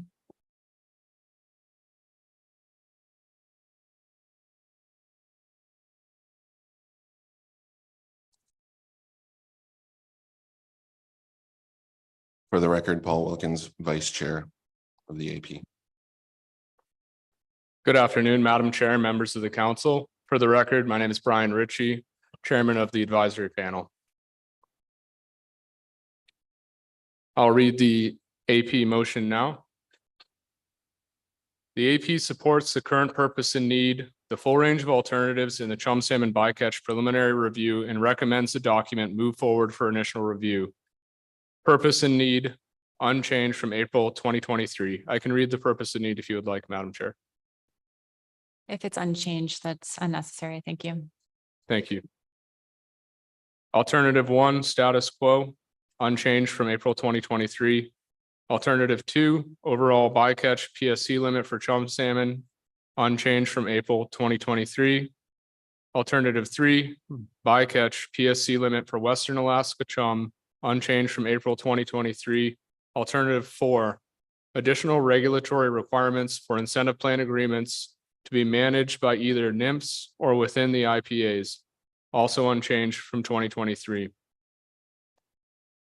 As part of the initial review analysis, the AP recommends the following suggestions, which are intended to be responsive to some of the decision points before the council as summarized in table ES6 of the preliminary review. 1, move the analysis of temperature data to alternative 4 rather than linking it to a management measure in alternative 2. 2, rely on the SSC's recommendations for scientific responses on the inclusion of data for the potential 3 area index. 3, focus on industry developed IPAs in consultation with the council as a responsible management entity of measures implemented under a chum salmon reduction plan agreement.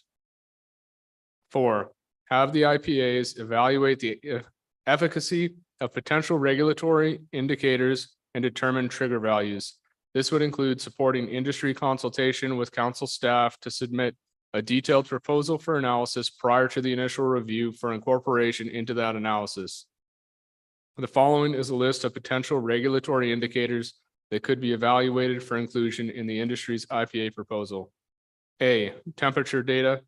B, adjusted bycatch rates. C, adjusted base rates. D, adjusted closure area size. E, adjusted closure duration. F, genetic data. G, genetic cluster thresholds. 5, the triggers referenced in alternative 4 could be included in the proposal, but should be assessed for cluster 1, cluster 2, and the combination. The AP also recommends the following additions be included in the analysis. The impact analysis of proposed management measures on the Western Alaskan chum stock. Information on the poorer runs in the year 2000 in Western Alaska rivers. Information on bycatch and intercept fisheries in ocean conditions leading up to the year 2000 and record low runs. Information on the declines on stocks across Canada, Japan, Russia, Korea, and Pacific Northwest. Trade-offs with Chinook PSC, herring PSC, other bycatch, current spatial and temporal closures, crab PSC. Sector and vessel level impacts, including but not limited to ability to prosecute the pollock fishery to the annual allocation, fishing behavior, fuel consumption, and additional costs.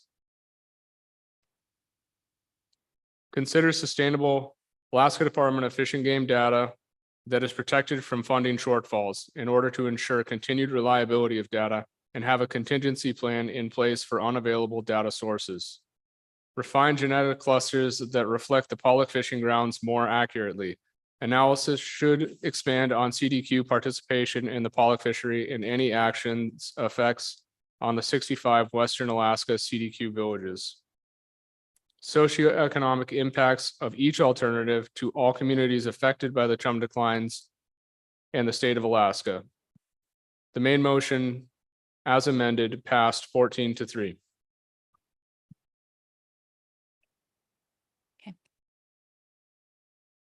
Thank you.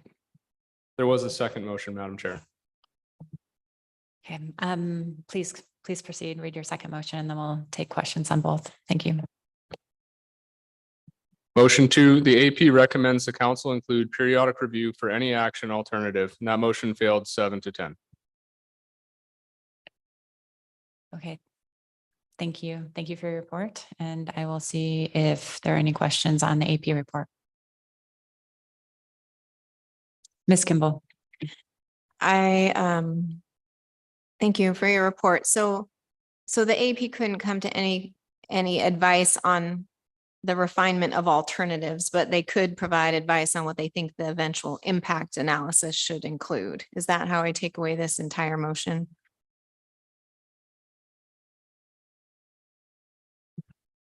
Thank you for the question, Ms. Kimball. I believe that is accurate, yes.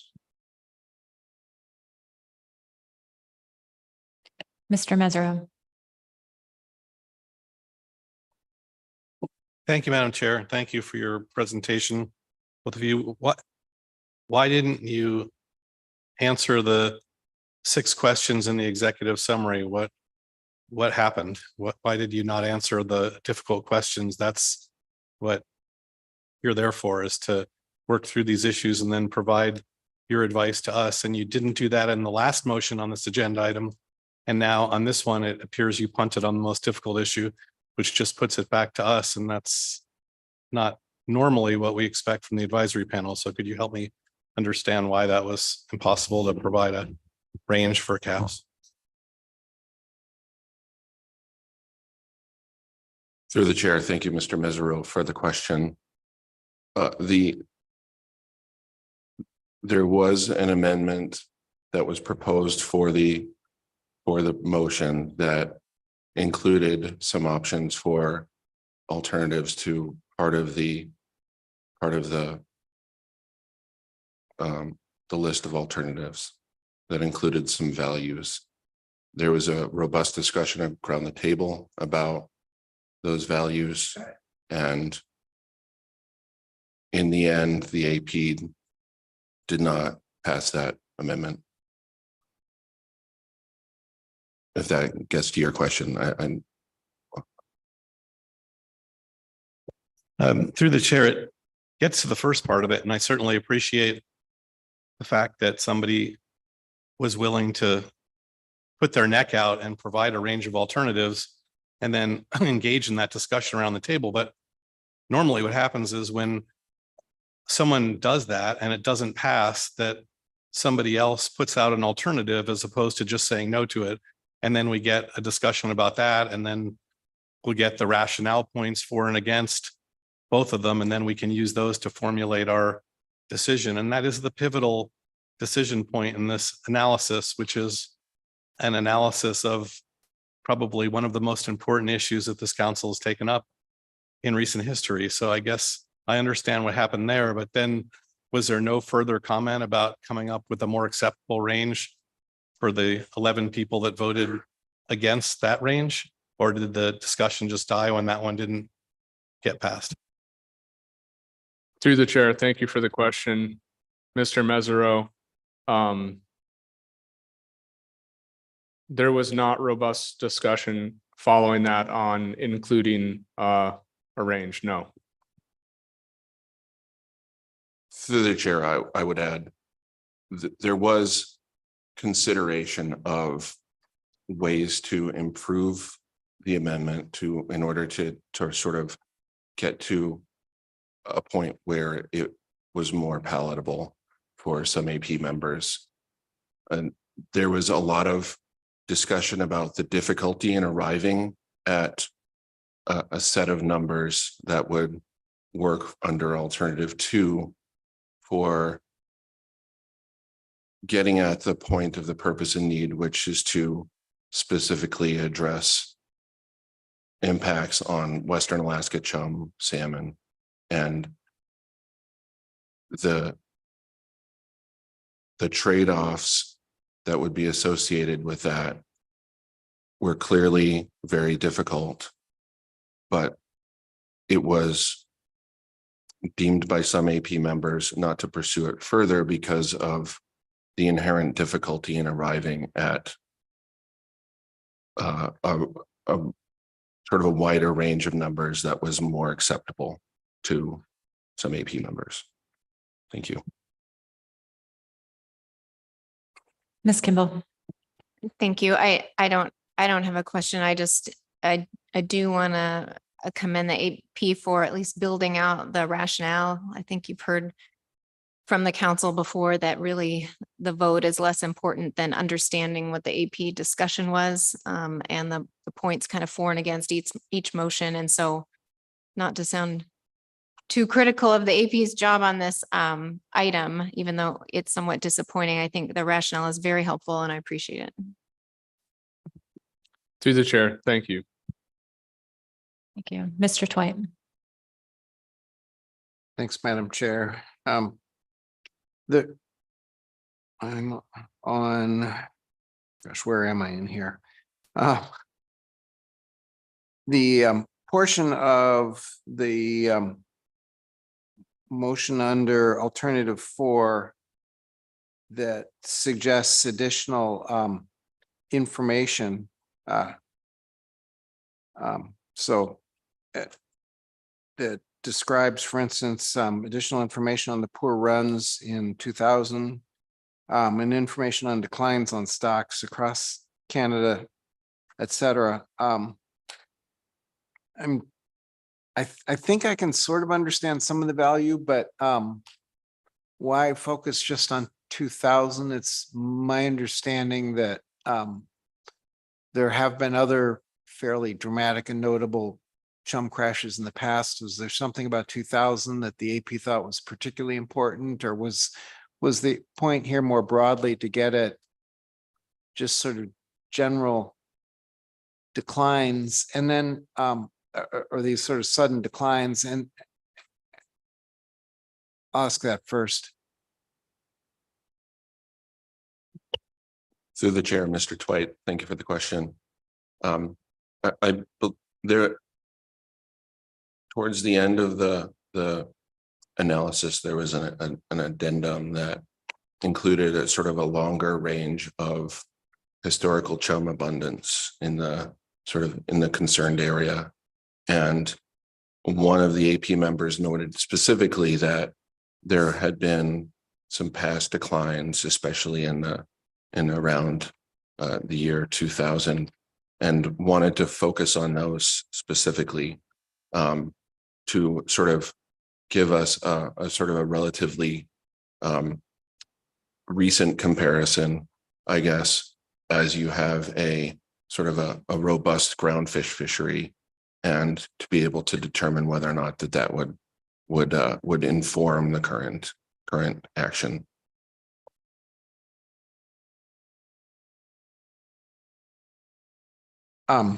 The information on declines on stocks, first off, I'm assuming that's chum stocks across Canada, et cetera. But do we know there have been declines in some of those other areas? Or again, what I think I can guess that this is seeing if the Western Alaska chum crash that we're seeing right now can be put in a broader context throughout the species, but I'm not sure that's what this is requesting. Through the chair, thank you for the question, Mr. Twite. As I understand it, this was specific to a crash in Western Alaskan rivers, and that the AP felt that given that, well, it might not be the same, necessarily the same specific rivers that we are considering or may consider with future action, that this might give us a scenario that could help guide us in the future, just given that it was still Western Alaskan chum.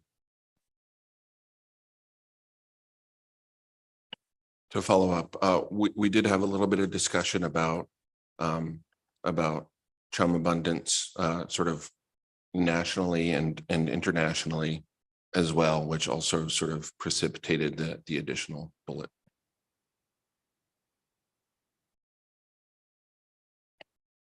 Any further questions from council members? Thank you for your report and for all of your work on the AP. Appreciate it. Thank you. Okay. So public testimony has concluded, or excuse me, sign up for public testimony. Skip right past. We actually have 53 people signed up. So I'm pleased to see that we have a lot of new faces in the audience, and I'm looking forward to hearing everyone's valuable perspective.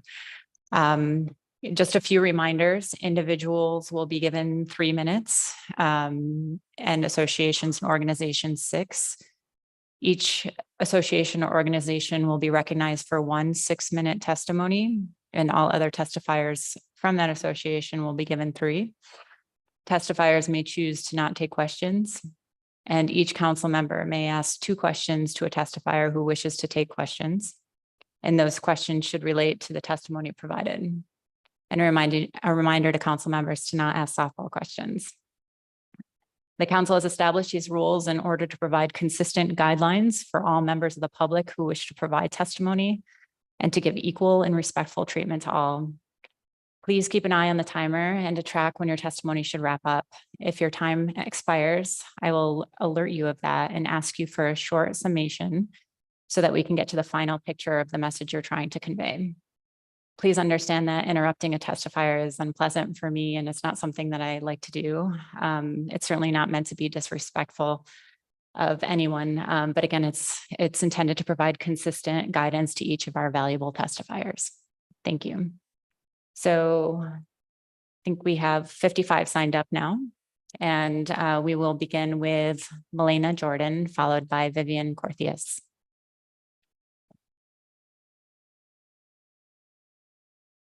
So is Melena with us?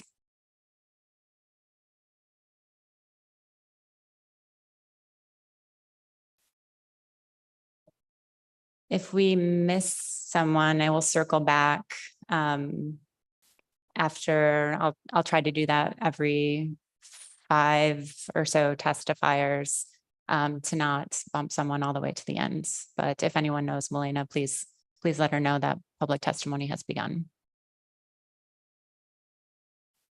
So we'll move to Vivian Corthias, and I think she's joining us remotely, and she will be not taking questions during her testimony.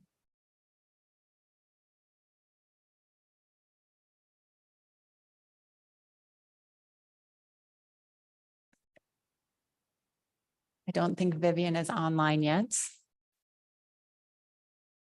So next up is Steve Martell, followed by Ernie Weiss.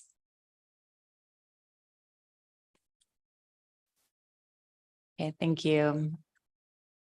Ernie Weiss.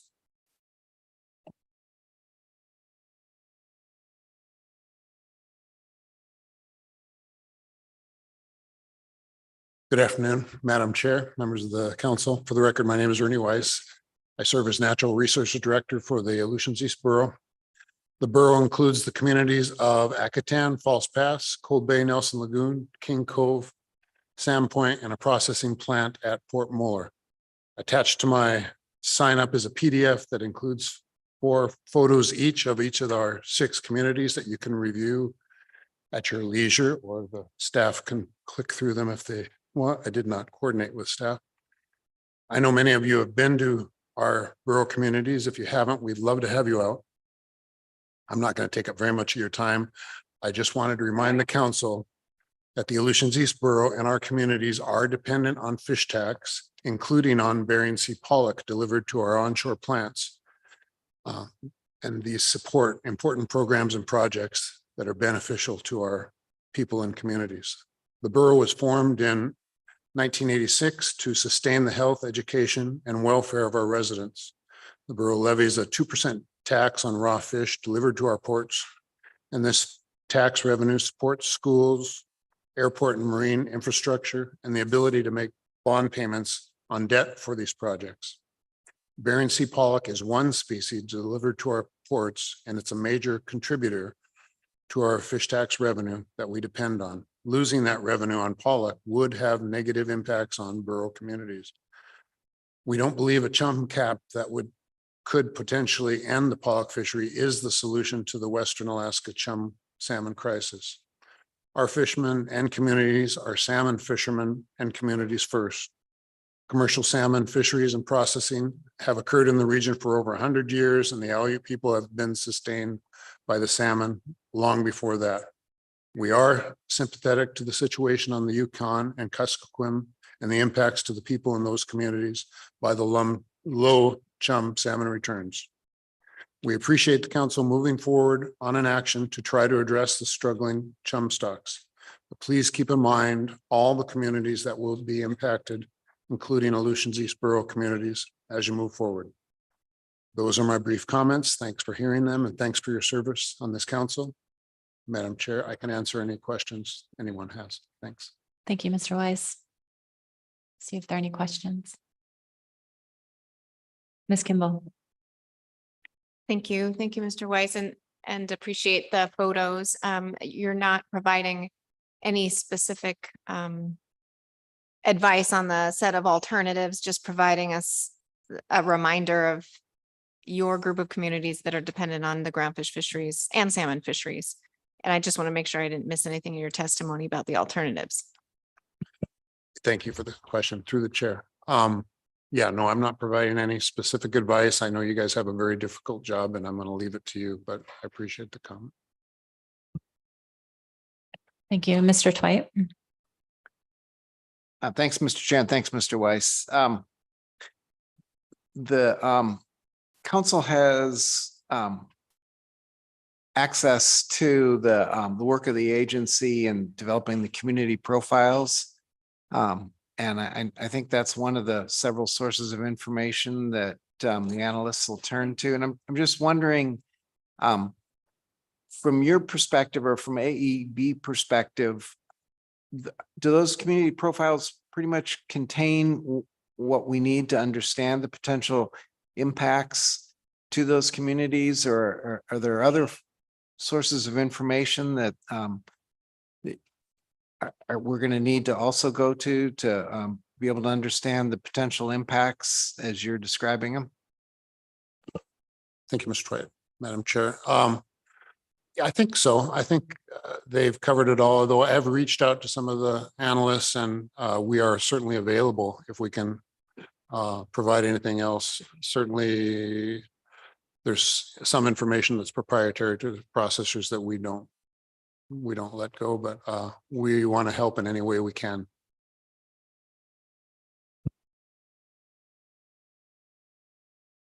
Thank you, Mr. Weiss.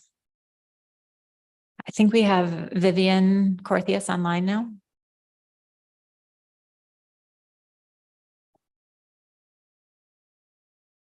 Good afternoon. Can you hear me? Good afternoon. Yes. Welcome. Good afternoon, everyone. My name is Vivian Corthius. Can I proceed with testimony? Yes, please do whenever you're ready. Thank you.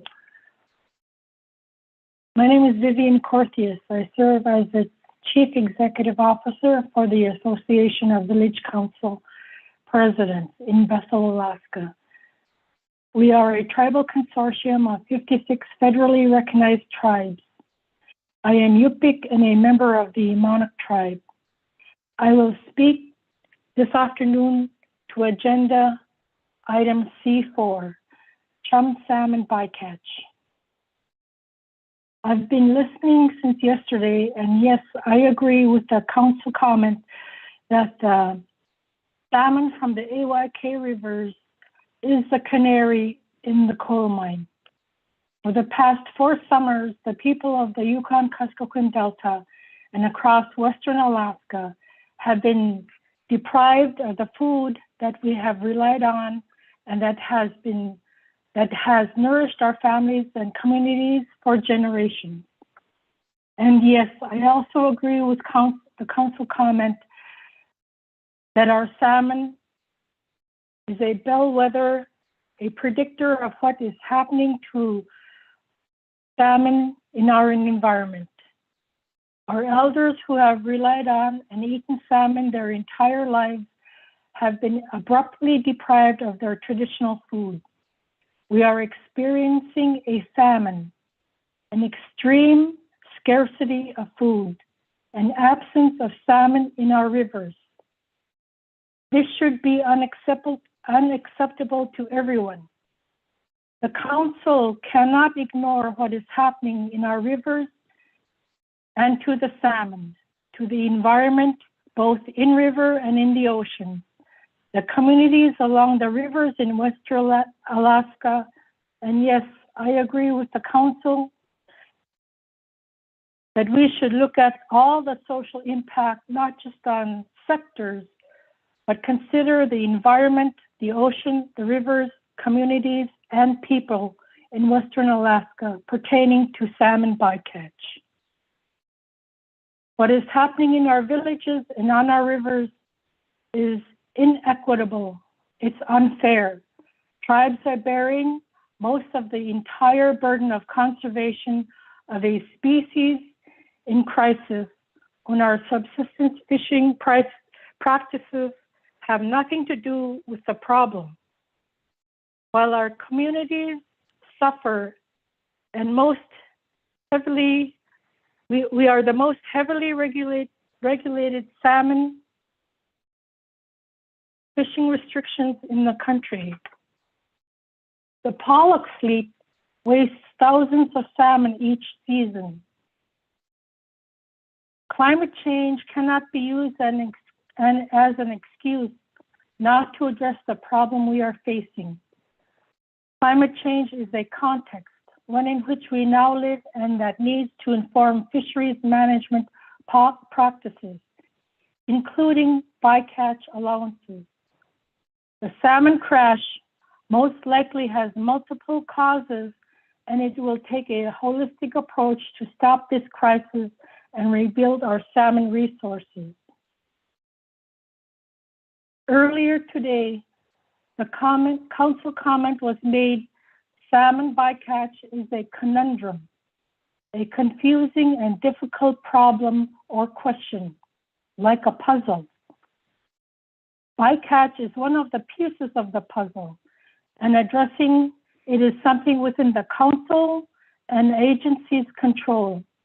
It is something that will make a positive difference in our communities, where every salmon counts and needs to return to spawn. The council and the agency should take an approach to the issue that will result in the greatest improvement in salmon returns. This may include caps on bycatch, changes to the total allowable catch, time and area closures, and other options. The discussion and analysis of different alternatives should fully incorporate and include local knowledge, traditional knowledge, and subsistence information.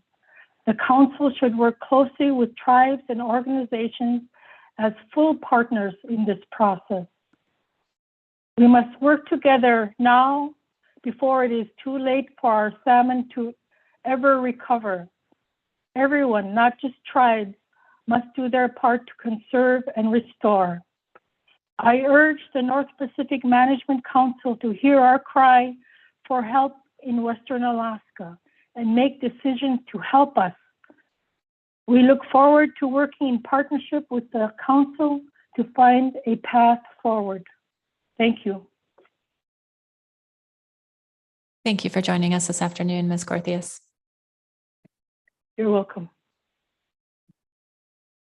Next up is Benedict Jones. Benedict Jones. Okay, we'll circle back to Mr. Jones. Okay, Faye Ewan. Followed by Jordan Head. Is Faye Ewan? Okay, we'll circle back to Faye and Benedict. So Jordan Head. Oh, I'm sorry. Is this Mr. Jones? Oh, I think we found Mr. Jones.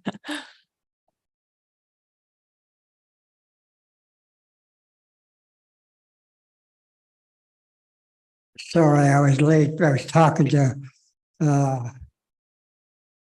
bycatch group, but I want to know the size of the king that their kitchen on the bycatch area, M area, because the last about from 6 years ago, we only start catching only 4 and 5 year old. We never get no more 6 and 7 year old. That's why I was talking to that guy, but he didn't know what I'm talking about.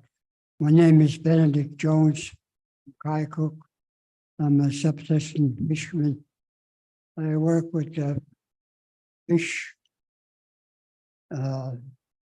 fishing game as an advisory committee on the Middle Yukon for about 15 years. And then I was the chairman. So what I'm going to say is the prediction of the fish, how we know when there's gonna be a lot of kings.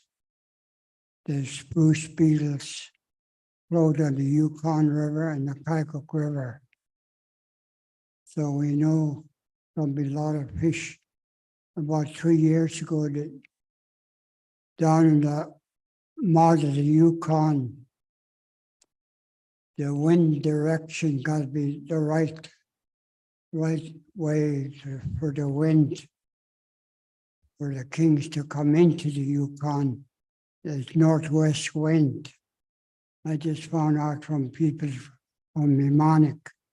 I heard about that wind, but I didn't know it till last year. I finally found out. Guys from Mnemonic told me it's got to be northwest wind. Several years ago, we didn't catch no kings because the wind didn't show up. And the kings bypassed the Yukon. And about the end of July, guy from friend of mine from Barrow Hall, he said, we caught some kind of fish we never seen before. So he described it to me. And he said, sure tastes good. And he was about 7 or 8 years old. And I told him that what happened at the wind direction of the Yukon. So the king bypassed the Yukon and bypassed Kotzebue area too. They went all the way up. There's a river about 10 miles away from the border. I guess that's where the kings went that year. It was like I said, the protection gonna be the spruce beetles, and there'd be a lot of butterflies and a lot of white cotton flying in the air. So we know what the run's gonna be like. Several years ago, I saw all that on the river, and I called a fishing game. They shut us down, and I think there's gonna be a lot of kings up as they're just late coming into the Yukon, but you didn't have that northwest wind. And they were down at the Mnemonic. They never consult with the elders on the Yukon. I told them that a lot of times. So then sure enough, they had the record run in Canada. And the kings went up to Canada, bypassed us because we didn't fish. Mr. Jones, I'm very sorry to interrupt. And I see that your timer has ended. Do you have a concluding statement? I'm sorry, your timer is up. Do you have a concluding statement? And then I can see if there are any questions from council members. Thank you. another thing too that they call the natives call it salmon mother, some kind of bird. About from 5th of June, I start sitting on the riverbank from about 10 o'clock in the morning till noon, and then about 6 o'clock in the evening. And if I hear that bird, it whistles, only bird that speaks English. It whistles 3 days, 3 days. So after I hear it, I put it in fishnet on the Yukon River the second day after I heard it. Sure enough, third day I catch 1 or 2 kings. And so that's the way we predict. And the thing I want is the fishing game and fishing wildlife. You know, the elders, they pass it from generation to generation. And they never allow us to go into the spawning area because it'll disturb them when they're spawning. And they told us if you catch fish, don't handle it, harvest it, kill it. If you touch it and let it back in the river, they'll never come back to the spawning area. And that's what's happening right now. Because the fishing game is test fishery down at the Mount Amonic, and they're tagging them. And several years ago, they did that, and I called a fishing game. I said, quit tagging fish, don't handle it. But that summer, they tag, I don't know how many, over 1,000 at the Rampart Rapids. And now sailing across Kaikook. I caught 45 fall chum. Out of the 45, I caught 12 that was tagged at Rampart 5 days after they were tagged. They got confused. They forgot where they were migrating. That's why the elders told us never to handle them. So I want the fishing game and fishing wildlife. They did put in a word at Kasasa River. They hold kings till about 100 show up and then they let it go. And those kings that interfere with them, the males, to the spawning area. Now, the last 2 years, there are hardly any kings going up that river because that's why they don't want no human disturbance on the spawning ground. And the thing too that when there's going to be a lot of kings, the sea fish migrate about 1 week before the kings. They lead the kings into the river. And what's happening too with the sea fish, we used to catch big ones like that. Now they're only about that big. Mr. Jones. Because Mr. the Jones. water tip, the climate change on the ocean and on the Yukon River. So that's what's happening. But I took temperature in 1990. I retired from the state of Alaska. And I fished that summer and I bought a water temperature. I took a temperature and the Yukon River was 51 degrees and the Kaikouk River was 52 degrees, 1 degree warmer. At that time, the kings were migrating up on the Yukon about 6 feet from the surface. But now that the water, what happened, the water, the climate change and the water got warmer because there are no more glaciers on the Yukon River. In wintertime, the glaciers is about 10 feet high on the hillside, but now nothing. So the water temperature came up and now the kings are down, that migrating to Canada. They're down 20 feet from the surface now where it's colder. So that's why I don't want the fishing game and fishing wildlife to handle the fall chum and the kings anymore. They want to stop them.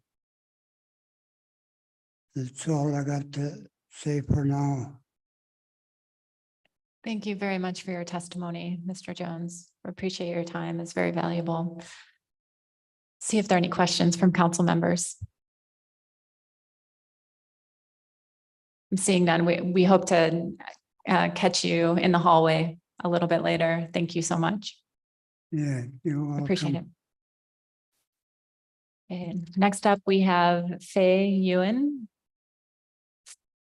See if Faye is in the room. Oh, excuse me.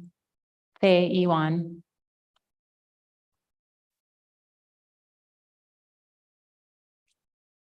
Okay, we'll see if we can find Faye. We'll go to Jordan Head and circle back.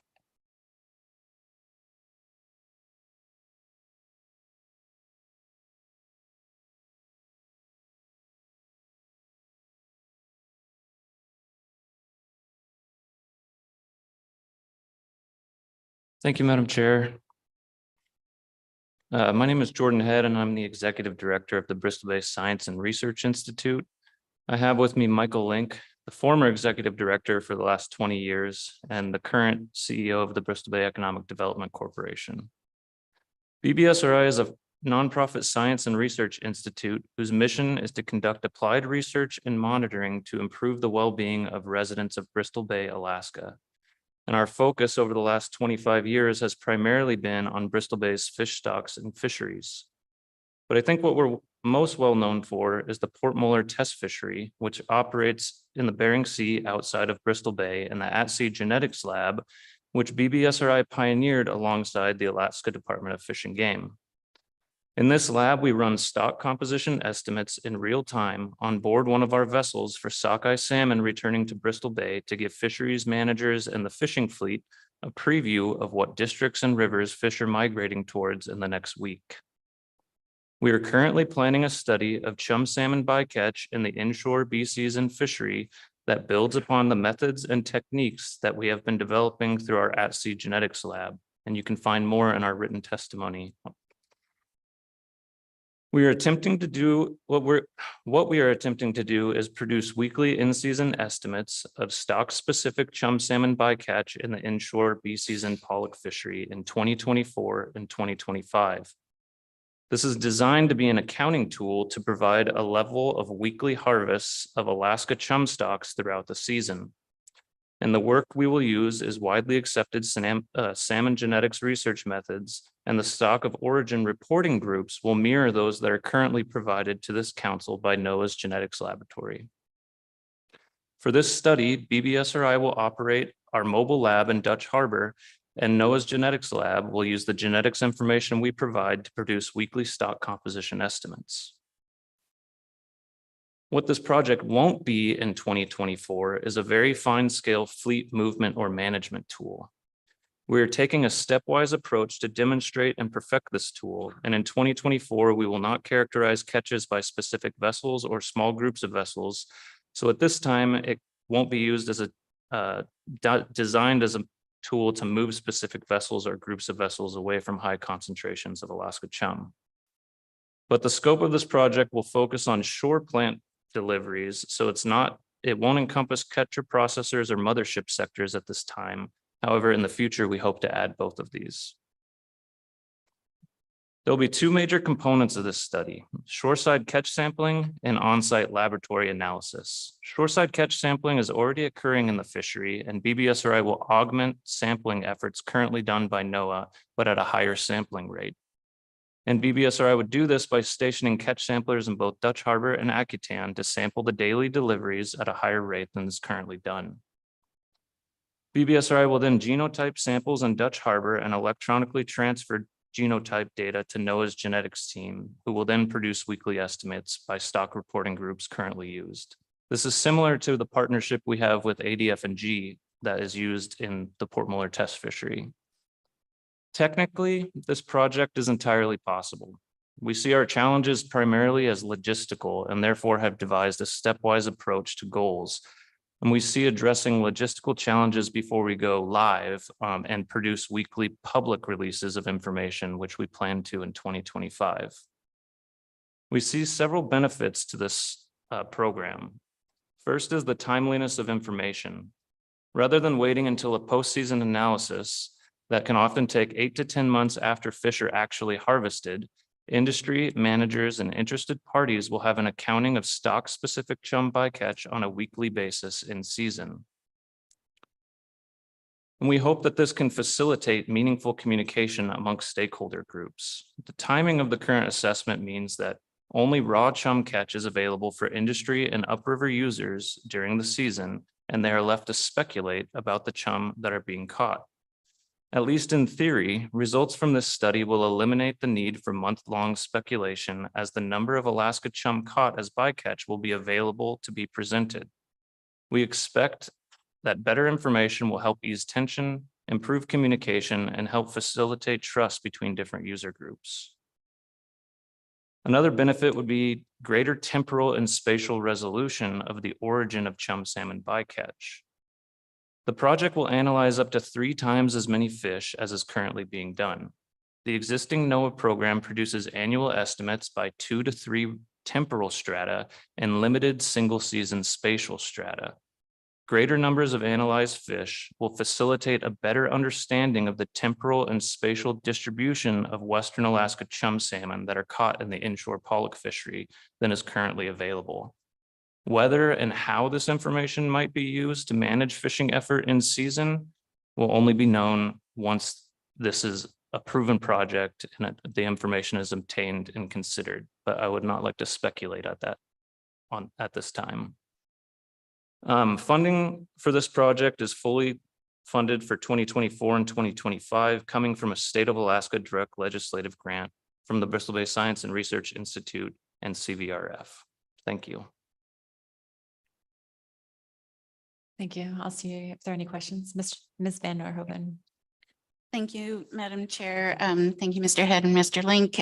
We've talked about this project a little bit, and I think there's some potential here down the road, but I'm still struggling to understand when your report or proof of concept would be available and how that might fit in with the timeline that we're working on with this action.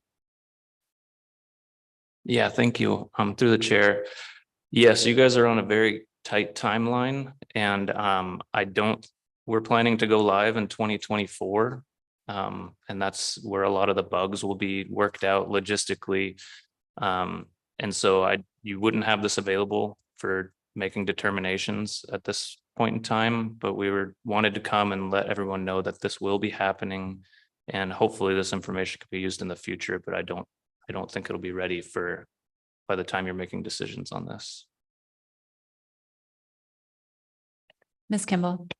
Thank you. Thanks for the testimony. Are you envisioning for 2024 like a small group of catcher vessels that are already ready to do this? Or are you trying to sample across the entire CV fleet? I didn't catch that part of your testimony. Yeah, sorry if I wasn't clear.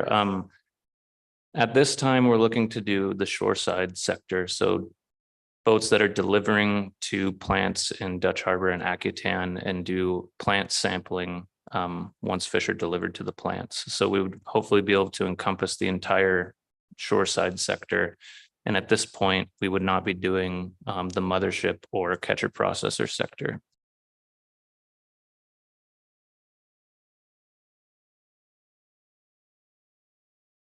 Seeing no further questions, thank you for your testimony. Next up is Brian Ridley, followed by Charlie Wright.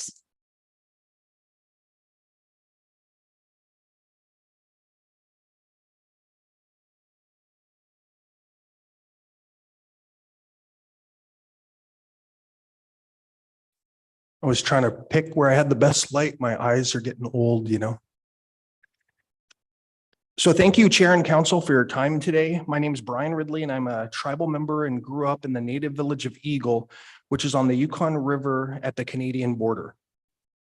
I'm the chief chairman of the Tanana Chiefs Conference, and TCC is a sovereign tribal consortium that serves 42 tribal communities, including 37 federally recognized tribes and more than 18,000 Alaska Native people in interior Alaska.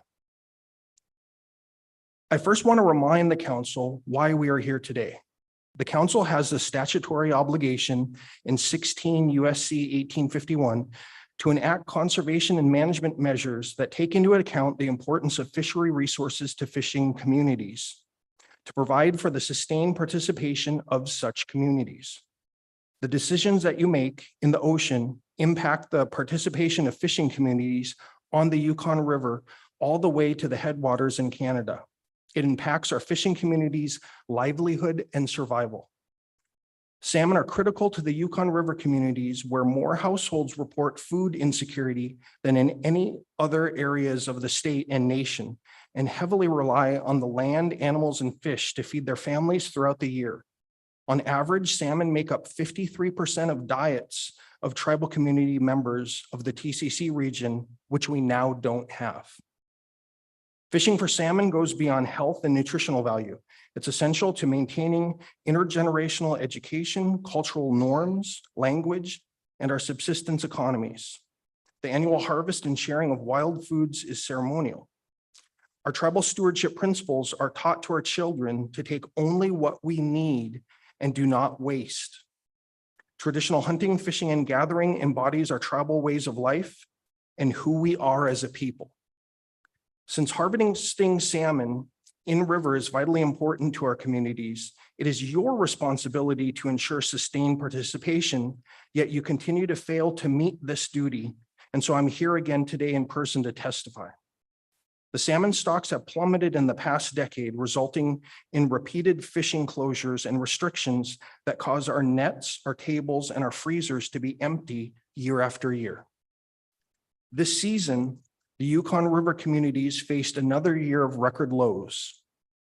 This summer, no Chinook harvest was allowed, and it's a second worst on record, yet there's little to no discussion on it, like you've all just given up. There were marginally higher numbers for summer chum, and some subsistence fishing was allowed with limited gear, but only for the lower half of the river, which only divides our people, but maybe that was part of the strategy. No allowable fall chum, fifth lowest on record, and why the upper half of the Yukon River couldn't fish. No allowable coho, second lowest on record. Escapement goals are not met, and US-Canada treaty obligations for border passage continue to go unmet. This is important as many of my Native relatives are across the border in Canada. Despite asks by TCC and the interior Alaska tribes calling on the federal and state governments for action on the salmon decline and the statutory obligation of the council, no significant action has taken place. We need action now before our salmon go extinct. Before going into my asks, I want to emphasize that voluntary incentive programs self-managed by industry do not create accountability or fulfill the federal trust obligations to tribes. Trusting that commercial fishermen will do the right thing is not a solution on the table. We have never been allowed to self-manage, as we've actually done successfully for thousands of years, while currently, as you waste thousands of our salmon, our people are monitored and made criminals for catching just one fish. TCC is asking the council to take immediate regulatory action to reduce Western Alaska chum and Chinook prohibited species catch by developing a full set of alternatives and move forward an analysis. The council should include a zero chum cap in its analysis, despite industry perspectives saying that such an alternative is unrealistic. This analysis must be transparent and inclusive of Indigenous knowledge, traditional knowledge, and subsistence information, different values, tribal community needs and perspectives, not just CDQ coastal communities, and broad and cumulative social and ecological impacts. Action must respect the range of perspectives on the problem and magnitude of impacts on the salmon crisis. Prioritize your management actions to reduce prohibited species catch of our Yukon River fall chum with the ultimate goal of zero salmon bycatch. Not taking any action will continue to harm Yukon River communities in Alaska and Canada. Increasing harvest specifications based on outdated environmental analysis harms our communities. Every action of the council and the actions of the commercial fishermen matters to us when every fish counts and our subsistence needs are not being met. Prohibited species catch management is within your control, and you must do your part to share the burden of conservation. TCC is committed to doing whatever it takes to protect our Yukon River salmon, and your actions or lack thereof will help us formulate our plan moving forward. Masicho, thank you. Thank you, Chief Ridley. Let's see if there are any questions for you.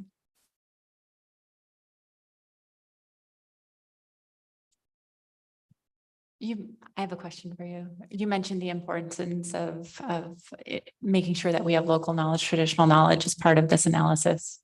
We had some discussion during staff presentation about the potential timeframe that we're under new NEPA guidelines. Wondering if you have any insight on how best to ensure that we incorporate that information, considering some of the potential time constraints. Well, I think our people are more than happy to work and partner and give our traditional knowledge in whatever timeline it takes. So as long as there's an opportunity for our people, you can see here today, we have a number of people, not only from the TCC region, but all over Alaska. We're really coming together as one on this. And so if a comment period, Zoom, whatever it is, in a shortened time frame, we can make it work and get those comments to you. Thank you. I appreciate that. Mr. Twite. Thanks. Thanks, Madam Chair, and thanks for the question you asked that sort of helped me formulate mine. Chief Ridley, I've been sort of thinking about testimony from Mr. Jones.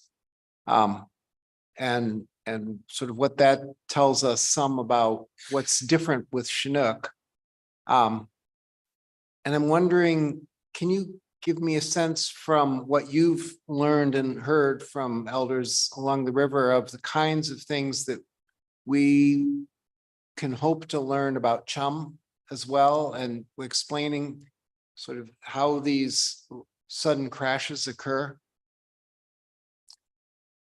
You know, I think it would be best, as you had said, to have comment periods where we can get more of our elders to the table. I think, you know, I don't know if it's the same in every community, but for us, the respect and listening to our elders is so important, because what we've been really trying to get across is, you know, it's great. It's nice to have your PhD or whatever it is in fishery biology. But the more and more I learn about how things are done, especially in the state, oftentimes somebody fresh out of school makes a rash decision that they think is in the best interest of a fish or animal. And oftentimes we see it's at the detriment and things go wrong. You know, without throwing anyone under the bus necessarily, I was in one discussion where a state biologist basically said, we wish we would have acted sooner. We didn't realize the crash was going to be nearly as bad as it was. And maybe if we would have taken more proactive steps early on, that it could have been prevented. Now, whether that's true or not, I don't know. But that's the part where the more we can get our elders to the table with you and get that knowledge in there, I think that's the piece that's most important. Thank you for your testimony. Thank you.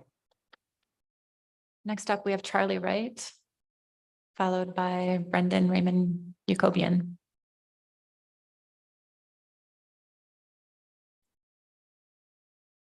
Is Charlie Wright in the room?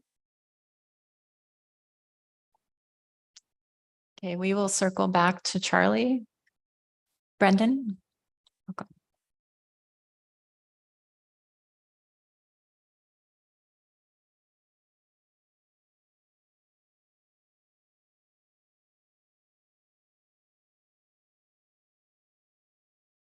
Greetings, Madam Chair and council members. My name is Brendan Raymond Jacobian, testifying on behalf of QUERC, the Alaska Native Nonprofit Tribal Consortium representing the 20 federally recognized tribes of the Bering Strait region. We would refer you to our written letter appended to the sign up. And so we'll focus now mainly on discussion of alternatives. Though we do want to preface that with a reminder about the gravity of the salmon crisis in Western and Interior Alaska and the need for long overdue decisive council action regarding chum bycatch to address this problem of equity, conservation, and adherence to mandates, including the groundfish FMP. The traditional knowledge holders in our region have pointed to the multi-factor nature of this long-running multi-species crisis, including environmental change, bycatch, commercial intercept fishing, disease, and cumulative and interconnected ecosystem-based factors. Improper relationships to the environment and to each other have negative consequences extending to resource abundance. This includes wasting and not sharing, both of which are at play with regard to salmon bycatch. Regardless of one's position regarding the primary driver of salmon declines, reducing bycatch is something the council and NIMS can and should do, and which will help address the problem we're facing. Climate change is indeed a causal factor, but as was noted in testimony earlier, it's also a context in which the council and agency are required to manage, and that context entails decreased salmon abundance, which can be mitigated. Climate change will not serve as a historical absolution for lack of meaningful action. We encourage the council to finalize alternatives for analysis at this meeting to continue to move further down the path toward implementing action to reduce bycatch of Western Alaska chum. And as such, we request you consider the following in your deliberations. First and foremost, we would like to see consideration of an overall PSC cap on chum bycatch in the pollock fishery to significantly reduce bycatch. Cap numbers analyzed should include those at the lower end of the range. This includes 0, a consistent request from tribal entities, and is entirely reasonable. If conversations at council bodies is any indication, in contrast to the consternation regarding the effects on the pollock fleet this could have, it appears it is considered relatively reasonable for tribal subsistence fishers to be stuck at or near 0. Transparent decision-making based on an analysis of that number would certainly reveal things about what values are prioritized in this process and how. It's also eminently reasonable to include other low numbers in the analysis. The fleet itself showed in 2012 that it could achieve its harvest objectives while producing a low amount of bycatch, 22,000 chum. And in such, the reality itself has provided sufficient evidence of the reasonableness of examining low cap numbers. The upper end of a cap range should, in our view, be no less than the average bycatch in the 2011 to 22 time period. The average over a long-term time range can be seen as another way of simply saying the status quo from a quantitative perspective. And the status quo is unacceptable in terms of management measures and also in terms of bycatch numbers. Otherwise, why are we even here today? We can see no good reason for having numbers above this in a cap analysis, which are also congruent with the purpose of seeking to make change. Suggestions for higher and even unlimited numbers in a cap analysis are already covered elsewhere in what will be the required status quo alternative in an EIS analysis. Second, we're interested in analysis of potential linkages of a PSC cap to indices pertaining to multi-region abundance, subsistence needs, and escapement goals. Primarily, however, we believe and prioritize that bycatch must be significantly reduced at all levels of abundance. Given the possibility that an indices-based approach may not achieve that objective, in addition to the complicating factors involved in operationalizing such an approach in the near term, this is not a preferred approach for us at this juncture. If the council did pursue the avenue of a cap linked to indices, we would ask that its development take into account the following considerations. First, rather than an aggregate index, what seems more appropriate would be the use of an equally valued set of indices for multiple regions, including Norton Sound, the Yukon, and Kuskokwim. Second, we consider salmon abundance levels in the Queric region stretching back into the 80s to be too low, and bycatch levels in the pollock fishery back to what is documented in the 90s, early 90s as much too high. And finally, with regard to the indices issue, issues regarding data completeness and comparability across regions and metrics would definitely need to be carefully thought through. Our third overall point regarding alternatives is that we believe other measures should be considered as additional steps, which could be implemented alongside a PSC cap. Changes to IPAs, for example, could be made, which would help implement the use of real-time genetics when it becomes available for the fleet. A number of the arguments we've heard regarding a PSC cap in light of the high percentage of hatchery chum in the bycatch, we do not feel are persuasive, but however, we do feel the implementation of IPA provisions regarding the use of real-time genetics when available alongside a PSC cap would certainly be a means by which to increase the effectiveness of measures to reduce Western Alaska chum bycatch. And another approach we would highlight, which could be potentially beneficial as additive to a PSC cap, is further examining the possibility for time and area closures. Finally, the pollock tack, in our view, must not be treated as sacred. and reductions to it should be considered as part of an approach to reducing bycatch. Part of the pollock fleet being allowed to fish this resource is the necessity to do so in a way which is not damaging to the ecosystem and fishing communities dependent on other species. And if that can't be done, then perhaps part of the answer entails the fleet simply being required to fish less in order to effectuate less harm. And with that, thank you for consideration of our comments. Thank you. I'll see if there are any questions. Mr. Mesereau. Thank you, Madam Chair, and thank you, Mr. Jacobian.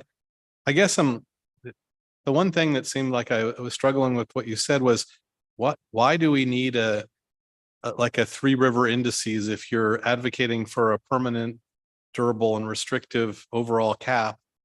What would be the reason to continue to keep that in the analysis? If you want to cap at all levels of abundance, why does it matter that we know what the level of abundance is if that's not being considered with the cap?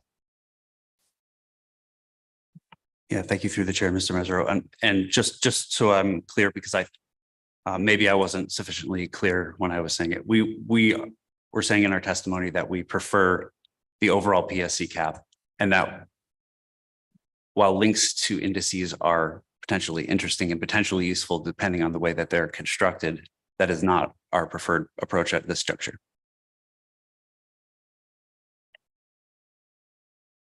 Thank you for your testimony. Oh, excuse me, Ms. Baker. Through the chair, thank you, Mr. Raymond Jacobian, for your testimony. I just wanted to make sure that I heard one of your recommendations very clearly in terms of the overall chum salmon PSC cap. Can you please, I didn't quite catch your recommendation for the upper end of the range that we should analyze. Can you please repeat that for me? Sure. Through the chair, thank you very much for the question. Yes, we were suggesting that the range for analysis should be 0 to the average for the 2011 to 22 time period, which is, I believe it's 280,000-ish.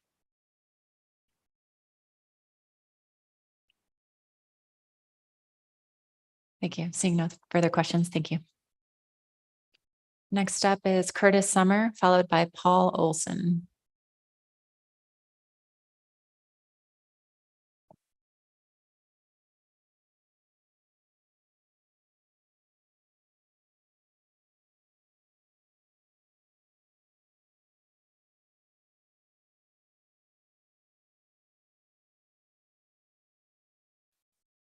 Good afternoon. Good afternoon. My name is Curtis Summer. I am second chief for the Tanana Tribal Council, the governing body for the native village of Tanana. We are a 45-minute flight west of Fairbanks. We have a little under 200 people in my village now. We live primarily off the land and off the river. We share what we get with others in the community who are not fortunate enough. The last time I went fishing for king salmon 4 years ago, my distant cousin and I caught 56 king salmon, which went to 6 families and 2 days of memorial potlatch, as well as fed us for the rest of the year. And that was 4 years ago. So it is gone now. What moose we get, we also share. I was fortunate enough to harvest a spike bull this fall, which went to 4 families. And that was not very much meat, which also went to our extended families. In times of short, when we have bad runs, we voluntarily quit fishing up and down the river. And I have to ask, what kind of ethics and morality do we have when people who depend on fish are forced not to fish, and at the same time, they watch moneyed commercial for profit entities throw that same fish overboard? And we consider that as wanton waste. You know, I have to question, I brought up the ethics and morality because this is a Christian nation. Our Republican and Democrat politicians insist this is a Christian nation. So I have to go back and see how this country was founded. And it was founded off the doctrine of discovery as crafted by greedy popes and European monarchs back in the 1400s, which gave them the right as Christians to seize all holdings of non-Christians and to do with the inhabitants as they wished. You know, and I have to question the morality and ethics of the people who created that, because they had already spent centuries shaking down their own people, their vassals, their serfs, for any profit or power. And I have to look at the spirituality of my traditional chiefs who have the compassion and the time to treat everyone in the region equally, no matter who it is. And my spiritual leaders who show their compassion and help everyone in need, no matter who. Those are the ones who follow the teachings of Jesus and of God's 10 commandments. And I have to look at that and look at what's coming out of the Christian politicians in Washington and the state capitals and see where they come from. And their Christianity comes from the doctrine of discovery. There are two Christianities I am speaking of right here. This is not reflecting upon you or your spirituality. I do not know you, and everyone's spirituality between them and their creator is up to them. I served in the military. 6 of my brothers out of 7 brothers served in the military to make that so. I have to say that the politicians who laugh at tribes and tribal customs and what tribes do for tribal members are laughing at their own ancestors because their own ancestors belong to tribes, no matter who. And looking at you on the board here, I know that your ancestors came from tribes and practiced their tribal customs also. You know, we need to have dialogue, and I am encouraged by some on the boards who are willing to meet with us to see how we can talk this out and come to a reasonable compromise. You know, my way of thinking is, with all the dynamics going on in the ocean, with the climate change going on, with all the contamination, with the Russians sinking their nuclear subs in the Arctic Ocean, with this Fukushima plume from Japan, and the fact we cannot fish for life-giving food means we have to come together and talk.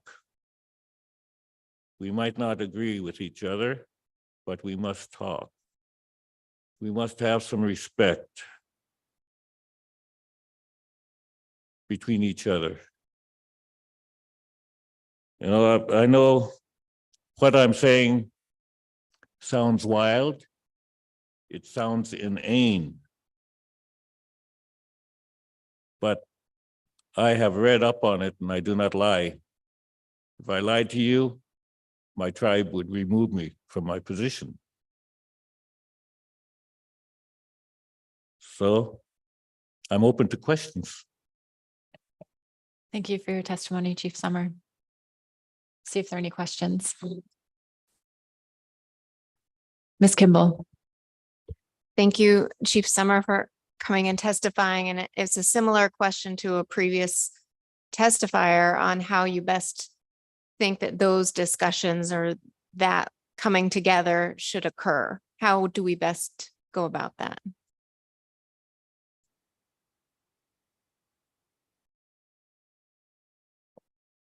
Probably ask somebody, but this afternoon we started the process. We had some people from tribes and we had some people from the AP get together and have lunch and see how we could come together.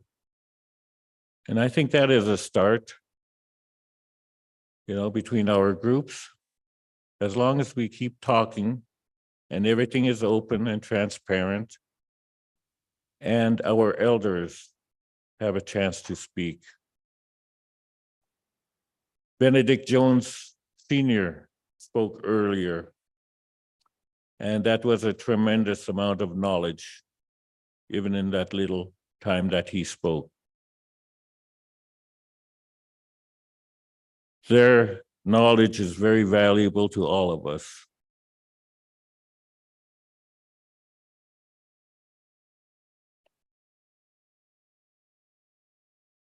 Thank you.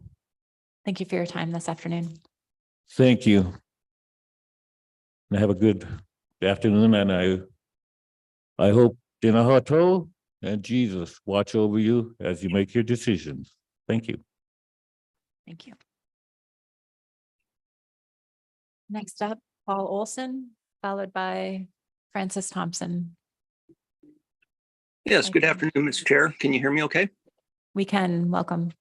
Great, thank you. My name is Paul Olson. I'm here on behalf of the Boat Company, a Southeast Alaska-based eco-tour company that is also a conservation organization that does charity, and our charitable work focus on Alaska conservation issues, particularly the protection of maintenance of salmon and their habitat and the diverse community fishing economies throughout the state.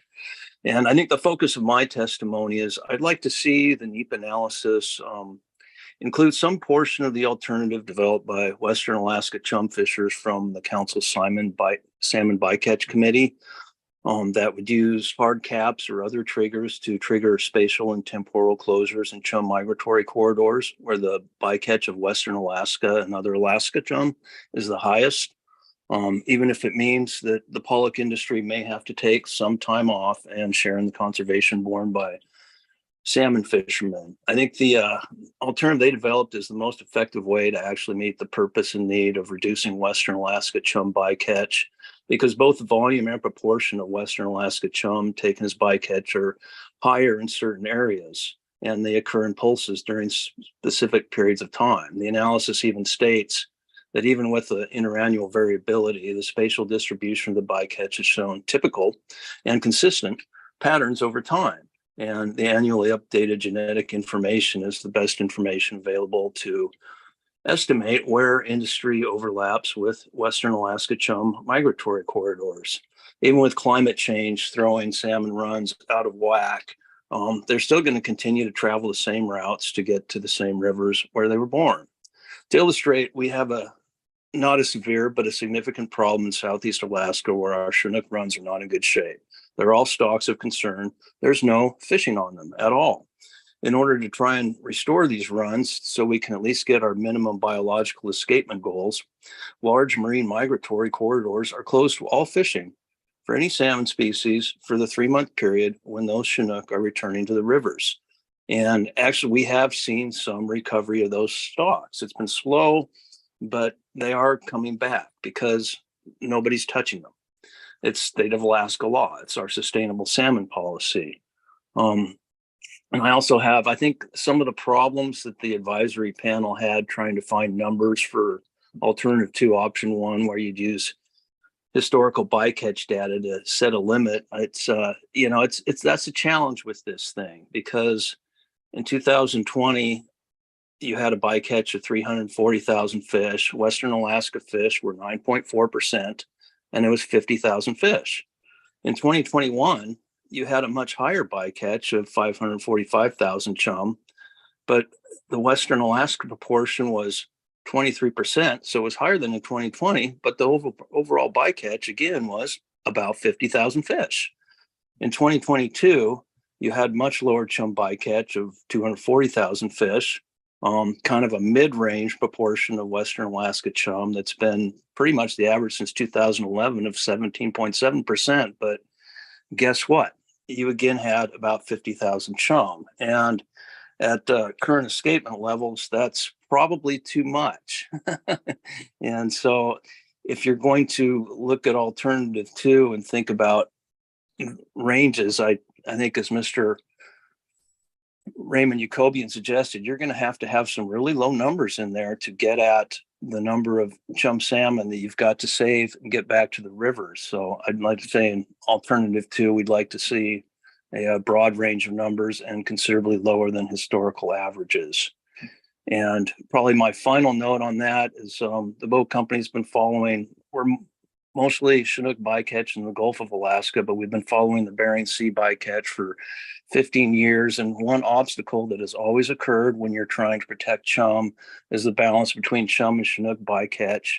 And I know it's going to be challenging for the council, but I do believe that the analysis should include, if that's the case, some sort of seasonal or pollet cap so that any loss of time to save chums doesn't cause further loss of Chinook. The two species should not be balanced against each other.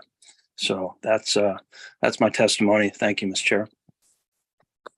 Thank you, Mr. Olson. I'll see if there are any questions for you. Okay. Seeing none, thank you for joining us this afternoon. Okay, next up is Francis Thompson.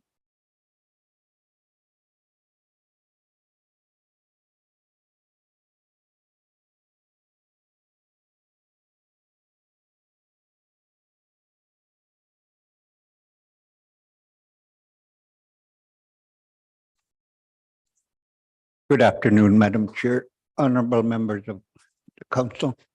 My name is Francis Thompson. I'm the Vice President for the Algonquin Tribal Government in St. Mary's, located 80 miles inland from the coastline of the Yukon River. There are 700 members in our tribe. And what I'm going to be testifying, I hope, reflect the 699 other members that would like to be here to give their testimony and to talk to you. Madam Chair,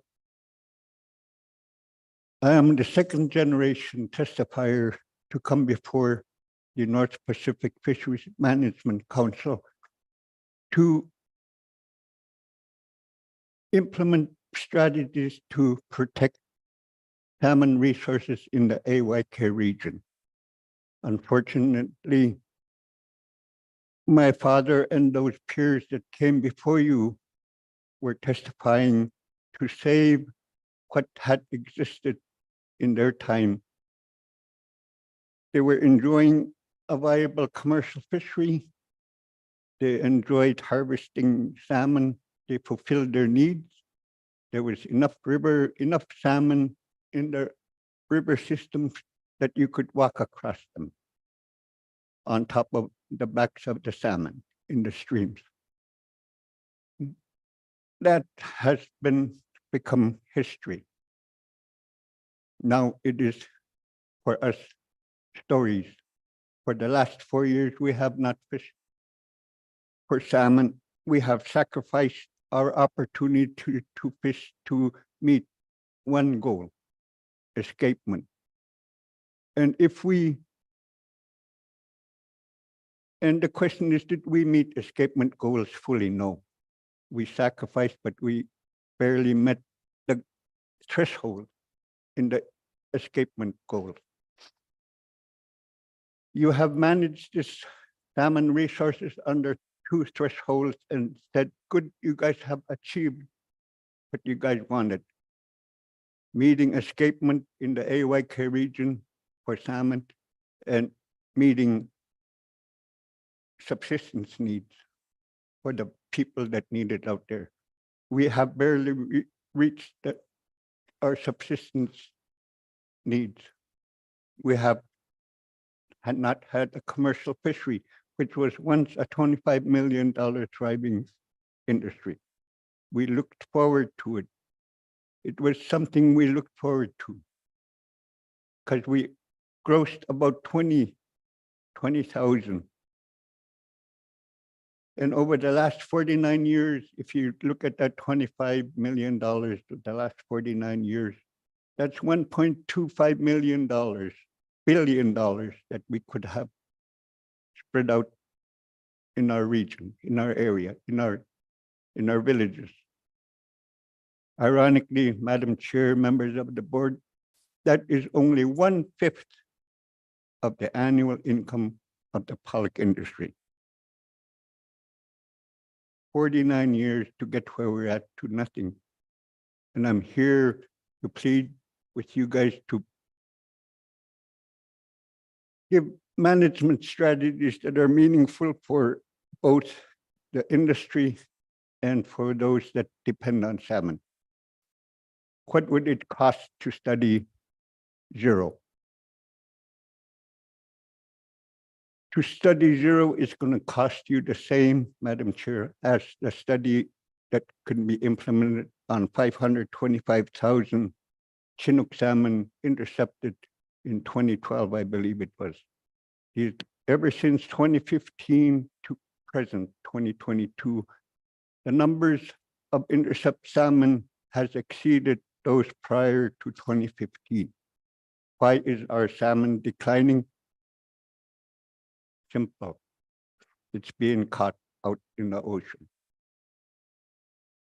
I have testified, this is my third testimony to protect the salmon.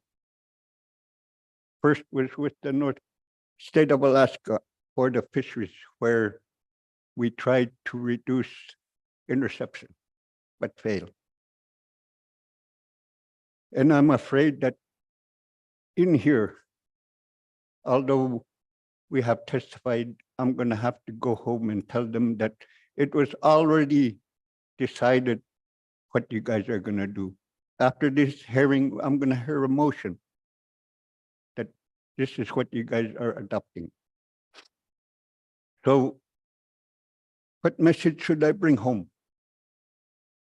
It is going to be status quo for the pollock industry. It is status quo for the intercept fishery, the area M fishery that the Board of Fish adopted.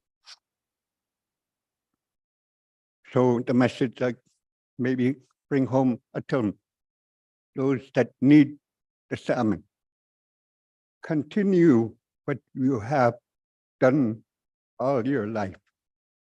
Fish, eat, put away salmon. Nobody's going to pay you to not fish.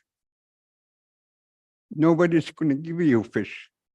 Therefore, go out and get it yourself. It's being caught out there as intercept or bycatch. It's all economics to them.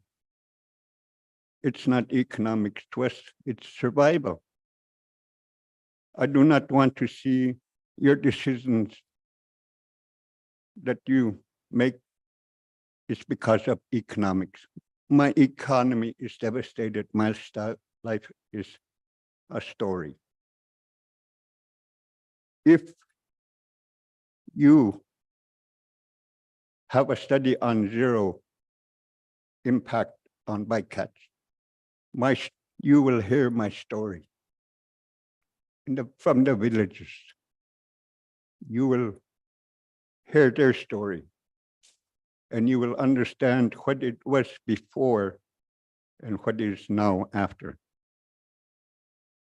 So therefore, Madam Chair, please,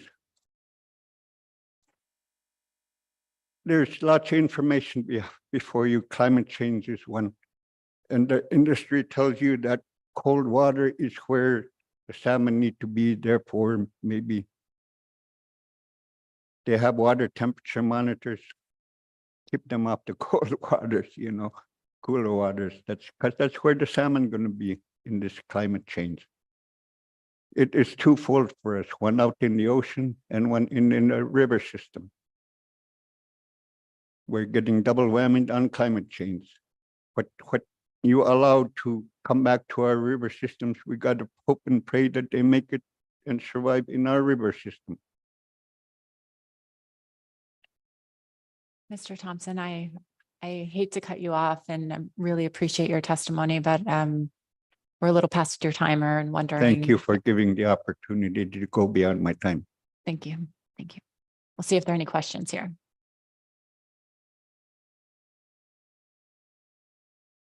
Thank you very much. Thank you for listening to me.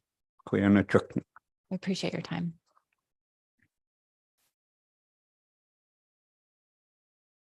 Okay. I think before taking up Frank Kelty and team, we will take our mid-morning break and let's take 20 minutes here, come back around 3:40 and resume with public testimony. We'll start with Frank Kelty and then I'll circle back to folks that we missed this morning or this afternoon. Thank you. Bye.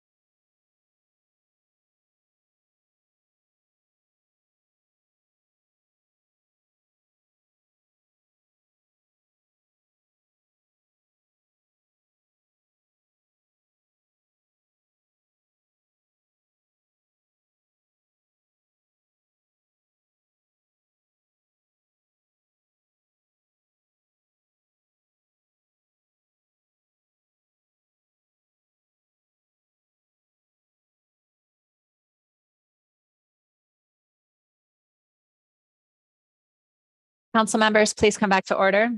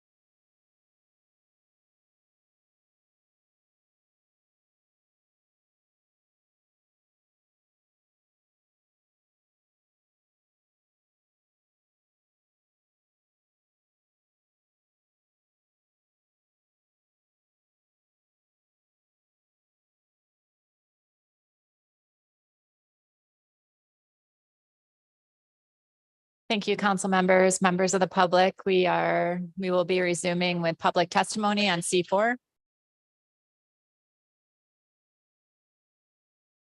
Thank you.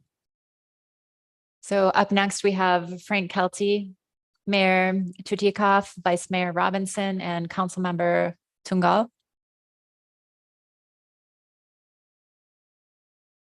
And then we'll circle back. We'll circle back to Melina Jordan and Faye Ewan. Madam Chairman, congratulations. I haven't had to say Madam Chairman in a while.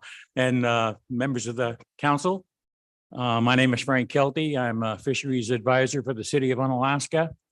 I'm a former 50-year resident of the community, worked in the Alaska seafood industry for 35 years and was the longtime mayor. And I'm Dennis Robinson. I am Vice Mayor, City of Unalaska, as well as the tribal president of our tribe at the council. And lifelong resident, born and raised there.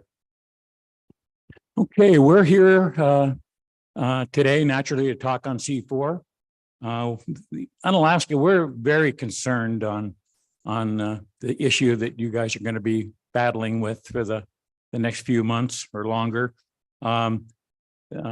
Unalaska certainly supports a reduction in bycatch wherever possible. But we also are here to support the pollock industry of our community. As you know, the hard times we're going through right now in Unalaska with the crab collapse, Unalaska has 4 of the 6 pollock shore plants in the community in the Southwest Alaska. We're also the support sector for the at-sea fleet, the mothership fleet, and the pollock industry. All of these entities, sectors provide revenues to the community, to the city, and to our support sector businesses that they depend on, employment. It's all intertwined. I know a few of you have been to Unalaska. Unalaska is a community, a very great community. Have made great strides over the years on quality of life projects and repairing facilities that need to be repaired and upgrade facilities. But we couldn't do that without a strong pollock industry right now. The pollock industry is what we depend on. We're very concerned with the hard caps, possibly under alternative 2 and alternative 3. We right now are looking at alternative 4 is the way to go. I believe the pollock industry did a great job with Amendment 91 and the Chinook program. And I believe that they could do a similar type of program on the chum salmon bycatch. We're very concerned that if we had a hard cap that was very restrictive and we had a spike in Asian and Russian chums, it would shut down the pollock fishery, which would be devastating to Unalaska.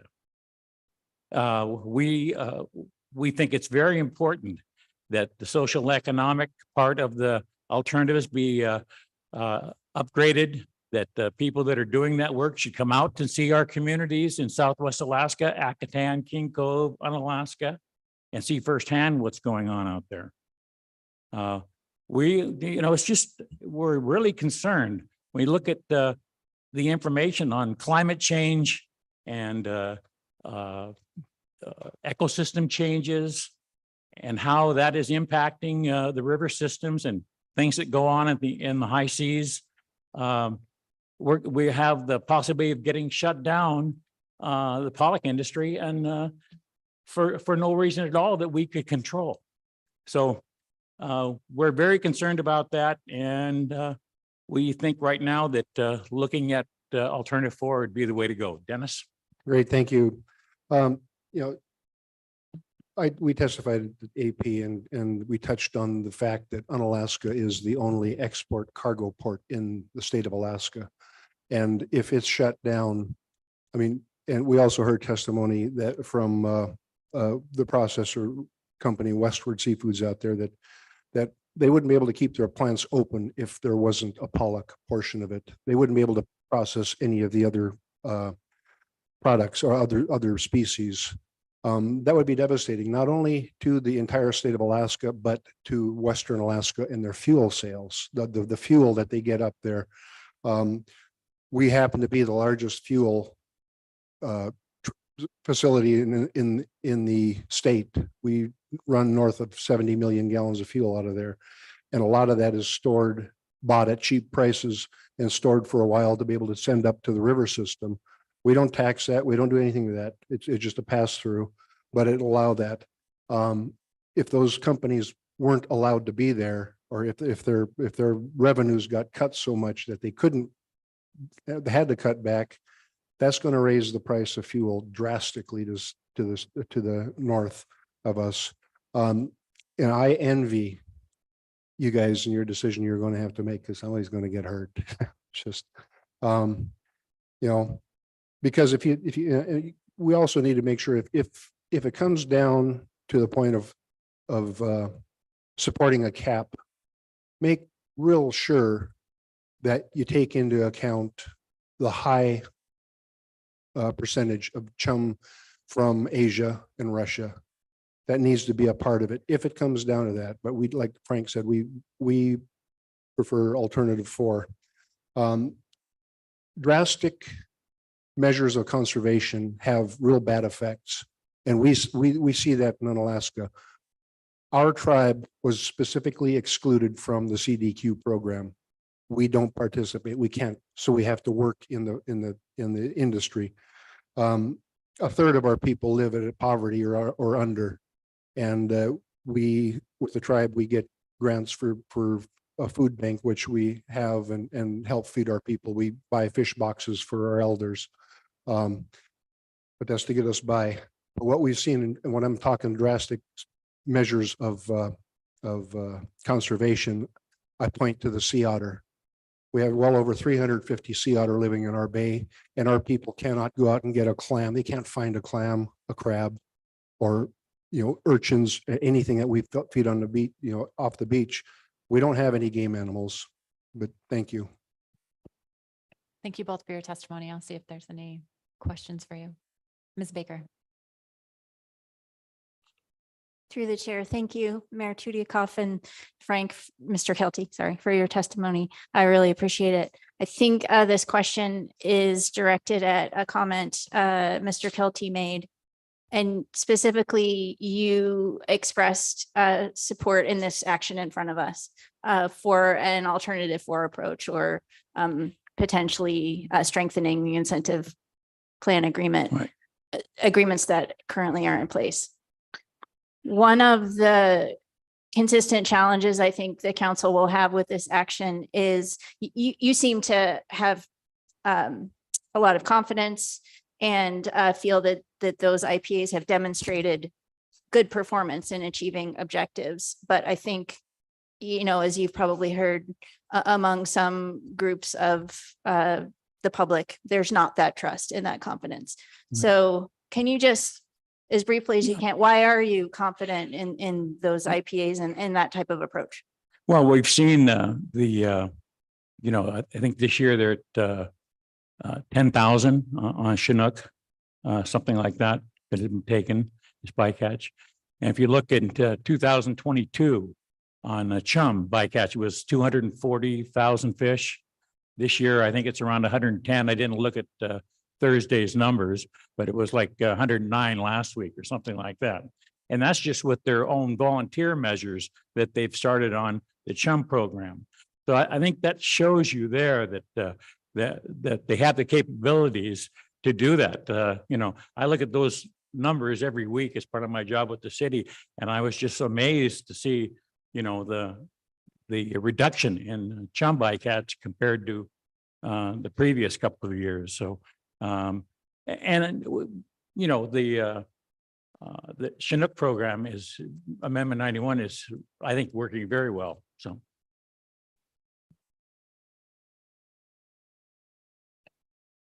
Thank you for your testimony. So is Melena Jordan in the room? Okay. What about Faye Ewan?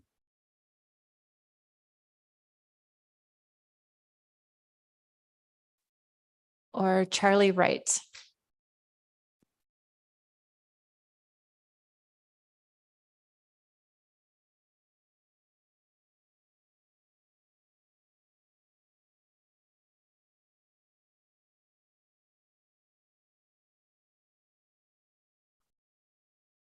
Thank you, Madam Chair and council members. Good afternoon. My name is Charlie Wright. I'm from Rampart on the Middle Yukon River. I'm a tribal leader and I'm on many fish and game boards and advisory councils. And I'm here as the Secretary Treasurer of the Executive Board for the Tana Chiefs Conference. I just have a few comments today. Thank you very much for this time to testify. I for sure look forward to the day we can all sit together and work on these issues together. I think bycatch is the main problem. We need to look at all bycatch, these metric tons of many kinds of fish. You need to lower total allowable catch. There's no time to do science. We know it takes a long time to do science and it would take years to figure out what's going on in the Bering Sea, and in that time the Chinook will be gone. They're going away fast. We sure hate to see the last wild stock of Chinook go away forever. That would be a terrible thing. And it's not just about Chinook and chum, it's mammals, seabirds. Most species of crab are in decline. 5 years ago, crab was in good shape. In science, we can't keep up with what's being taken out of the ocean. It's a wicked, complex problem. We could spend 20, 30 years studying the Bering Sea. If we don't lower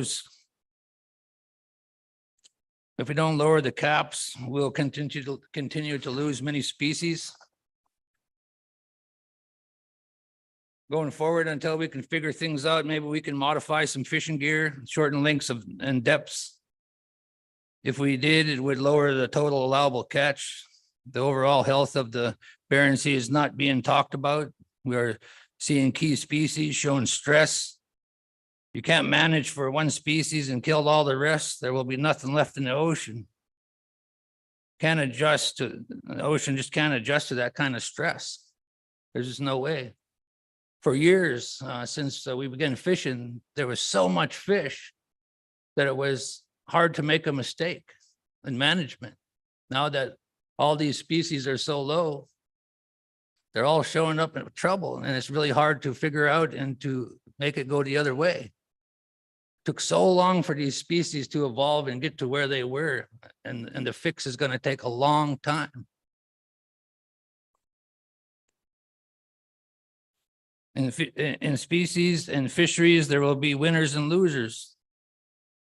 It bothers me to see that NOAA said there will be winners and losers. In reality, commercial fishing will win and subsistence users will lose. The whole ecosystem is in trouble because of this. Inland on the rivers in the interior Alaska, almost every animal and bird relies on salmon along in those contributory streams. It's having a hard effect on our way of life and our ability to live in these areas. The state and the feds are working on a rebuilding plan for crab. How come we can't have one for salmon? Can we work together to get one going and start working in that direction? That's one of the things that can work. I too was sitting at lunch with some industry today, and it was a great lunch. It was good to see and good to be part of it. And I look forward to more of it and sitting down and working together.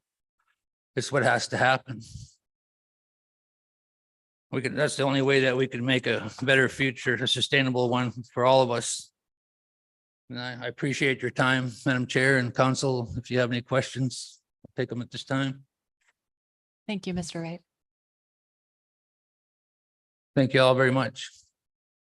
Oh, excuse, it looks like we do have a question for you, Mr. Twite. Thanks, Madam Chair. Thanks, Mr. Wright.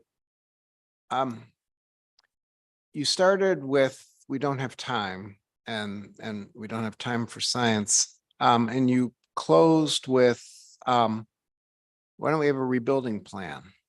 And I'm sort of trying to connect those two, because to me, rebuilding plans are based on science, which can include and should include knowledge of the elders as well. So I'm wondering maybe if you can help me sort of understand how we do that, and how we tie those two pieces together. You just said it all yourself. It takes time, and it will take time. But if we don't get started now, then I think things will get a lot worse. I think the sooner we begin, the better things will be in the end.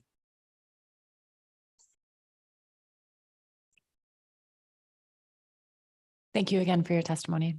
Thank you all for your time as well. Have a good evening. You too. Okay, next up is Jim Simon.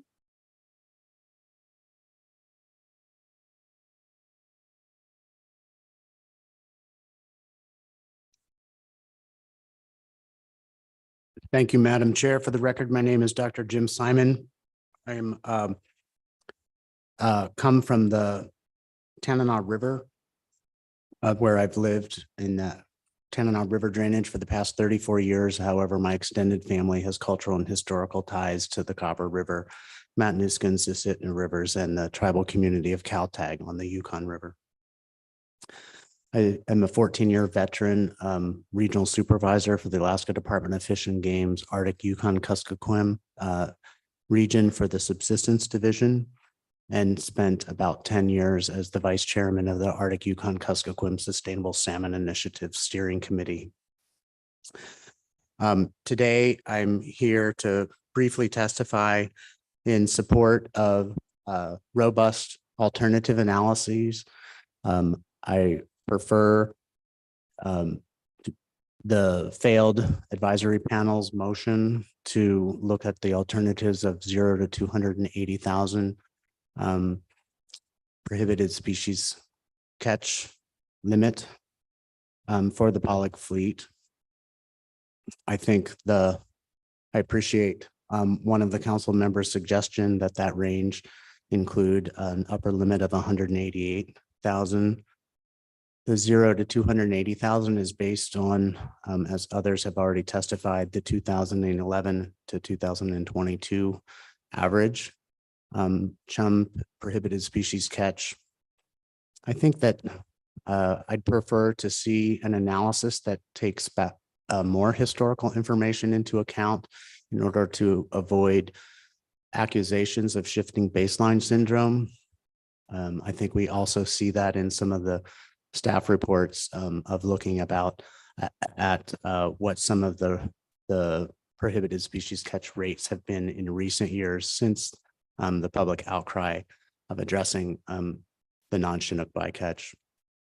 And that industry has demonstrated that they can accommodate that. However, it's important to keep history in mind that prior to Amendment 91 and the Chinook bycatch measures, which I think are appropriate, maybe some of those thresholds from the index, may need to be reconsidered given the continuing collapse of Chinook and now chum fisheries in the coastal Western Alaska and other Alaskan communities and Canadian communities in the Yukon River. I appreciate alternative 2 as an option. And while I oppose industry self-management through the IPAs, I think there are merits of looking at some of how that process could help reduce prohibited species catch of salmon. I think the notice of intent statement that focuses on Western Alaska chum and how that is a difficult management struggle. You know, all chum are prohibited species catch, so you cannot expect to reduce Western Alaska chum catch without reducing chum catch overall. And I think that you'll see I see my time has expired, so I'll bring your notice to the attachment in my comments where from 2017, the last statewide overview demonstrates that of all fish and wildlife harvest in Alaska, commercial fishing makes up 98.6%, and subsistence hunting and fishing together represents only 0.9%. That's from 2017. In 2000, the subsistence sector was 2%. So we've already seen more than half of a reduction in those 17 years. And unfortunately, with the closures that we've seen now, it is reasonably probable that 0.9% is much lower now. Thank you. Thank you, Mr. Simon. I'll see if there are any questions for you. Mr. Twite. Thanks, Madam Chair, and thanks, Dr. Simon. You said that you were opposed to alternative 4, which some are calling self-management. I think that's an unfortunate, it's not inaccurate, but I think I understand why people are using it. You also said that you think Amendment 91 is working well.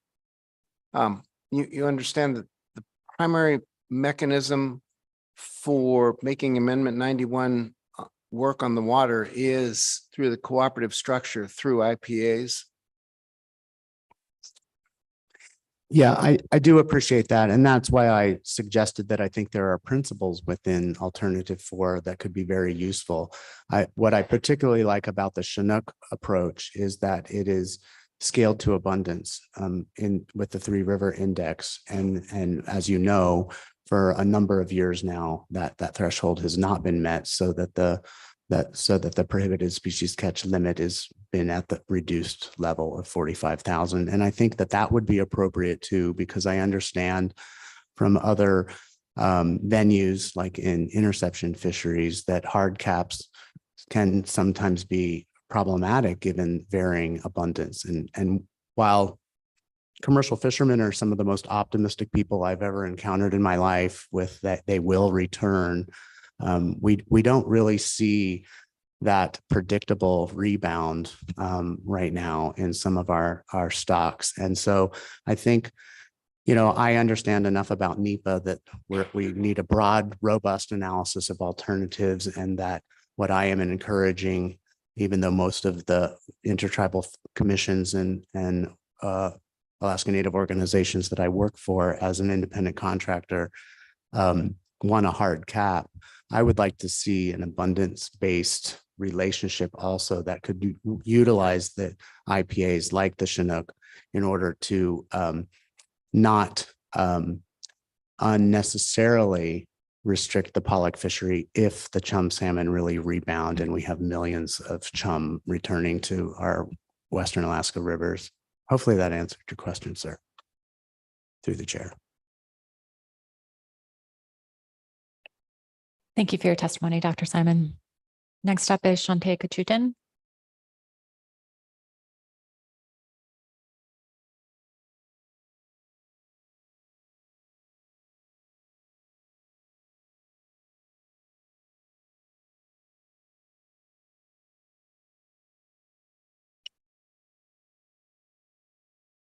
Good afternoon, Madam Chair and members of the council. My name is Shantae Kachutin.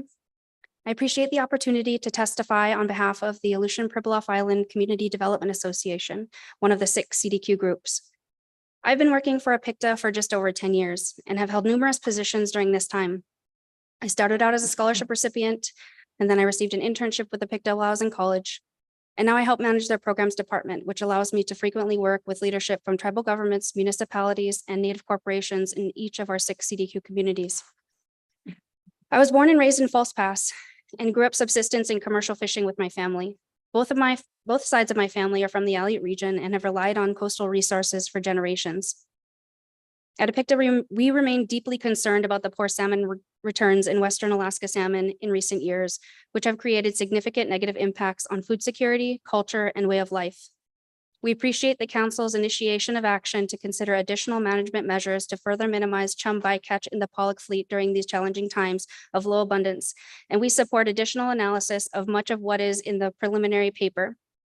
We are particularly interested in seeing an expansion of Alternative 4 with a fuller description of existing IPA measures and the changes that have been made in recent years that have, at least in part, contributed to significant reductions in chum interactions. We are also interested in understanding what additional measures could be implemented to help ensure that chum performance is durable. These cooperative management tools may be the most adaptive ways the Council and industry have to addressing changing ocean and fishery conditions. While the preliminary analysis did a good job of describing the existing participants in the regulated fishery, in the next analysis, we think it will be important to capture the extent of the vast Alaska community ownership in the pollock fishery as a result of the CDQ program. As you are aware, the CDQ program serves 65 Western Alaska communities and over 40,000 residents, and has a unique and challenging mission to help build local economies, increase fisheries access and participation for its member communities, and help alleviate poverty. Beyond our program's 10% allocation in the pollock fishery per federal statutory mandate, the groups have continued to increase their investments in fisheries to support their nonprofit economic development mission. After 3 decades, the groups collectively now own an interest in over 30% of the pollock fisheries, with investments in all sectors, including the mothership, inshore, and catcher processor sectors. Between roughly 50 to 90% of individual groups' annual revenues are estimated to come from pollock, so CDQ groups are hugely dependent on this fishery. As a result of these investments over the last decennial review reporting period, the groups were able to provide over $650 million in wages and compensation to individuals and $25 million in scholarships and vocational training. In addition to providing jobs and educational programs, on an annual basis, the program invests an average of $30 million in community infrastructure projects and in support of municipal and tribal functions, and $5 million in research to help inform local fisheries management. These initiatives are all funded from the program's federal fisheries participation. This notable Alaska community ownership in the pollock fishery will be one of the many issues essential in understanding the trade-offs of any future action. Additionally, we think it will be important to somehow capture in the impact analysis how much of an anchor tenant the pollock is for coastal communities, particularly along the Aleutian chain. Pollock is the primary economic driver in our region and indirectly impacts the level of quality and access of many critical support services for local residents, including air transportation service, freight, harbor, and emergency services. With small population bases, the level of support services is intimately linked to the commercial fishery activity. The cost of any action should try to capture this relationship, as well as the synergies between the larger pollock fishery and small boat fisheries, and how market access and shoreside support are deeply linked. This is a particularly challenging issue considering the immense importance of salmon and pollock fisheries to Alaskans, and we appreciate the Council's continued work on navigating these complexities. Thank you for allowing me to speak today. Thank you, Ms. Kachutin. We'll see if there are any questions for you. Yep, Ms. Kimball. Thank you. I just have a quick question similar to other testifiers. I think trying to find a way to capture kind of what you've asked for to be in the impact analysis when we get to that place. So I think some of the ownership information that you mentioned is important, but not easily accessible to staff. And I wondered if you, or maybe you, in coordinating with other CDQ groups, could at least get some of that information together, provide credible information that they can track either through the decennial review or some other source, and help staff provide adequate information to capture the CDQ program. Yeah, I think it's going to take a collaborative effort, and as much as we can and are allowed, we can share information like that. I can't speak for everybody, and we're as a company dedicated to moving forward and in a in a way that's sustainable. And so I think that we're definitely, moving forward, willing to be cooperative. Thank you. And I didn't mean to act like I was tasking you with something. I just, I think it's really coming out that a lot of the information that's necessary from lots of testifiers isn't readily accessible. So I appreciate you bringing that to our attention. Thank you. Thank you. Seeing no further questions, appreciate your testimony today. Next up is Lorelei Ivanoff.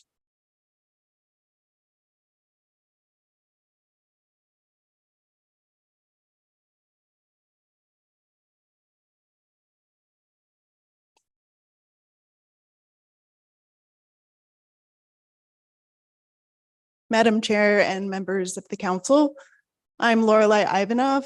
I live in my home community of Unalakleet, and I'm the Executive Director for Native Peoples Action. We're a statewide advocacy organization working to uplift our people and protect our ways of life by taking a stand, working together, and mobilizing action. We're really fortunate to have support from many partners who are in this room and those giving remote testimony.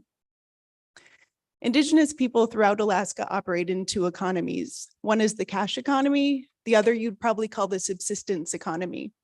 It's simply our way of life, central to who we are and central to who I am. As your report acknowledges, the Indigenous relationship with salmon is more than simply a harvesting relationship. Lives centered around salmon are lives of community and belonging, of health and wellness, and a relationship of respect with the land and waters that have provided for millennia. This is the way of life that we at NPA are working to protect. Indigenous people, when it comes to resources, think generations ahead. We think of our children, our grandchildren, and the earth and world they will inherit. Good or bad, the decisions we make today affect what happens in the future. This mindset isn't just anecdotal. This approach to resources and our relationship with these resources is an essential pillar to sustainable management. As we've heard in testimony today, families and communities throughout the Yukon and Kuskokwim rivers were not able to harvest chum salmon this summer and fall. The inequity of the use and misuse of chum salmon as a species we should all respect is blaringly clear. When 3 million chum are caught as bycatch in 11 years, it's so wholly obvious that status quo and relying on industry to manage bycatch is not working. Action not taken in federal fisheries management has harmed and continues to seriously threaten a way of life central to who we are as Indigenous people.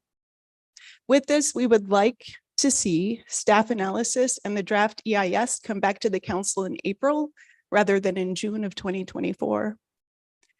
Native Peoples Action also urges the council to truly support the Alaska Native ways of life and local fishing communities, and we request the support for the failed AP amendment that recommended a PSC hard cap range.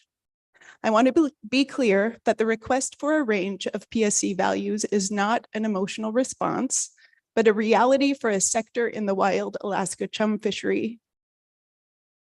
The amendment is a thoughtful and calculated request rooted in sustainability, a foundation sorely needed in this industry.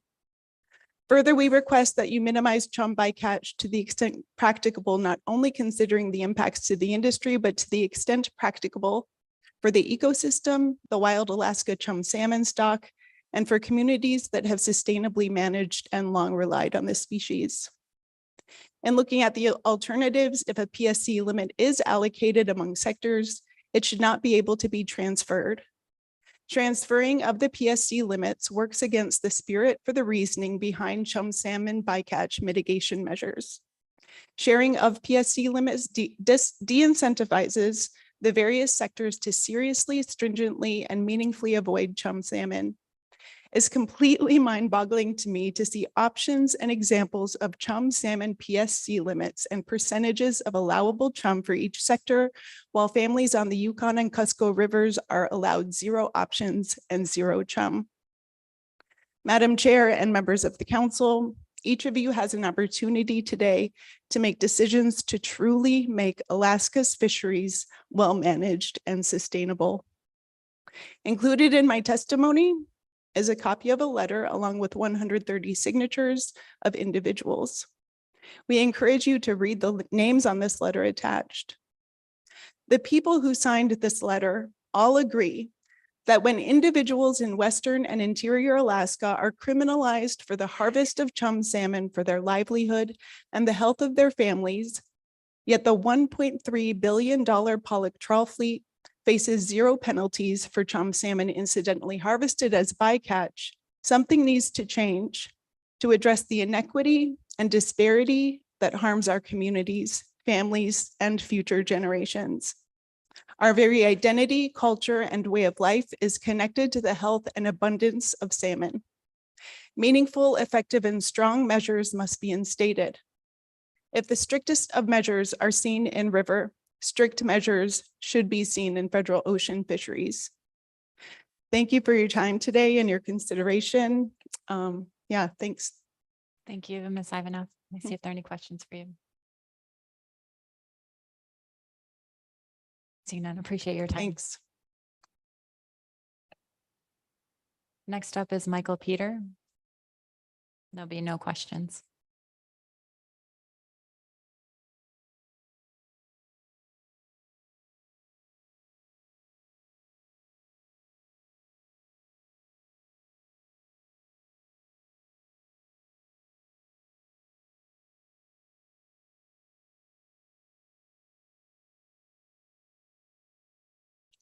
Thank you. Good afternoon, Madam Chair, Council. Excuse me.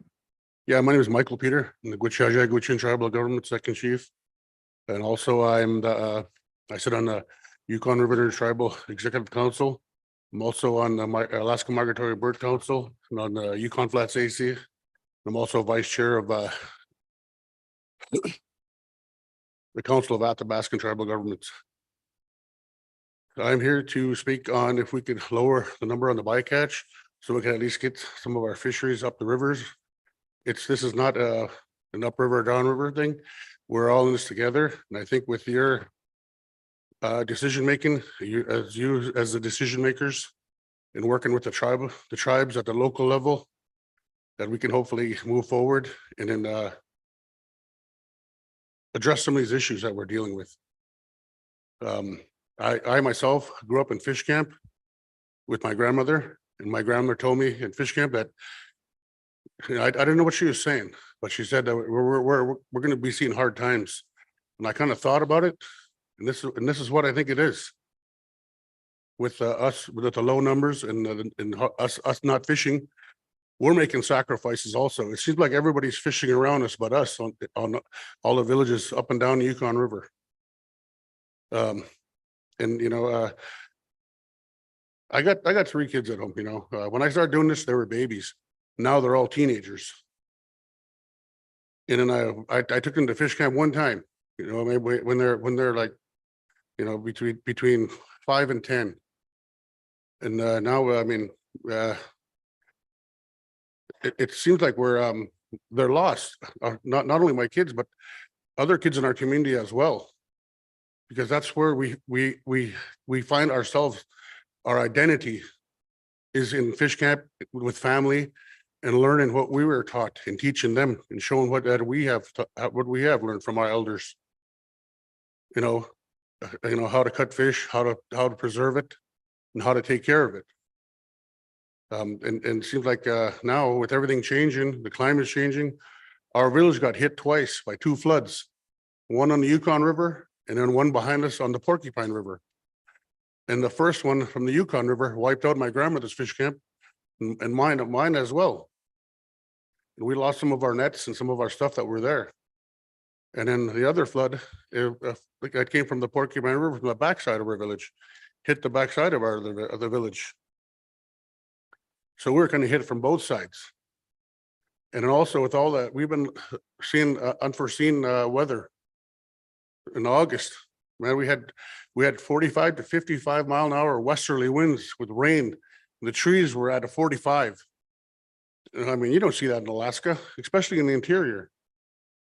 And moose are moving a lot later. I've talked to a friend of mine further down the river, and he said that Yeah, they haven't seen any moose for a while. And and the weather's getting later, and frost didn't hit till later on too. Usually frost hits around September, the last week or so. But things are changing, and I think if we all work together alongside you guys, and then with traditional and local knowledge, with scientific knowledge, and then reaching out and with the council here, and then see what's going on in along the river itself, besides out there in the ocean. Because a lot of the fish are Yukon bound and other distributaries that are for those spawning fish, so we can have at least have our fish to come back, not only for us but for everybody else along the river. That's why I'm here, and thank you for your time, and thank you for listening to what I have to say. Thank you, Mr. Peter. Appreciate it. Next up, we have Brent. Next up, we have Brent Payne.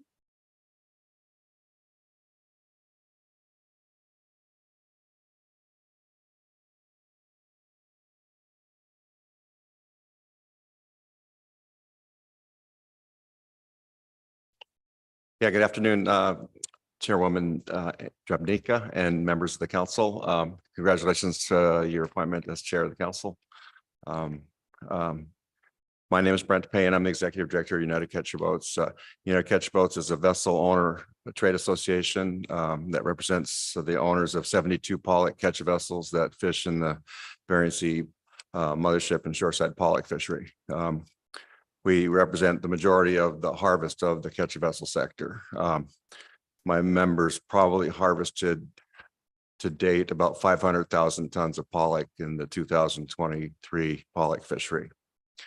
Of that harvest of the vessels, I want to point out, I hope the analysis can incorporate this, but when I first got hired 30 years ago, there were individual companies, and now looked at the list just now, we have 30 vessels of the 72 that are either wholly or partially owned by the CDQ corporations.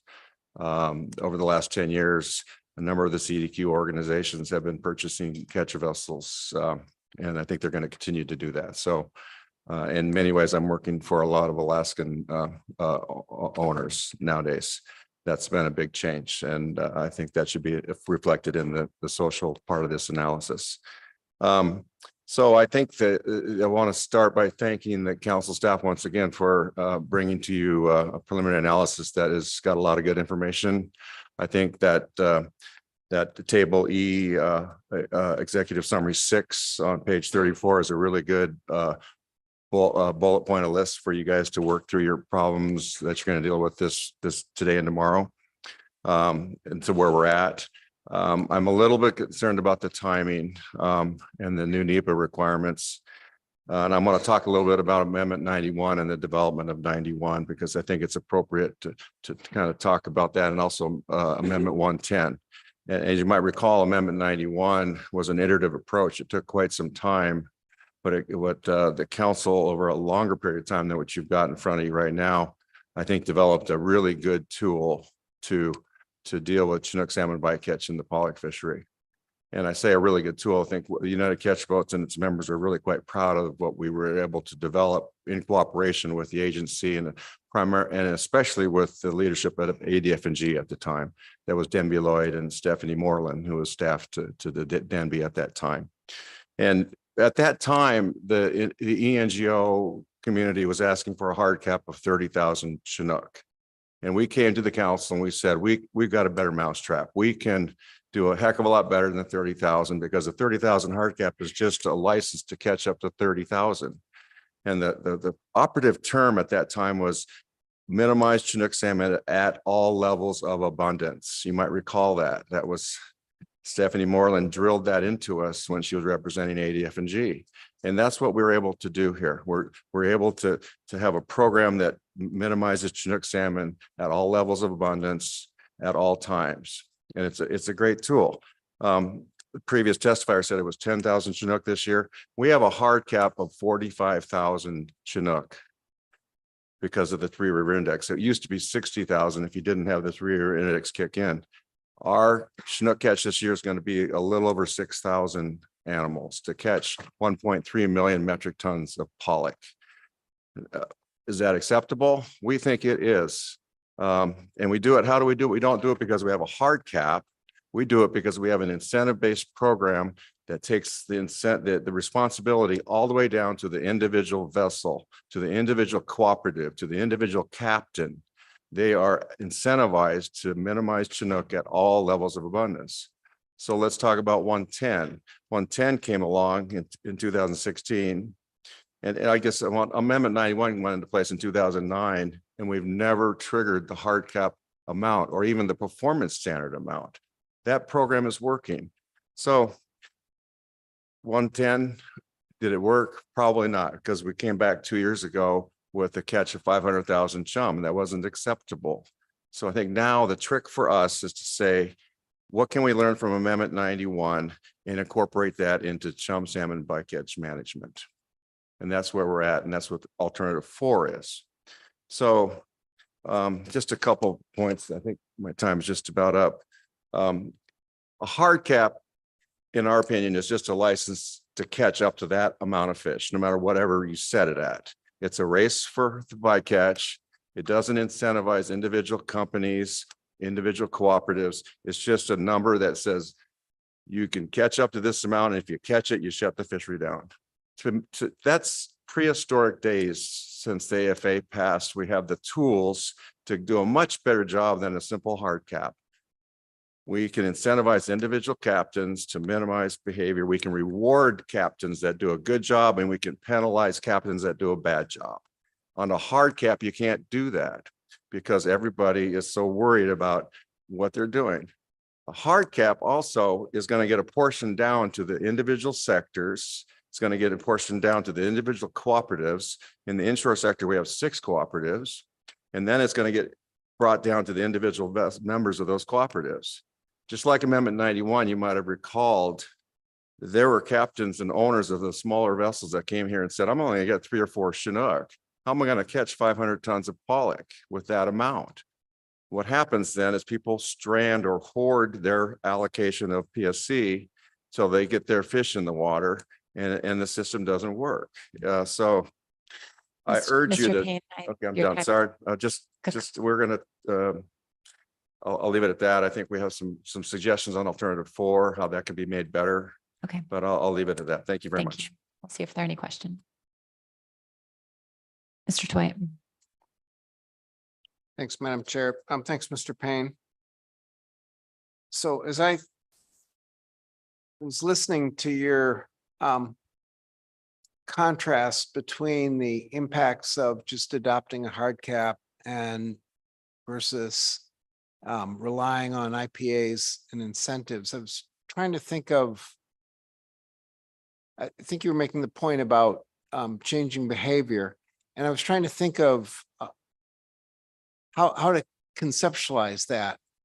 And it struck me that, and so I'd like your sort of description of a captain operating in a hard cap situation versus a captain operating in an incentive-based situation like UCB has for the catcher vessel sector. They have a bad tow. They come in with, everybody else has said, hey, this area looks clean, go ahead. They go out there, they set, they come in and they've got several Chinook, and that's maybe half their total allowable for the year. What do they do under a hard cap situation in that case? And what's different about what they do under an incentive based when they have that kind of bad tow in spite of their best efforts?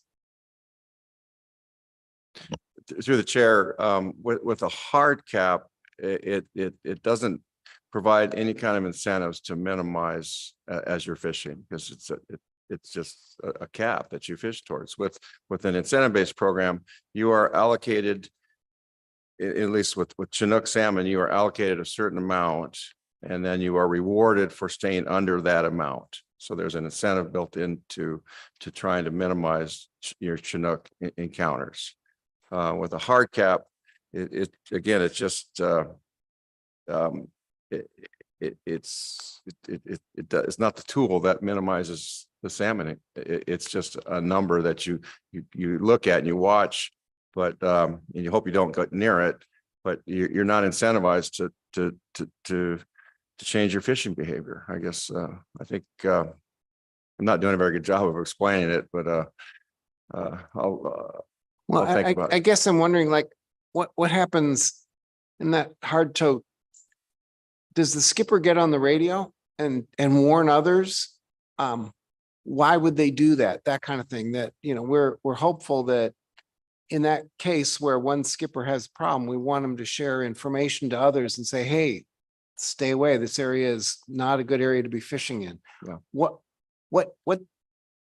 kind of a situation is a skipper willing to do that or even incentivized to do that?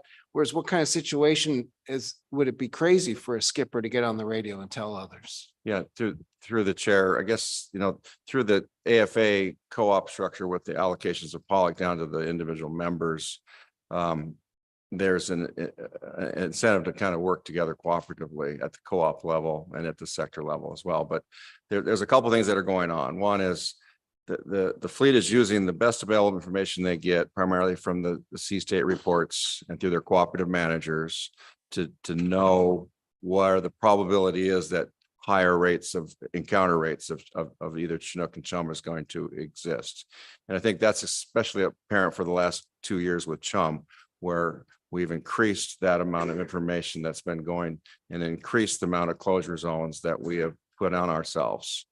So so there's two things going on. One is the sharing of information. Yes, the captains that are sharing that, and two, the weekly and the daily closure zones that are going into place by Sea State and our co-op managers using that information. So it's communicating. Yes, where do we get that information to create the move along rules or the closure zones? That comes from when the tally of the fish is done by the delivery, and then also at sea amongst captains. Mr. Mesereau. Thank you, Madam Chair. Thank you, Mr. Crane. Amendment 91 has a hard cap and performance standards or IPAs. So I guess my question is, what's the difference? What's the difference between that and having a hard cap for chum and then having IPAs that prevent you from ever getting to that hard cap because you're creating your own ways to save PSC? It seems like what you're saying is that Amendment 91 has worked so well, but a hard cap is unacceptable in this situation. And I guess I'm just having trouble connecting the dots. It seems like if you can survive under a hard cap and a performance standard for Chinook and be proud of the work you're doing, that we should be able to dream up some way to do the same thing for chum salmon. Yeah, through the chair. Well, first of all, in historic context, Amendment 91 and 110 gave a very high preference to minimizing Chinook over chum. So it said, you know, really do everything you can and don't weaken your Chinook management measure because you are trying to avoid chum. So that's been historically the direction. But Amendment 91, it's not the hard cap that makes the 91 successful. In fact, we have a performance standard. So if it was a 60,000 hard cap, the performance standard is 47,591 or under a Three River Index. So if we catch over that performance standard amount over a couple of years, over a period of 5 years, the regulation will automatically trigger the lowering of the hard cap to the performance standard number. So that's a fear that we live with. We don't want to have that happen. The more importantly, though, for the inshore and mothership sector, we have incentives that create savings if we stay underneath the amount of the individual allocations to the vessels on a year by year basis. So that's the incentive that keeps the number down low. But and then secondly, the main tool that really works is, like Mr. Dwight was talking about, is the communication and the move along rules that we have, that we establish base rates, and we have triggers that close areas to vessels that have poor performance, but keep those areas open for vessels that have good performance. So it's quite a bit different. Yeah, I would say that the hard cap of Amendment 91 for Chinook is a backstop measure. Okay, so that kind of sets the whole program in place. We're not wanting to go up to it and trigger it and kick over it. We're trying to stay well underneath it. And there's incentives built into it for us to do that. A simple hard cap doesn't have those elements inside it that incentivize the fleet to behave that way. Ms. Kimball.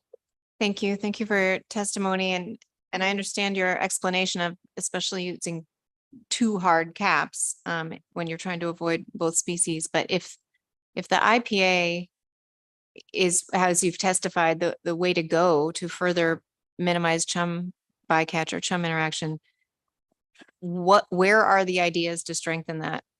The current IPAs are you supportive of the AP motion, or is there some other set of ideas that is coming forward to the council on alternative 4? That's the $1 million question for us through the chair. And I almost feel guilty that we didn't do our homework and didn't turn it into you all here at this meeting, because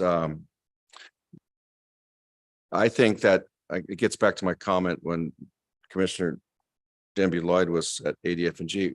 We had an opportunity to spend quite a bit of time trying to develop the incentive-based program for Amendment 91 with Chinook. Where did that come from? That came from a whole group of people that I work for that were very dedicated to working together over a year worth of time to come up with those rules that then got codified by federal regulation. We haven't done that yet for chum. And it's almost like it's creative thinking, and it's thinking outside the box. What can you do when you have this problem in front of you and you're trying to solve it? But I think right now for chum, my owners that I work for and the managers of the cooperatives are thinking about a couple things. One is we have the tools that we have right now that we've learned to use is we establish base rates that are triggers. And what does that trigger? That triggers closure zones. And, I think there's working with, the NIPS Octave Lab folks, Wes Larson and his staff, there's genetic information that's coming in, the cluster information. Can we use that information to help us make informed decisions to stay out of time and area places where we think there's a high percentage of chum from Western Alaska? That's foreign. We're thinking about that the information is not quite there to use that tool as best as we can. However, C-State is really chewing on that and trying to see if they can provide that into some of their recommendations. So I think if we can enhance the tools that we have within time and area closures, I don't think we're suggesting going down the path of individual incentive savings programs like we have with Chinook. That doesn't quite seem to work with chum. So that I think that's where we need to do is to go back home and work with the boat owners and managers to come up with elements of a chum IPA that we can come back and say that we think this is it's better than a hard cap. We're not there right now, but we would like the opportunity to do that. And if we can't do it, then obviously pressure's on here. So.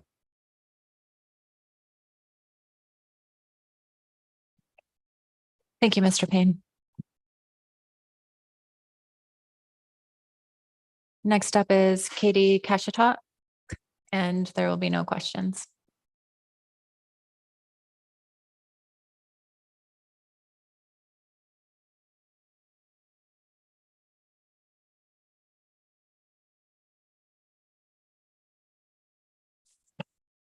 Good afternoon, Madam Chair, members of the council. My name is Katie Kashuk. I am from Kipnuk. I am a regional affairs coordinator for Coastal Villages Region Fund. I started as an intern in 2017 and have been employed since then.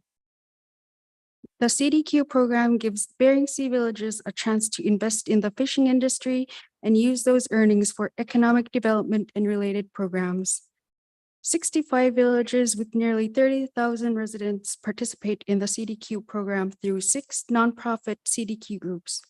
CBRF is the largest of six groups. We serve more than 9,000 residents in 20 villages. Today, CVRF owns and operates its own vessels in the Bering Sea. We sell seafood around the world, earning enough revenue to fund $12 to $15 million in benefit programs in our communities every year.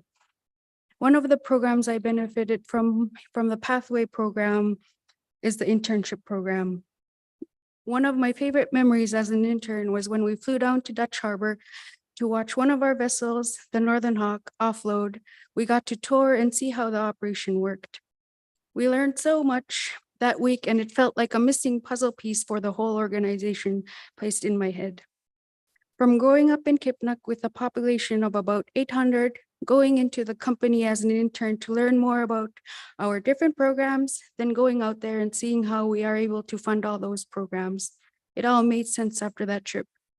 Additionally, I also help with one of CBRF's popular programs, People Propel, a subsidy program that helps our people with their subsistence needs. In my hometown, to date, CBRF has helped residents acquire over $3 million of equipment they use for subsistence, and we employ over 150 full-time employees in region. We are working with the Kipnuk tribe to help them qualify for a federal and state investment in water and sewer systems to get us off the honey bucket. After the Typhoon Murbak storm last fall, CBRF went to work, lining up partners to transport over 4,700 pounds of essential supplies by air to the affected communities.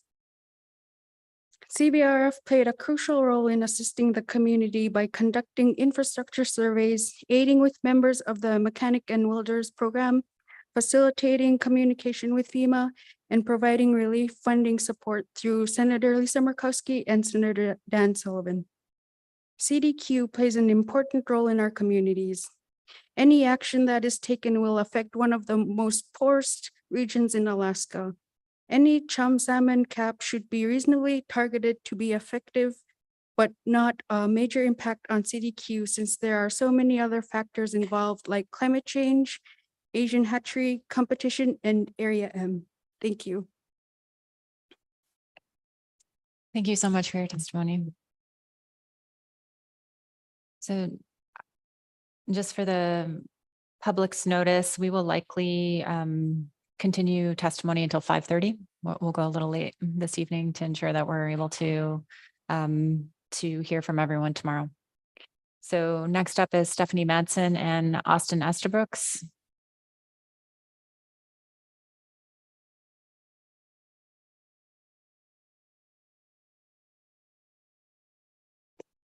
Good afternoon, Council, Madam Chair, members of the Council. My name is Stephanie Madsen. I'm Executive Director of the At-Sea Processors Association. With me today is Austin Estabrooks, our Natural Resource Analyst. I think just a quick reminder for not necessarily you, but for the public that the At-Sea Processors are the catcher processor fleet that processes pollock offshore. Madam Chair, I should get used to that. Madam Chair, the testimony today, I think, is kind of going to recognize where you are in the process. And so we would like to just address some of the questions and some of our views on what could be improved in the alternatives or what the analysis should include. First of all, Madam Chair, we did attach our EIS scoping comments to our sign-up sheet. They're pretty extensive. You probably got them in your scoping report today. But if you wanted to look at any of the details, they are attached in your record. Madam Chair, first, I think I'd just like to go down a list of things that we think should be included in the analysis. We do believe that the purpose and need statement and the range of alternatives are appropriate for this action. There's a good range of alternatives that could compare and contrast the actions that you need to assess on whether you're meeting your purpose and need statement, and that is to protect Western Alaska chum. To that end, Madam Chairman, I think it's going to be critical that the analysis include an impact statement. I think that anything that you do, you're going to need to understand the impact to Western Alaska salmon in order to demonstrate that you meet your purpose and need statement. Additionally, I think the index that is discussed and considered in your document, we're not opposed to that. What we would like to ensure, though, is that the data that's needed to assess that index is sustainable. And when I say sustainable, I mean that it's not heavily influenced by state budgets, or that salmon management needs might change and they no longer need to collect that data. I don't think that's the case, but we've had some similar issues when we're trying to tie things to things that other entities provide. So we would just like the analyst to kind of talk about where that data comes from, how dependent it is on state funding, and potential changes in salmon management. Additionally, Madam Chair, I think the analysts need to look at how the impact is to the pollock fishery. And that is that you're considering a hard cap that you would allocate by sector that will then go to co-op, that will then go to individual vessels. I think this is critical because, as you know, each individual vessel is going to have a limit, and that's going to vary. So you can't really assess the impact at the sector level until you understand what that individual vessel is going to be facing when we start to allocate the hard cap. Additionally, Madam Chair, I think that we've heard some language or testimony today about the ecosystem. And it occurred to me that maybe we haven't really stressed the importance of the analysis to recognize the Russian component of the chum salmon that's in the Bering Sea. I would respond to Mr. Mesereau's question to Brent that that's the big difference between the Chinook program and the chum program. You're establishing a hard cap when you can only have evidence of the Western Alaska. We can't control the hatchery releases, but yet they're considered in the overall cap. And that, Madam Chair, takes me to the work that the industry needs to do. I think it's been very helpful to see the analysis and hear the public comment, and looking forward to council debate about the kinds of things you think you need in alternative 4 to produce the accountability that we hear and force the industry to come back, not force, we're going to do it, but come back with the question, the answer to the question of how are you going to prevent another 500,000 chum take? And I think we're going to be able to do that. I think that using the genetics, using the tools that we have in our IPAs, we can be more strategic about looking at corridors or time and area closures, which really the rolling hotspots are, to better address your problem statement. I do think the AP motion includes some suggestions that could be put in regulation, and that the council could ask that IPAs or salmon avoidance plans use genetics, use bottom temperature, use base rates, bycatch rates, and additional measures to use as tools in your IPA. And then additionally, Madam Chair, you could increase the reporting requirements that are currently in regulation, that you expect the industry to come back with additional reporting requirements. We have reporting requirements on Chinook, and we do talk about our chum program, but you could increase both the criteria that the IPAs need to contain and the reporting requirements to demonstrate the accountability and transparency of it. Madam Chair, that's really all I have to offer today, but I do want to acknowledge we are very sympathetic and understand the crisis that Western Alaskans in. I think you've heard from several testifiers about a lunch that we had today. I think we're going to increase our communication. I think it was a good lunch, and I'm pleased that some of the other testifiers think it was also a productive meeting. And so we'll continue to move forward with that and come back and report. Happy to answer any questions. Thank you. Mr. Mesereau. Thank you, Madam Chair, and thank you both. So back to my question that I asked the previous testifier, I guess the question is really, it seems like Amendment 91 works because there's a decent amount of room between the hard cap and the performance standard so that you're not right up against a constraining cap that affects your behavior and makes you race for that cap. Why wouldn't it be feasible to have a similar scenario for the chum salmon where there's a high cap based on your high interaction rate and then have a performance standard that is lower than your average? So we know that you're doing better than average because we have a real problem. And if you exceeded that in the same way, like 2 of 5 years, then the higher cap lowers down. That was what I was asking Mr. Payne, as it seems like the formula for doing it is still possible for chum. And I guess I'm not seeing why that wouldn't be the path we were going down, where there's a high cap and then some improvement that you've better than average that you can use IPAs to get to. And then that high cap ratchets down if you don't live up to the obligations of the performance standard. Madam Chair, Mr. Mesereau, well, there are a couple things. One is the Chinook are primarily Alaska Chinook, some mostly Western Alaska, some other places, but we don't have this big unknown hatchery component. So when you're trying to define what that high number is, I don't think any of the Western Alaskans are going to be happy with the high number. I think that they weren't real happy with the 60,000. I don't think that's going to meet their expectations at all. I don't think it meets your problem statement on trying to avoid Western Alaska salmon. So we didn't have that challenge under Chinook. Additionally, I think that the Chinook don't really appear, and this is where I rely on Austin a lot, the same on the grounds as chum. Our program appears to work. I think you've heard some criticism of it. You've heard that the people want to revisit it. So I'm not sure that everyone agrees that that program is working. But I do think, to summarize, I think that the big difference to us is your purpose and need states Western Alaska chum is our focus, and that the overall cap to accommodate an unknown amount of Russian fish makes it very difficult to figure out what that is. I will quickly say, because I don't think I included it in my testimony, that we are interested in looking at that index. Is there a way to require, for example, IPAs to have more restrictive measures when that index indicates that we're in a continual or, again, low abundance for chum? And we're not opposed to looking at that, which is really what you're talking about, an abundant-based approach to that program. And we believe that maybe the index is the way to do that versus numbers. And I think you could even look at a tiered index that would require IPAs to demonstrate that at this level of index, you have to have these provisions, and then if it's lower, then you have to have additional measures.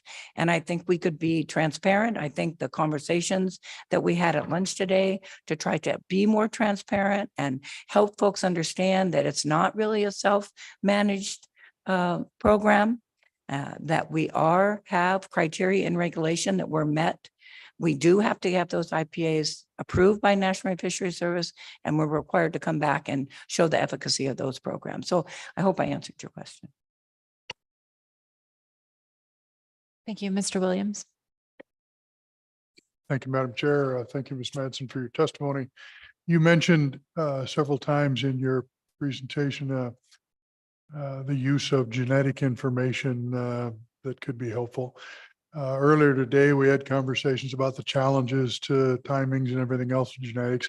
I'd be curious to hear just a little bit more about the discussions you've had and how you might use that genetic information to help what we're trying to deal with here.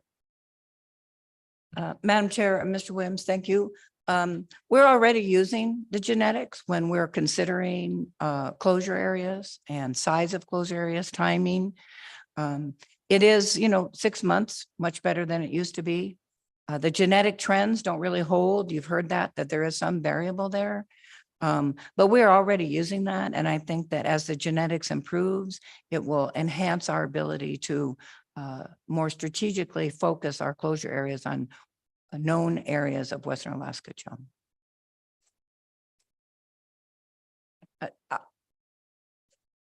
Austin might be able to augment my comment. Just one follow-up question. It sounds to me as the way you're currently using it is to look at a spatial distribution, even if that's not maybe real time, but it's, you're partitioning it spatially. Am I correct? That's correct. I just wanted to add, I mean, that I think the council should definitely take a closer look at the genetics in a different way. And I think our comment letter speaks a little bit to that. And I guess the point is that,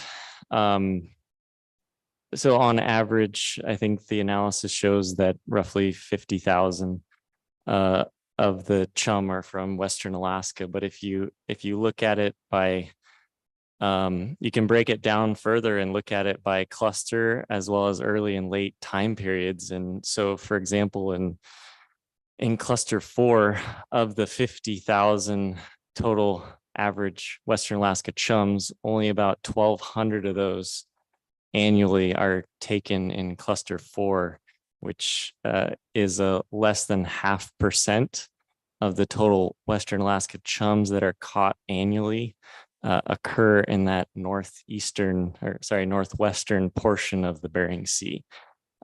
You can look at the genetics in cluster 1, for example, and there the average is roughly 10 or 11% of the 18%. So a little over 25 or 26,000 of the 50,000 are taken in the southeastern Bering Sea. And so I really think the council should direct their focus on those areas and times in which you're more likely to catch Western Alaska chum, because it doesn't, in my opinion, it doesn't make sense to move fleets out of an area where they're catching less than 0.5% Western Alaska chum, if that makes sense. And yes, our current IPA and Sea State works with the genetics information, and if we see a change in the pattern. So for example, if we last year we saw that instead of in the UMAC area, the Western Alaska chum showed up closer to the shelf break, we can adapt quickly or on an annual basis to those changes of where we're seeing the Western Alaska chum show up. And I think that also speaks to trying to narrow down these migration corridors as well. Mr. Twite. Thanks, Madam Chair. Mr. Estabrooks, you at the end of your point that you were making there, you began to sort of describe one way to determine the efficacy of the current program, just through the ability to respond to just exactly that sort of occurrence that we all know you wouldn't be able to in a regulatory process in the same time frame. That's one way to determine efficacy. I'm wondering, because there was a bit of discussion about the difficulty in looking at the efficacy of the current program during the discussion was during the staff program, it left me wondering, are there other ways of establishing the efficacy of the current rolling hotspot program as we think about what kinds of improvements we might be making? Yeah, through the chair, Mr. Twite,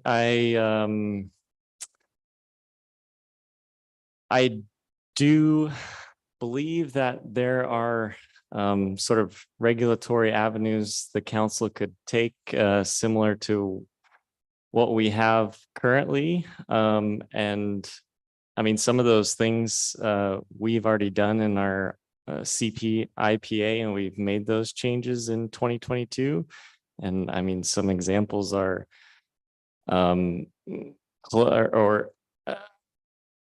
identifying sort of a threshold at which all vessels should be excluded from a rolling hotspot program, regardless of their performance. And I mean, that's one way to encourage or to to sort of modify the IPAs and have sort of council oversight. I think implementing an outlier provision for chum, similar to what we have with Chinook, is another way. Those are, I would say, two primary mechanisms. And just to summarize, Mr. Dwight, I think you're getting to the point where I think the council could put additional criteria that the IPAs need to contain for chum in regulation, and then beef up the reporting requirements for us to come back in a more specific way. We've included those. We have an outlier in our chum program now, but those aren't really defined in the current regulation. So I think you could suggest a list of things that the AP provided that we should consider, and then we would transparently show you how we're going to consider those in amendments to our salmon avoidance plans.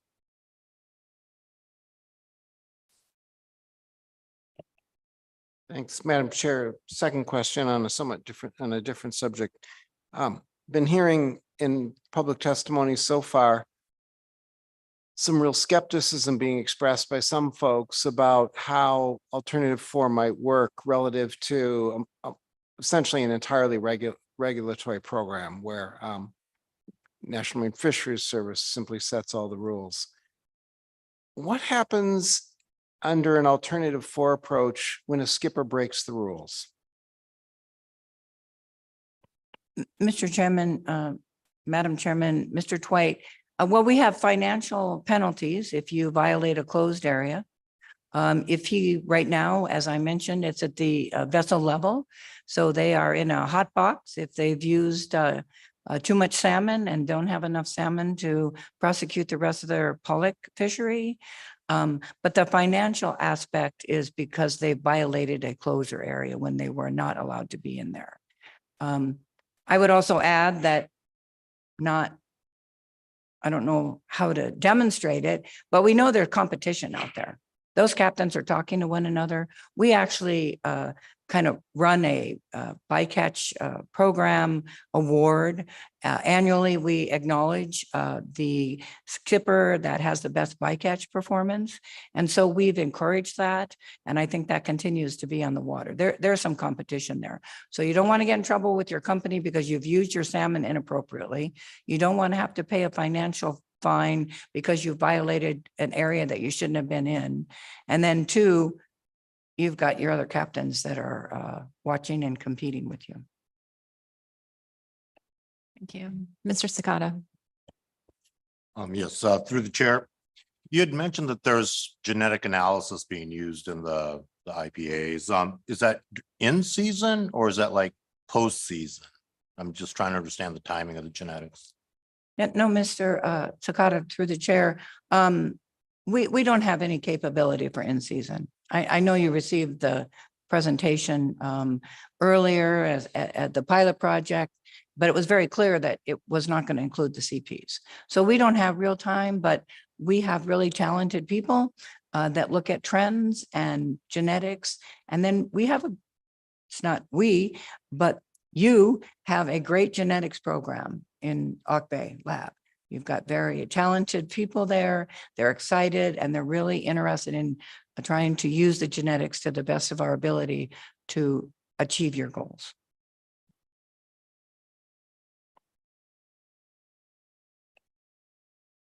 Thank you. Appreciate your testimony. Next up is Rob Sanderson, Jr.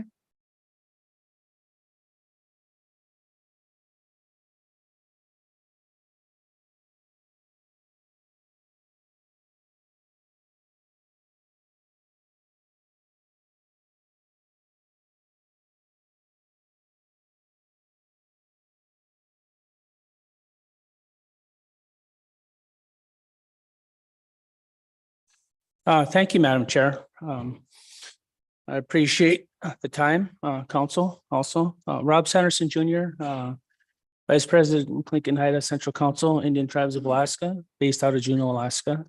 I live in Ketchikan. I am from the Haida Nation. I live in Heidelberg. My home is Heidelberg, Alaska, on Prince Wales Island.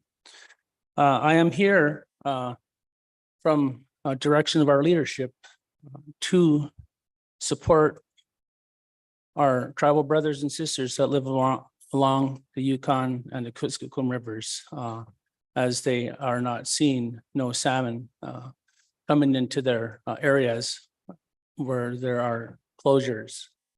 I came here with a long testimony, but that never works for me. I always usually seem to go from the heart. Many of you know that I'm a very passionate person, and I will probably tone it down from what I said in the AP.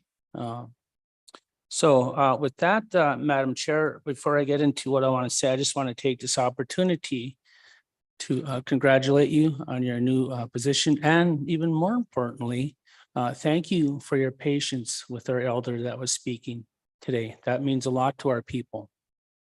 So I just want you to know that. You know, I know there's rules that have to be followed, but, you know, in our culture, we always pretty much, you know, let our elders speak until they're done, you know, so I appreciate that. And I'm sure a lot of our tribal leaders behind me do that. And this is where it's come to, so I apologize. So with that, you know, everybody's doing their part on, you know, trying to do what's best for chum and all salmon.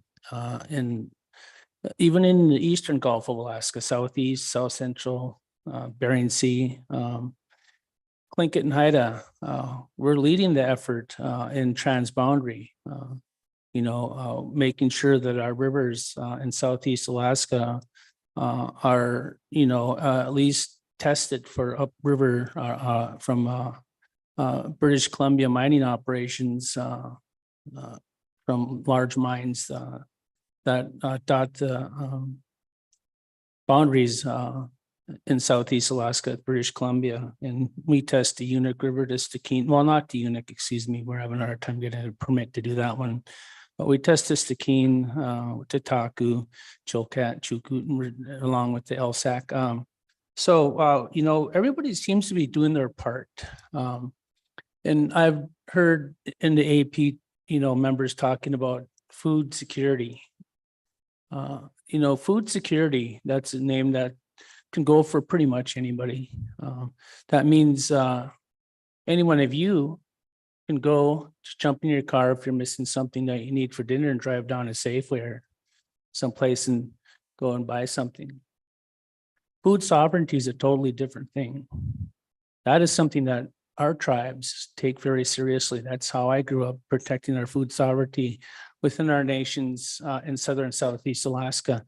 And I have to say that it's like that in the interior and all places of Alaska. And what I mean by protecting our food sovereignty is that it goes to great lengths. We go to great lengths to protect the food that is on our land and our waters. And so there's a big difference there. And so when I say it's sovereign to us, it's also spiritual to us. It's a way of life that's cradled our ancestors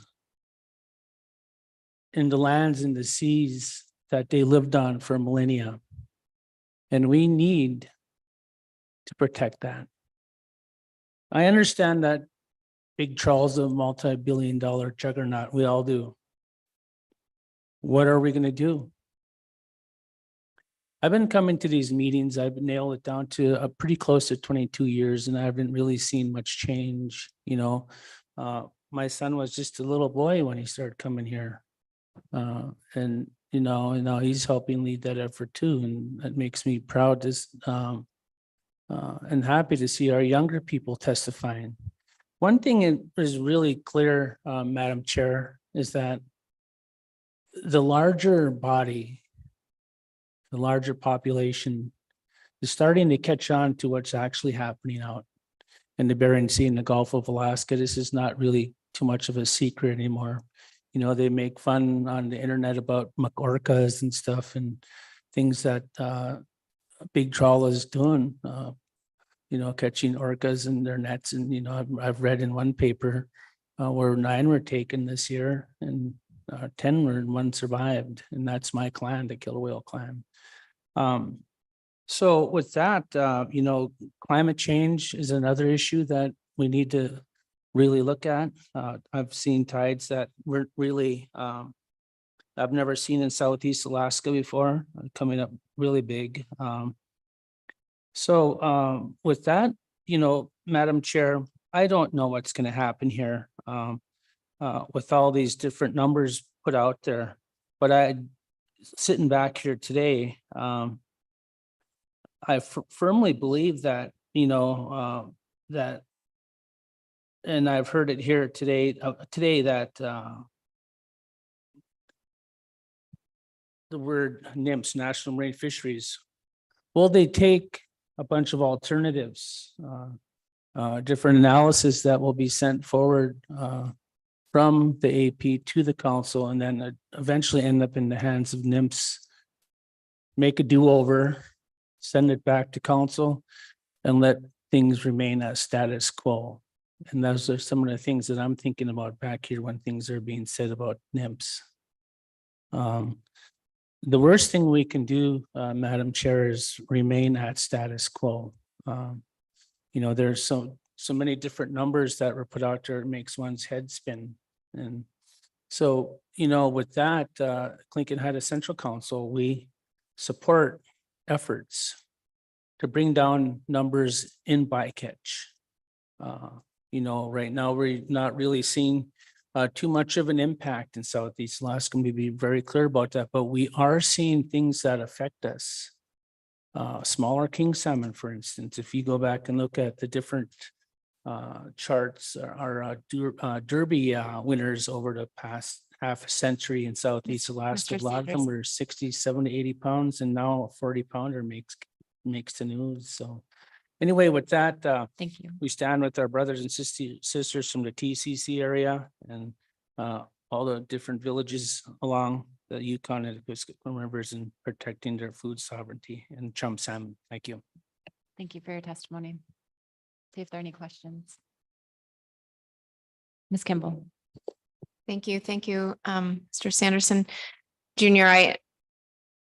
The action at the council for this meeting isn't to take any final action, but to set at least our initial set of alternatives. And so you mentioned this enough that I think I can ask this question, but do you support then the council moving forward this set of alternatives? I realize you're not testifying to any numbers, but alternatives that look for a hard cap on Western Alaska chum, look at an index that might link any management action to the status of Western Alaska chum. That's set. Is that something you support the council moving forward? Through the chair, thank you for the question, Nicole.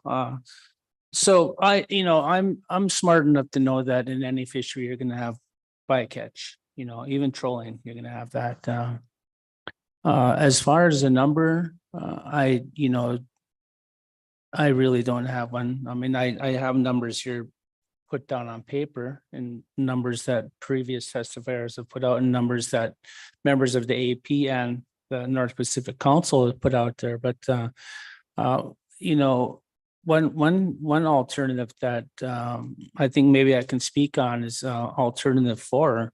And that is when they are doing, when they're making decisions through the Salmon Bycatch Committee, it comes to my attention that, everybody was kept in the loop except for the tribal leaders that were part of that consultation process, if that's the right word for it.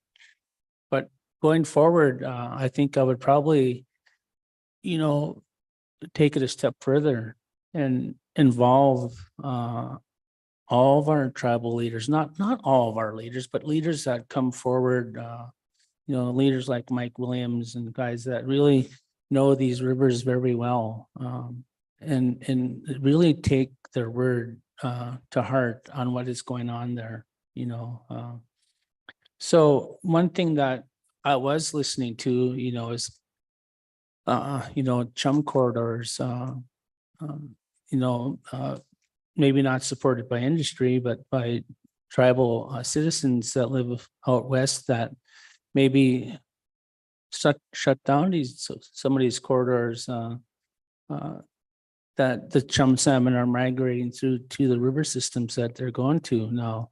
Where this is at, I would not know, but that, you know, everybody's has to take a cut, a step back.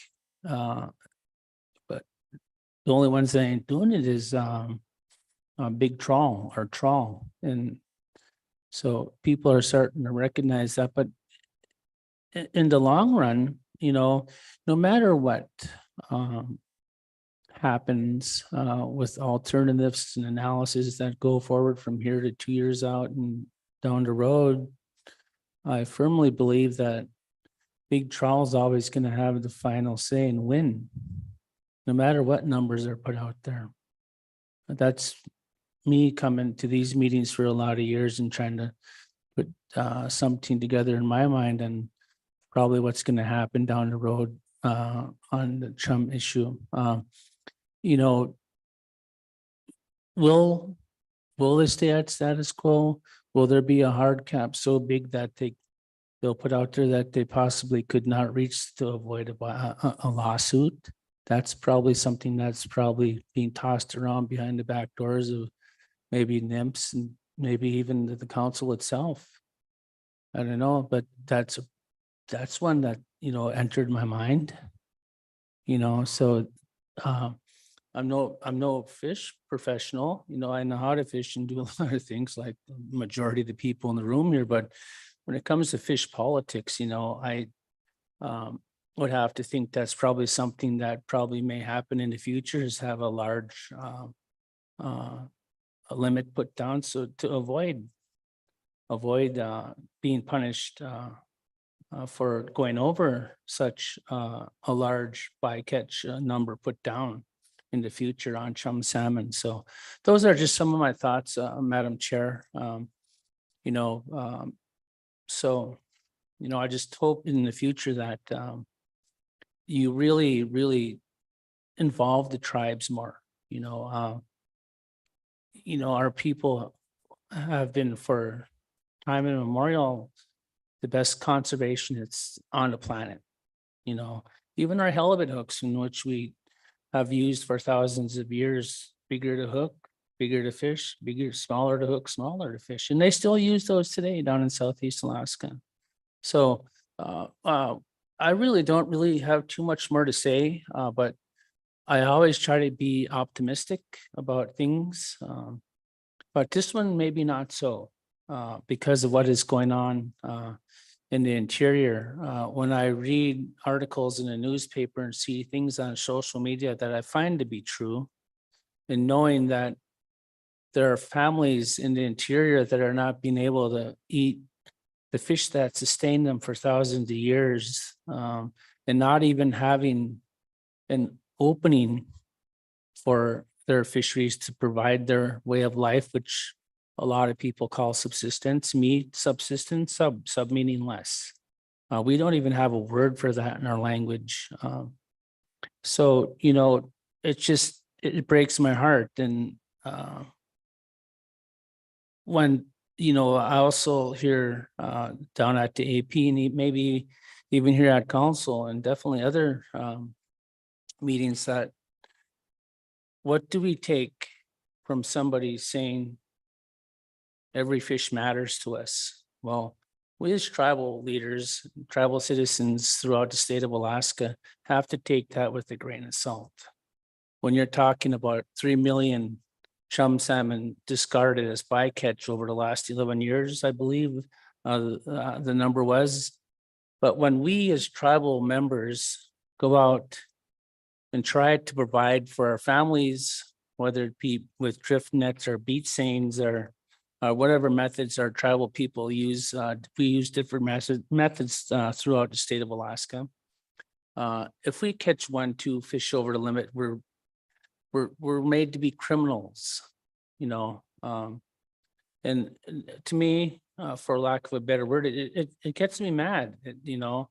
And you know, this summer, and now I'm going to end this here, Madam Chair. You know, I was down on the creek in Ketchikan, where the kids were catching pinks, where they're allowed to fish on the outside of the river for pinks and maybe some silvers. You know, we have a fishing game gentleman down there, you know, trying to ticket young kids about taking 1 or 2 pinks over the limit, you know. And so me knowing him, I turned it around on him and he's thinking, he's harassing these kids for getting pinks. Come on now, you know. And so I kind of stuck up for the kids there and said, and not of the politest of ways, I said, why don't you get your ass down to the docks and check on those charter fleet boats that come in and probably go way over the limit. Do something useful with your job. Don't Thank be up you. here bothering kids. But anyway, that's just, Yeah, thank you, Mr. Thank you. Sampson. so anyway, Thank you for your time. thank you. And again, thank you for being patient with our elder. That was very important for me to see. You're going to be a good chair. Thank you. Thank you. Have a good day. You too. Next up is Heather Mann.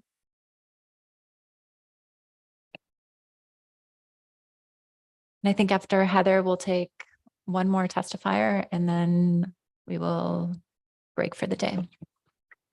Thank you, Madam Chair, council members. My name's Heather Mann. I'm the director of the Midwater Trawlers Cooperative. MTC represents 32 trawl vessels that fish for pollock in the Bering Sea and the Gulf of Alaska, as well as on the West Coast. We're not Super 8s, but we're probably the smallest of the trawl vessels up in the Bering Sea fishing for pollock. And on average, in the last couple of years, I would say our vessels in the MTC fleet have caught just over 100 million pounds of pollock when they're fishing. So not a gigantic amount, but in the big scheme of things, but it is important to those multi-generational family businesses that participate. I've been listening to the discussion. I thought I would share just a couple things. I won't take my whole time.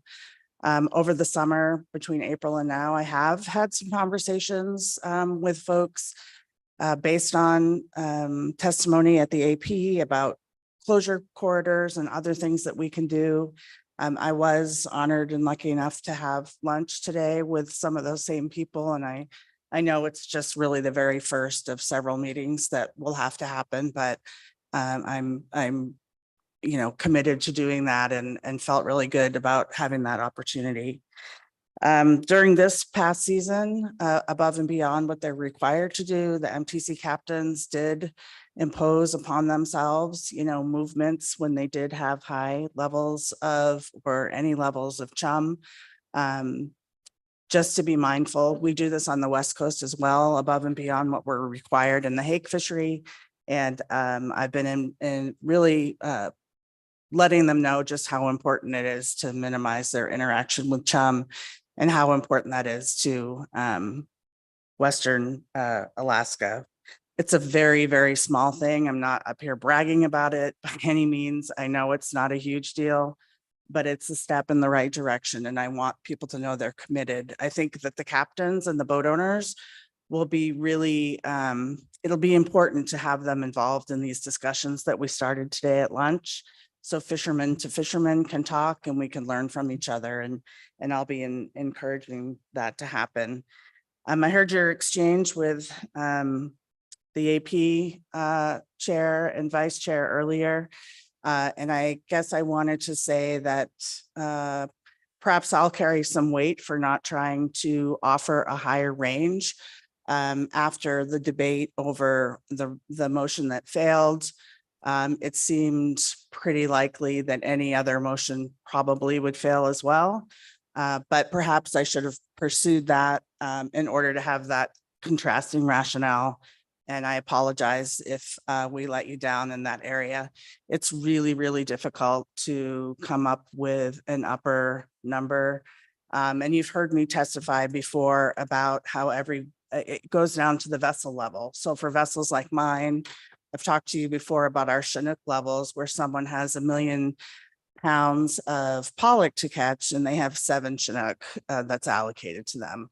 So when we think about chum and what that might look like at the individual level, it's just really important to remember that and not disproportionately harm those vessels.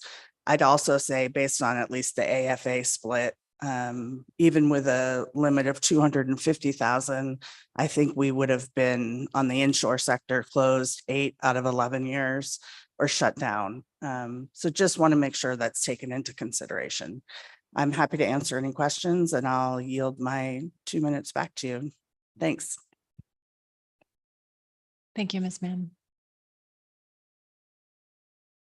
Mr. Twite. Thanks. Under the existing program, how do we know when a skipper has broken a rule? What does enforcement look like there that way? Through the chair, Mr. Twite, it depends on the IPA for the different sectors. So I'm more familiar with my sector. But everybody is notified within the co-op if something happens. Outside the co-op, and this is something I heard loudly in AP testimony, people feel like in the IPAs or the salmon incentive plans that there's not transparency. So trying to think about ways to actually let people know. I know that we have one notice that goes out to one of the tribal commissions, but perhaps we need to be sending notices out whenever an action is taken, whether it's a penalty or not.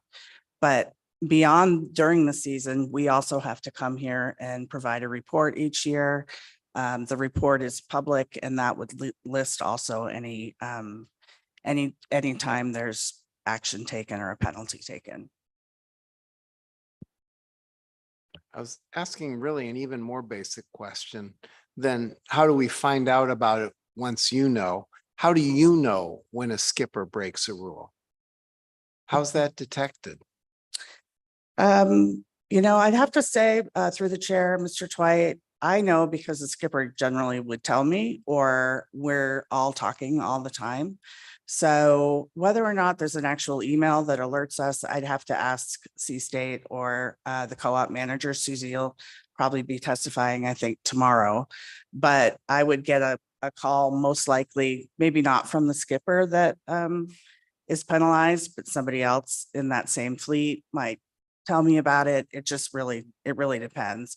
But there is a lot of communication and the co-op manager certainly would know. And I'm in constant contact with Susie and previously when it was John Groover. I don't know if that helps or not. But maybe through fleshing out alternative 4, we could make sure that we're describing that and making sure people know how that happens. Hopefully that helps.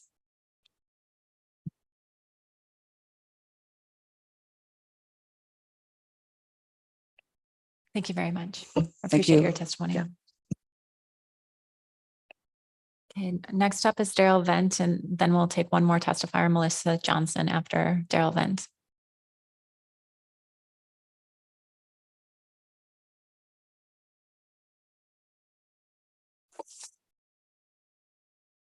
Good afternoon, Madam Chair and board members. I'm from the village of Huslia. There's about 350 people there, and we live, a subsistence lifestyle. Lately, we haven't been able to participate in a lot, so we're starting to look into what you call traditional knowledge, and we're trying to find out, same thing you guys are doing.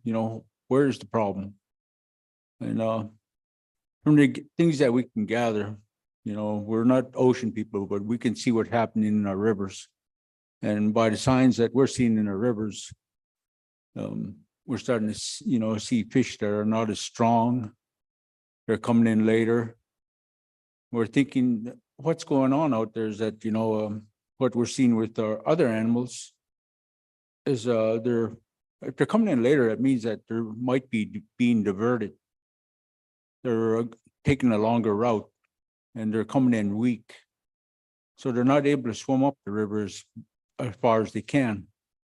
So, when we look at that, is that the hunting pressure, when I look at our other animals, it's a hunting pressure, but this one is a fishing pressure.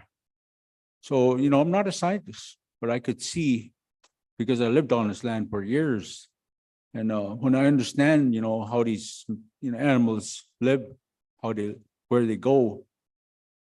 When you hear people talking about, these fish are coming in late and they're not as strong. I see there's a problem somewhere, but we don't understand how you guys do it in the scientific world, but we understand how we see what's going on. But that's how we do things. And if they need their help and if they need some information, maybe that's something that we could provide. We have to sit at a table and maybe discuss it or something. Now that we hear things that going on in the ocean, and that some other factors that we think that might be affecting them is that they're getting more the bottom of the ocean, the food on the bottom of the ocean is there, but they have to go different areas to get those. Maybe it's being disturbed somewhere. There might be some disturbance in their food areas, so they have to go compete with other species, which might be hatchery fish. We don't know, but I'm sitting on the Western Ontario Region Advisory, and we're starting to see there seems to be a little bit more of a problem with hatchery fish, and that might be another factor with our salmon, is that they're competing for food and they have to go in different areas. They got to survive, so they know how to survive out there. That's their areas. That's where they go to survive, make their survival, and then they come back into our rivers. So that's just some of the things that we're seeing and what we're understanding, and what we learn from our areas, because we live in the area. And if you're wanting to survive, you do anything to survive, and that's the way I see it. Thank you. Thank you for your testimony. See if there are any questions. Ms. Kimball. I just have a quick one. Thank you for your testimony.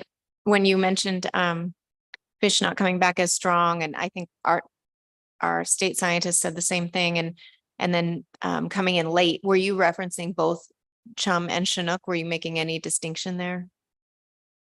Oh, Thank you, Madam Chair. I'm sorry, but what we're seeing, is I don't really work a lot with the Chinook salmon, but we live in the area where the chum salmon come in, and I've been hearing from my friends up in the Yukon Flats area, and that area, is that when the fish come in, they go to spawn, and with this climate change, those spawning areas are not normal no more. There's factors in there that when you get those eggs down in the water and they get like pollinated, or what they call the males go in there and they make them flourish. But the thing that's happening there is that these waters are not the right temperatures, they're not the right level. There's a lot of factors that's really affecting the fish now. But not only in the ocean, it's up there in the rivers, and they're not going all the way up into Canada anymore. They can't make it. They're not strong enough, so they're going into other alternative streams. That's what we're figuring. I mean, people are talking about it, say, hey, we've seen fish up in this area, and so I'm thinking that might be something that's going on where they're not, the fat content ain't there anymore. They're not. They're struggling, and they're being, like I was telling you, maybe they're being diverted because they have to come in late. So that's some of the factors we're seeing. We're not scientists, but we understand from our level of thinking. Thank you. Thank you for your testimony, Mr. Bent. Appreciate your time. So our last testifier of the day will be Melissa Johnson.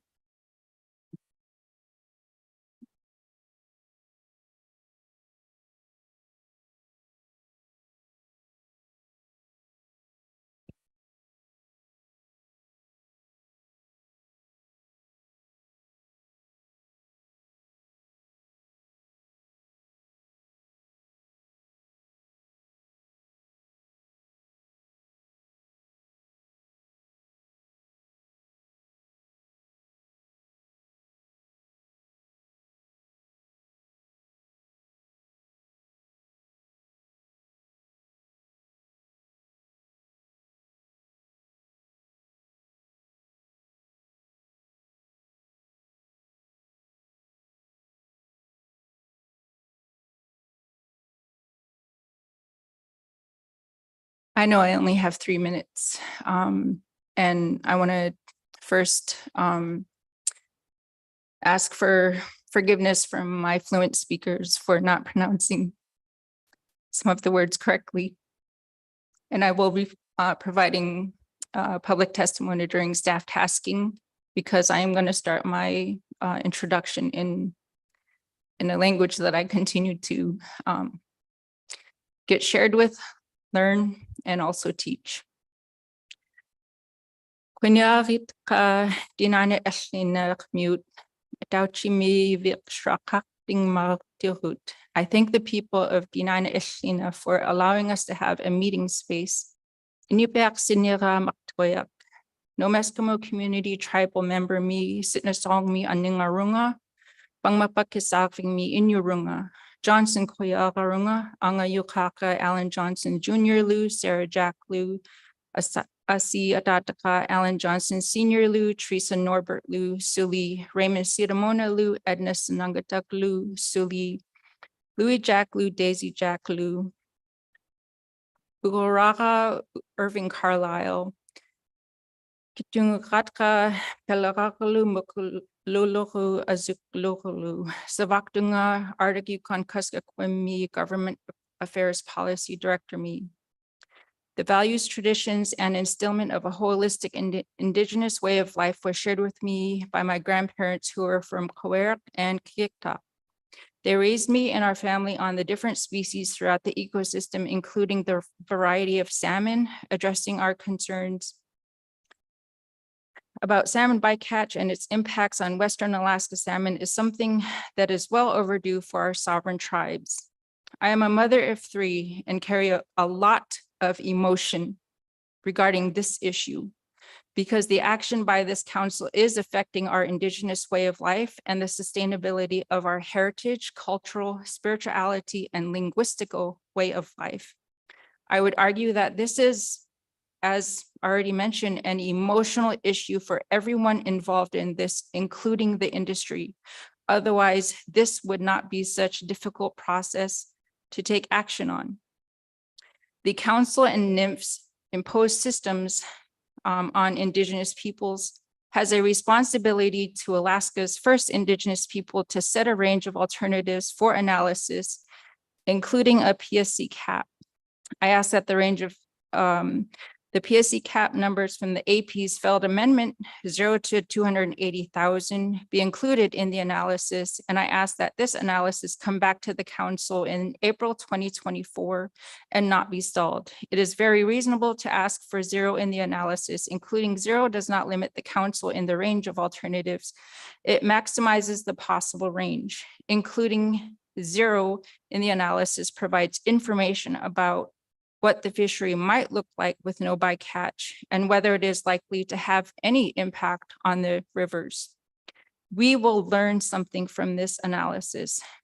The goal is not to permanently close anything, but to take a very much needed pause to allow rebounds of our different species and to heal the ecosystem. In addition,